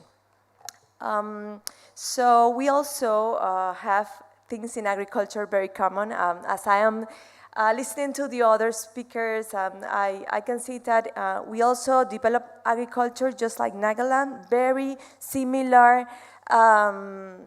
products, except for the hottest chili in the world, which I totally cannot compete with that. But we both like rice, we both like corn, and we are like high consumers of that. We produce a very good coffee, just like Jamaica, maybe better, as you say. But Jamaica have the best runners, for sure. And by the way, I really enjoy the coffee I just take recently. Like, it's a very soft and delicious coffee, so congratulations, Nagaland, for that. And it's really good and organic. You can feel the fresher of the coffee. So let's talk about the opportunities after this. But before that, I'm going to mention some couple of things of Panama that you can get to know in your mind an idea of my country. Right now, 2 weeks ago, we, according to Bloomberg 2023 analysis, it reveals that we have a growth of 10.8% in Latin America economy. And that means we are number one and two with Colombia, which is like the fastest economy in the region. Even though we are a very small country, we are very strong in logistics, which is our treasure with the Panama Canal, of course, that you might listen before. So we are a democratic, stable country in Latin America. We have the dollar currency. We enjoy of security. And as I mentioned before, we are very strong in everything that is logistics. So this means that any business you do in Panama, which is in the center of all the America continent, is a strategical location, allow such a easy way of doing business and transportation through all the continent from our unique country. So what are the opportunities after analyzing and listening to the speakers before? I think that in the Western, we are more conscious of what we are eating and the kind of food we are eating. We are also getting into the organic, but we are also beginning to analyze the ancestral grain products, which are the millets. And now India, it's important and it's on the spotlight worldwide this year because of the International Year of the Millet. India is hosting, and I heard that also Nagaland is producing millets. So I think that in the Western, we just get to know the recipes. I have tasted like a kind of variety of cakes and different kind of products, which are new for us, but they taste delicious. We get to get more conscious of our eating and the exporting of the millets to not only my country, but in the Western continent. It's going to be like a good hit because we need that. Also, the weaving and tribal exchange will be very positive. As I mentioned, we have 7 kind of tribal groups in Panama.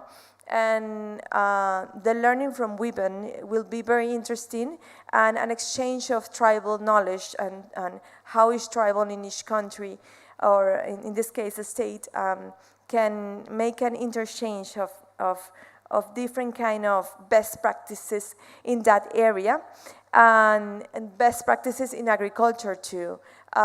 We are very good in agriculture also because we are a low population country. We have a control of that, but of course there are things we can share and we can learn together. So I think that cultural exchange and agricultural exchange of knowledge and best practices will be something that can be developed. Just to finish, I have a final remark. I'm very impressed of yesterday's presentation and performance, and Nagaland is full of talent, and of course learning that you are a peace promoter after a history of things that's happened in the past. And now the main thing I get about Nagaland is the community spirit, and as the shield of Nagaland says, the unity. For me, it's very special that you have 17 kind of tribes being together in community, working together in unity. So I really congratulate this state because of that. I think you have to perceive and unite to accomplish the goals you have as a state. Congratulations for that, and thank you.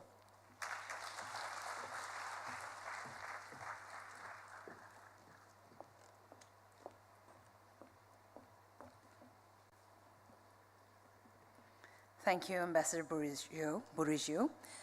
It was a delightful and informative sharing. We learned so much about Panama as well, and thank you also for your kind words about Nagaland. May I now invite Mr. Excellency, Mr. Fleming Raul Duarte Ramos, Ambassador Paraguay.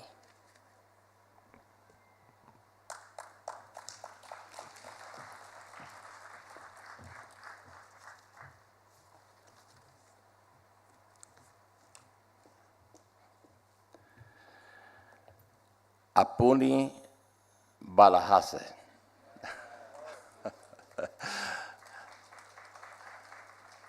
I know we are now probably in a very last moment of this beautiful encounter here in Nagaland. The beauty of Nagaland, I think, is very difficult to describe.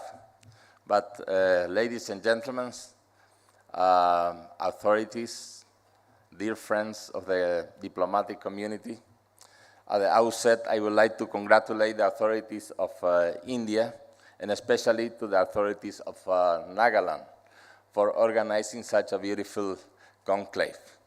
I am also a guest. I don't belong to the G20, but next year, Brazil is going to take the lead, and as a Mercosur country, we are going to be co-hosting the G20.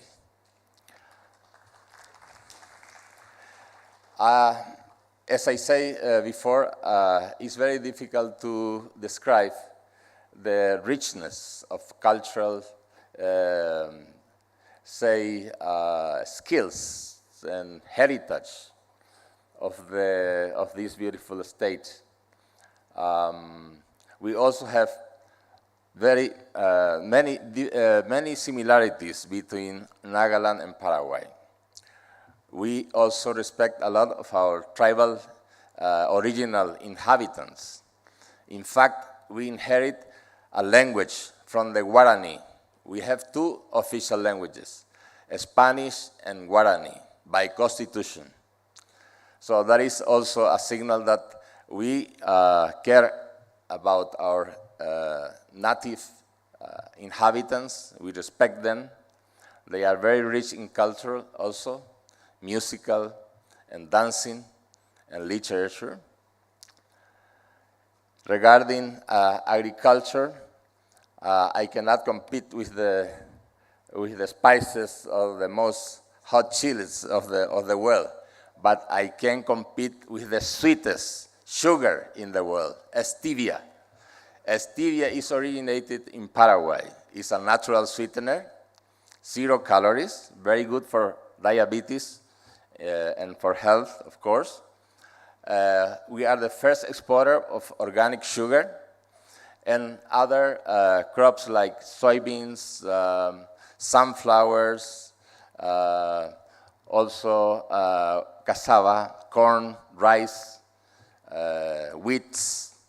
Our country is very much also blessed by nature.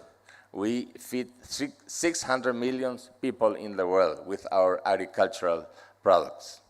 We are in the process of manufacturing, and we have a lot of energy in that regard. We hold the second largest hydro plant in the world, the Itaipu Dam, that produces 14,000 megawatts. It's only comparative to the Chinese Three Gorgais hydro plant. We are also landlocked, but I like that word land-linked. I think we are also land-linked, and curiously enough, water is our most precious natural resource. We hold the most important aquifer water, sweet water aquifer in the world, the Guarani aquifer. We have several rivers and lakes. Actually, our main way of transportation is hydrovia that links the country to the ocean, to the Atlantic Ocean. Tourism, ecotourism is also growing very well. We have a memorandum of understanding with the government of India. My Minister of Tourism came before the pandemic to sign this memorandum, so we can also extend that kind of agreement with Nagaland. We organized a couple of farm tours to Paraguay. In that regard, we cover some costs of these tours, like transportation, accommodation to the country. So that also can be replicated with beautiful Nagaland. In conclusion, I would like also to stress, and thanks to the government of India, of the reciprocation of opening a new mission in Paraguay last year. His Excellency Ian Jai Shankar was in Asunción inaugurating this new mission. And we are increasing our relationship, people to people. We are working in the visa procedures in order to ease this visa requirement, especially for tourists and the business community. So collaboration can be summed up in these fields: agribusiness, also cattle raising. We are very famous in cattle raising. Actually, we are only 7.5 million inhabitants and 22 million cows. So I know in this part of India, they like also good meat. We also have goats and sheep growing up. So we have plenty of field to collaborate in these areas. Finally, cultural exchange. I believe that Nagaland is very strong in that field, and we can learn a lot of Nagaland in this regard. So I don't have any video to show you. I would like to show, but of course time is very short. So Paraguay te ahibi.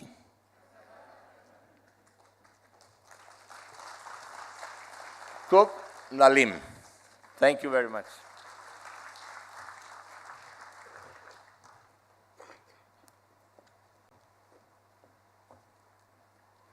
Thank you, Ambassador Ramos. The farm tours sounds very interesting, and I think we have a lot to learn from Paraguay. However, if we Nagas come, I think we will come for the meat. Ahibo. All right, thank you. Moving on, may I invite Mr. Manfred Oster, Consul General, Germany, to come up on stage.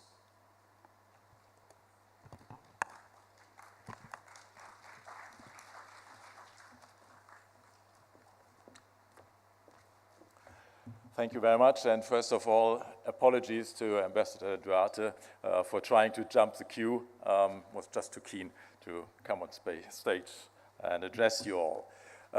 Excellencies, colleagues, ladies and gentlemen, I would, as apparently the only speaker from one of the G20 countries, other than the presidency, of course, I would like to use the opportunity to thank and congratulate our host country, India, and the host state, Nagaland, for organizing this B20, G20 meeting here in Kohima.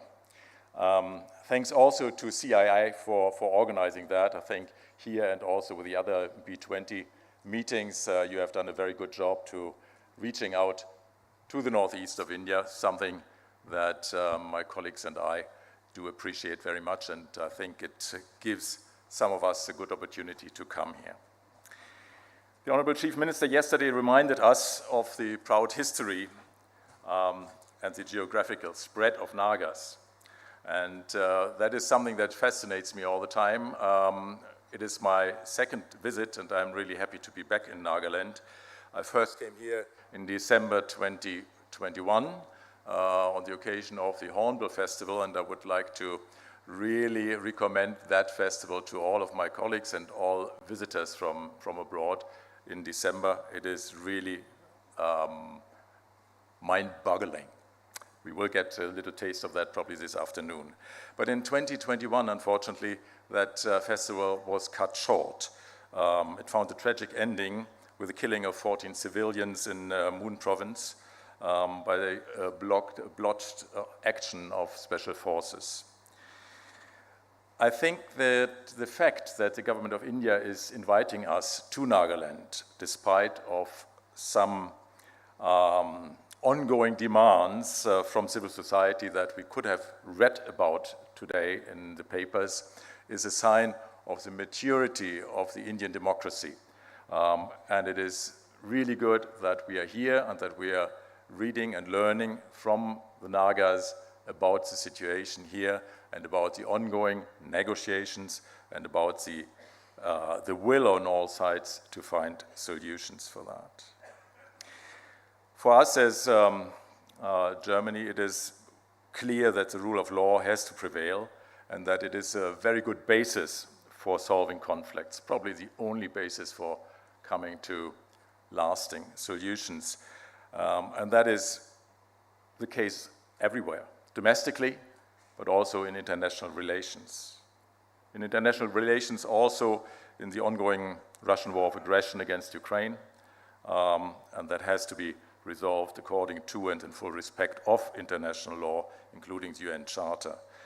I think our leaders have said it very well in the Bali Declaration. They said, today's era must not be of war. That is something that we have to reach for.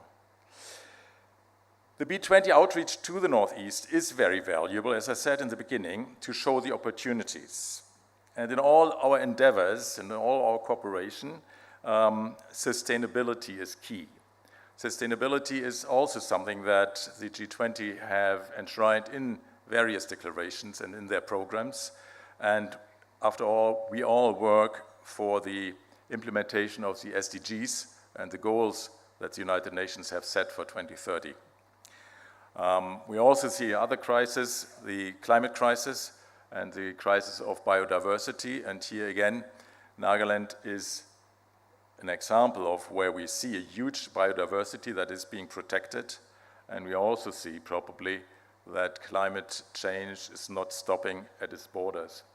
And then again, it shows us how this is all interlinked and how we have to work together for that.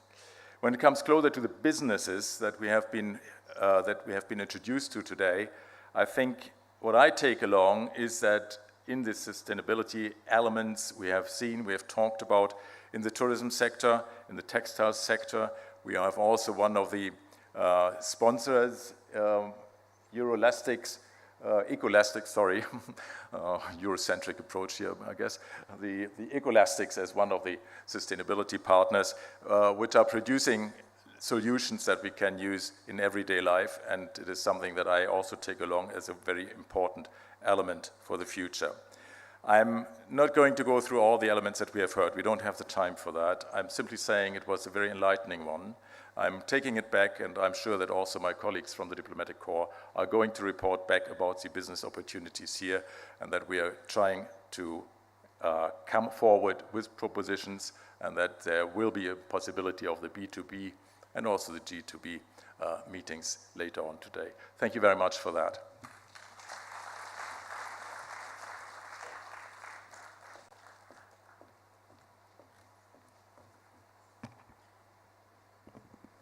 Thank you, Mr. Oster, for your perspective, your eloquent perspective.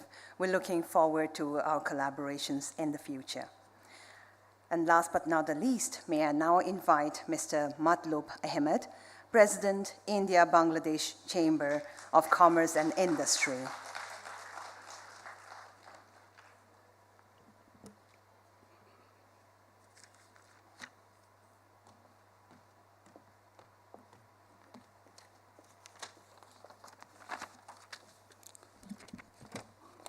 Bismillahirrahmanirrahim. I may be the last speaker amongst the foreign countries here, but we're the nearest to Nagaland. We have common border with Northeast. If you take a flight, we can reach Bangladesh in less than 40-45 minutes. If you take the road, we can reach the Bangladesh border in 8 to 10 hours. That's how near we are. So I'm here, I'll also make a very short presentation in the sense that I'll limit my discussion to the business opportunities between Bangladesh and the Nagaland. First of all, I must tell you, I have come here with an 11-member team, strong team from Bangladesh. So thank you for accompanying me. And we have been supported by Mr. Atikul Haq, the Honorable Minister Commercial in our Delhi Embassy. Thank you, Atik Sahab, to have come and supported us here. I must tell you that Bangladesh and India has a very good political and business relationship for a pretty long time. From the start of our nation, we are indebted to India for their support during our liberation war with Pakistan. And today, if you look at Bangladesh, we have a lot of Indian investments. In fact, my company is partner for Tata Motors and Hero Motors. And we have almost all the big companies in Bangladesh investing there. The reason for investing in Bangladesh is all of them make money. And we have one of the best investment policies by the government. Her Excellency, our Prime Minister Sheikh Hasina, is very business friendly, industry friendly. And she has made rules and regulations which once a foreign investor comes into the country, they never want to go back. Tata is my partner for last 32 years. And Hero is for last 10 years. So they're all very, very happy with it. The way that I propose to states like Nagaland is to have a task force for building relationship for business and industry. I had a call on with the Honorable CM in the morning along with my delegation, and we have proposed to the government of Nagaland to create a task force for ensuring fast development of trade and investment and connectivity issues between Nagaland and Bangladesh. So we are, as you know, building our deep sea port in Chittagong, Matarbari, where the Honorable Prime Minister, His Excellency Modi Sahab, and the Japanese Prime Minister last week declared that this Matarbari deep sea port will be utilized for the economic development of the Northeast. And I requested His Excellency CM Riosab to declare before all the other Northeast states that Nagaland is ready to look into the prospects of using the Bangladesh deep sea port for connectivity. In fact, 8 years back, we had offered a bridge to be built between South Tripura and Bangladesh, which is a small river bridge, which has now linked the Tripura border with our Chittagong port only 72 kilometers. And that's going to happen.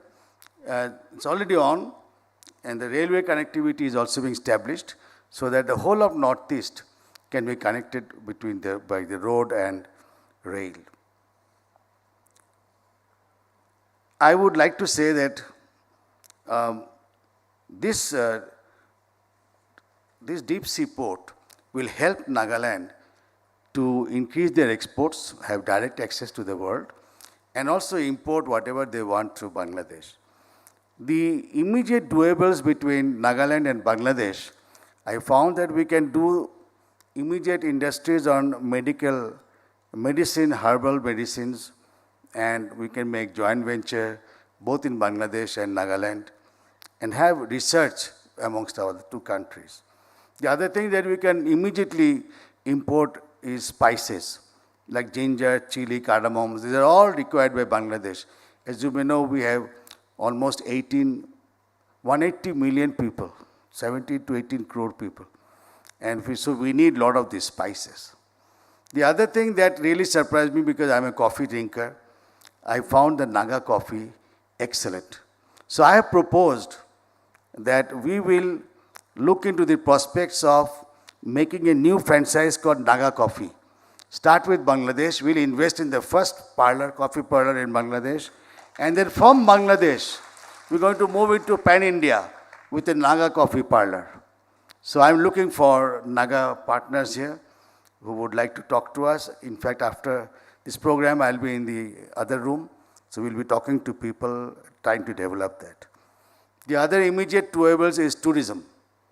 Bangladesh is absolutely flat, and we have rivers and sea. Here I see hills and beautiful scenarios. So we have complementary arrangements. So we are proposing, we have people from tourism with us. We are proposing agreements on exchanging of tourists between Nagaland and Bangladesh. And the industrial ventures, as you have heard now, that Nagaland is producing 5% of the bamboos produced all over India. That's huge. Now, Bangladesh, we have paper mills. And we import pulp from far off countries, Sweden, Canada. So, but there are mills here which are not running that well. So I propose this to the government of Nagaland, that if you can produce pulp with the bamboos that are produced here, we are willing to also invest with you. We are going to buy 100% of all you produce and we'll export it to Bangladesh. I propose this one. The other thing you may know that Bangladesh is now the world's second largest ready-made garments industries. Fantastic development, big industries are there. I again offered this to Nagaland government that we can come here with our expertise, with our investments and produce ready-made garments in Nagaland. Not for the world, but for India. Because India has a domestic demand of $40 billion of ready-made garments. So I've given them a target that let us take $1 billion worth of ready-made garments produced in Nagaland for the Indian market. So this I've offered this to them. Lastly, I must thank the government of Nagaland and especially the Honorable Chief Minister and all his colleagues for the wonderful hosting that has been done. And I was pretty surprised with the variety of food that has been served and the amount of variety that is there, I cannot finish all. So I must come back again with all my team and test the rest of the food that is being offered from Nagaland. Thank you very much. Assalamu alaikum wa rahmatullah.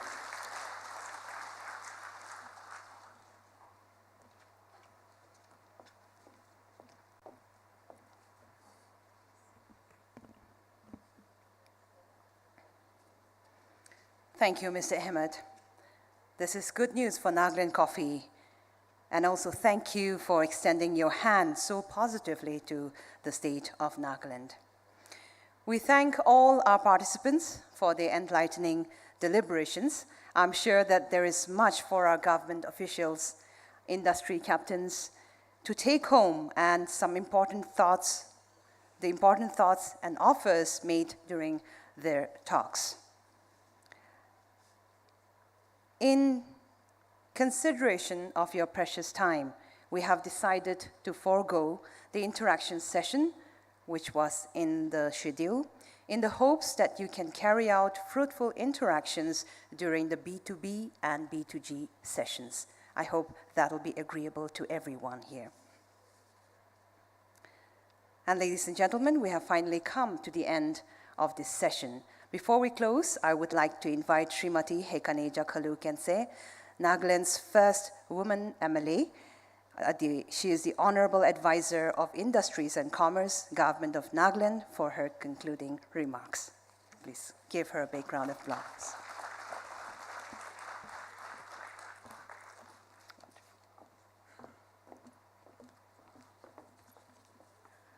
Thank you, Susan. Good afternoon, everyone.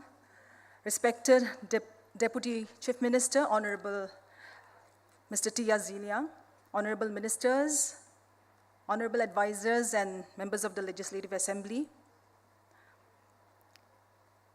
Excellencies, Ambassadors, respected Consul Generals and diplomats, respected Chief Secretary, Government of Nagaland, senior government officials of both the central and state government, business leaders, media friends, my dear entrepreneurs, ladies and gentlemen.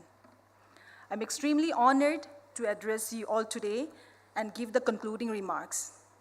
We have heard from various distinguished speakers and experts on Nagaland's enormous potential for economic development, exploring partnership and strengthening each other. India's involvement in the G20 stems from its acknowledgement of the significance of cooperative action and comprehensive collaboration among major developed countries and emerging economies around the world. I am proud that our country is playing an active role in the G20 under the leadership of our Honorable Prime Minister, Mr. Narendra Modi, wherein he has taken initiative to promote global cooperation and address some of the world's most pressing issues through the G20 platform. I would like to extend my deepest gratitude and appreciation to our Honorable Chief Minister, Mr. Nifurio, for his leadership in making this a reality in our state, and today our voices are being heard at a global platform. I have no doubt that our leaders will continue to inspire us and lead us with their commitment. A special mention and thank you to Mr. Pradeep Bagla and the entire CII team, the DPIIT, Ministry of Industry and Commerce, and the Ministry of External Affairs for putting this conference together and making it a meaningful one. Not only sharing about ourselves, but getting to know more about the visiting G20 countries. With its strategic location and rich cultural heritage, Nagaland offers a unique opportunity for investors to tap into the huge market in the northeast region of India. The state government has already taken several measures to attract investment and improve the business climate in the state. However, much more needs to be done to fully utilize Nagaland's potential for growth in various sectors. What Nagaland can offer has been presented in detail by our Agriculture Production Commissioner, our Chief Secretary, our Commissioner Secretary Industries and Commerce, and other speakers. But in addition, I would like to highlight few points and sum it up. Agriculture in Nagaland, as mentioned by the Honorable Chief Minister and the Chief Secretary, is organic by default, and without hurting Dr. Autushi, it is natural farming. This provides for a niche market for organic processed food products. Some potential food processing industries that can be promoted are value-added packaged cereal food items, canned fruits and vegetables, and processed spices. The state government has identified this sector as a key area for development and has launched various schemes to provide better infrastructure, technology, and marketing support to farmers. Investment in agribusiness, food processing, and cold storage facilities can add value to the agriculture produce and create employment opportunities. The state has about 650 indigenous species of medicinal and aromatic plants, which can help in promotion of pharmaceutical industry as well. With about 5% of India's growing stock of bamboo, the state has tremendous potential for development of bamboo-based industry. NEC advisor earlier had also mentioned about the bamboo ethanol production as an emerging sector. The importance of bamboo as the best possible wood substitute has been accepted by the world amidst the growing concern of climate change. Honey production in the state for 2021 is reported at 650 MT, and there is a production potential of 5,000 MT by 2030. Bees are not only a part of bees are not only a part of the biodiversity on which we all depend for our survival, but this will also be a substantial base for a honey-based industry to flourish. We believe for India, the G20 has accounted not only a geopolitical and diplomatic event, but a tremendous opportunity to highlight its hidden treasures and rich cultural legacy of the northeastern states and thus attract tourism. Nagaland's tourism industry has great potential for growth, given its picturesque landscape, diverse culture, and vibrant festivals. This has been proven by our globally recognized festival, the Hornbill Festival. But apart from this, Nagaland offers distinct opportunities in almost all major areas of tourism, such as adventure tourism, ecotourism, wellness tourism, cultural tourism, experiential tourism, and agrotourism, etc. The state government is already taking steps to promote and market these activities. Investment in hotels, resorts, homestays, tour operation can further boost the tourism sector. The state's rich handicrafts and handloom sector, which is unique in design and has widespread appeal, can be further enhanced by applying these heritage designs to modern products. Nagaland has our very own award-winning company, Heirloom Naga, which exports cane and bamboo and artisanal handcrafted textiles to as many as 30 countries. Investment in this sector can create new market and provide employment opportunities to local artisans. Nagaland is also one of the gateway states to the trade endeavors with the Southeast Asian countries under the Government of India's Act East policy.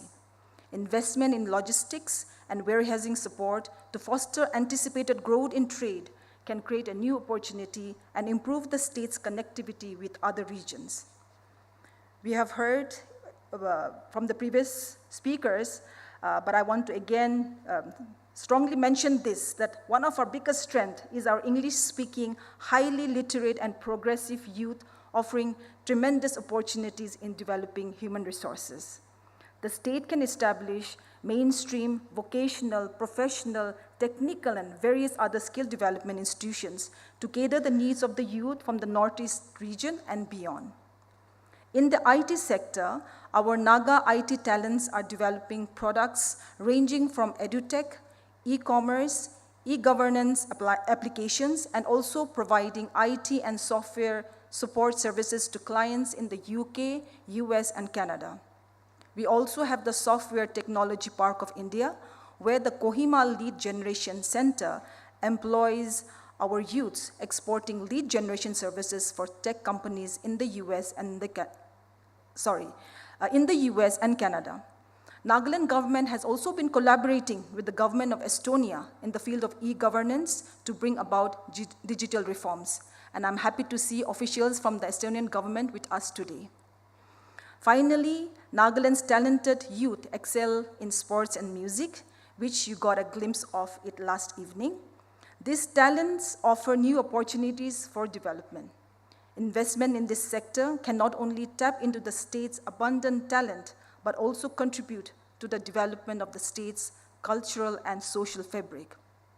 As we can see, Nagaland has enormous potential for economic development in various sectors, and the state government has already initiated several measures to attract investment, and with the right support and infrastructure, the state can achieve its full potential. By tapping into the state's unique strengths and resources, investors can not only create opportunities and contribute to the overall development of the state, but inch towards global economic recovery post-pandemic. In conclusion, the G20 summit lies in its ability to bring together various key players to address pressing global challenges such as climate change, trade imbalances, financial regulation, and economic inequality. The discussions and agreements made at the G20 summit have the potential to impact the global economy and the lives of people around the world. We are very happy to note the eagerness and the positive response for exploring collaboration from various country governments and companies attending the B20 today. We believe every guest who have made an effort to visit us is not only enjoying our beautiful state and the Naga hospitality, but is also seriously looking into continuing to explore opportunities to partner and collaborate with us in collectively addressing key global issues with a unified and one voice, and in truly fulfilling India's G20 theme of one earth, one family, one future. Thank you very much.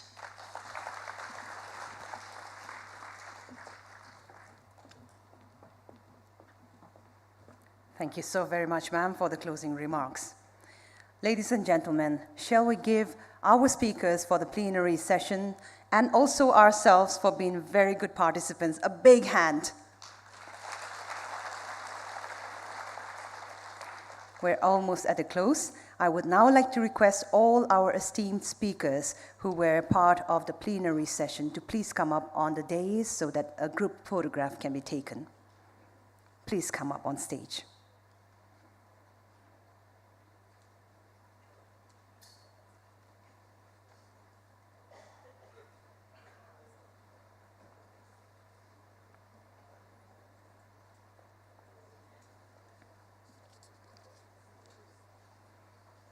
Every speaker from the plenary session.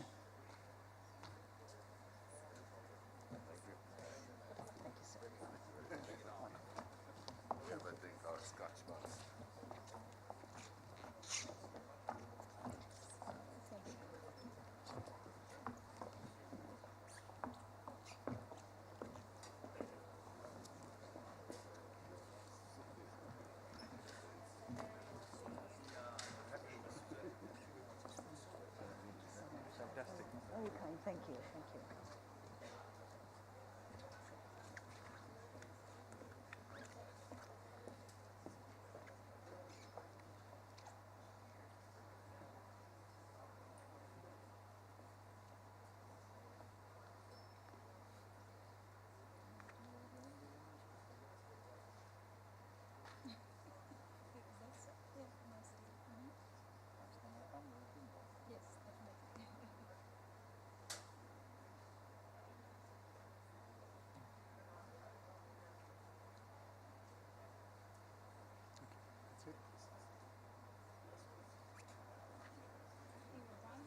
Thank you.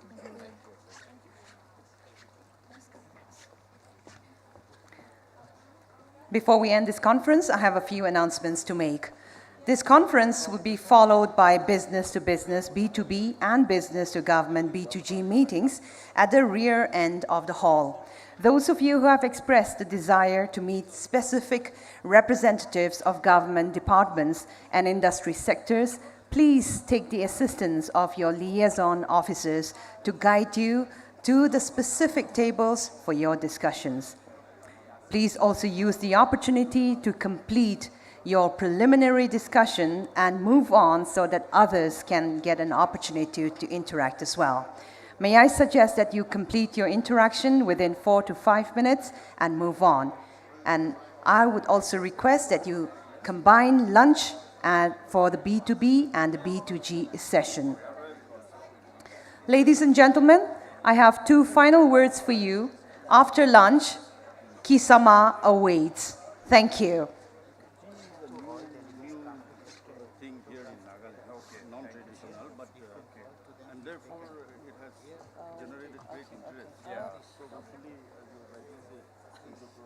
I would like to request all the G20 delegates who have come to Nagaland to please come and take a group photograph. It has been requested that you please come up on stage.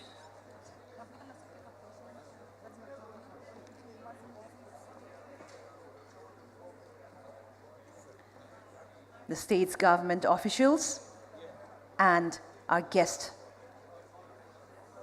from the country and abroad, please come up on stage for a group photograph.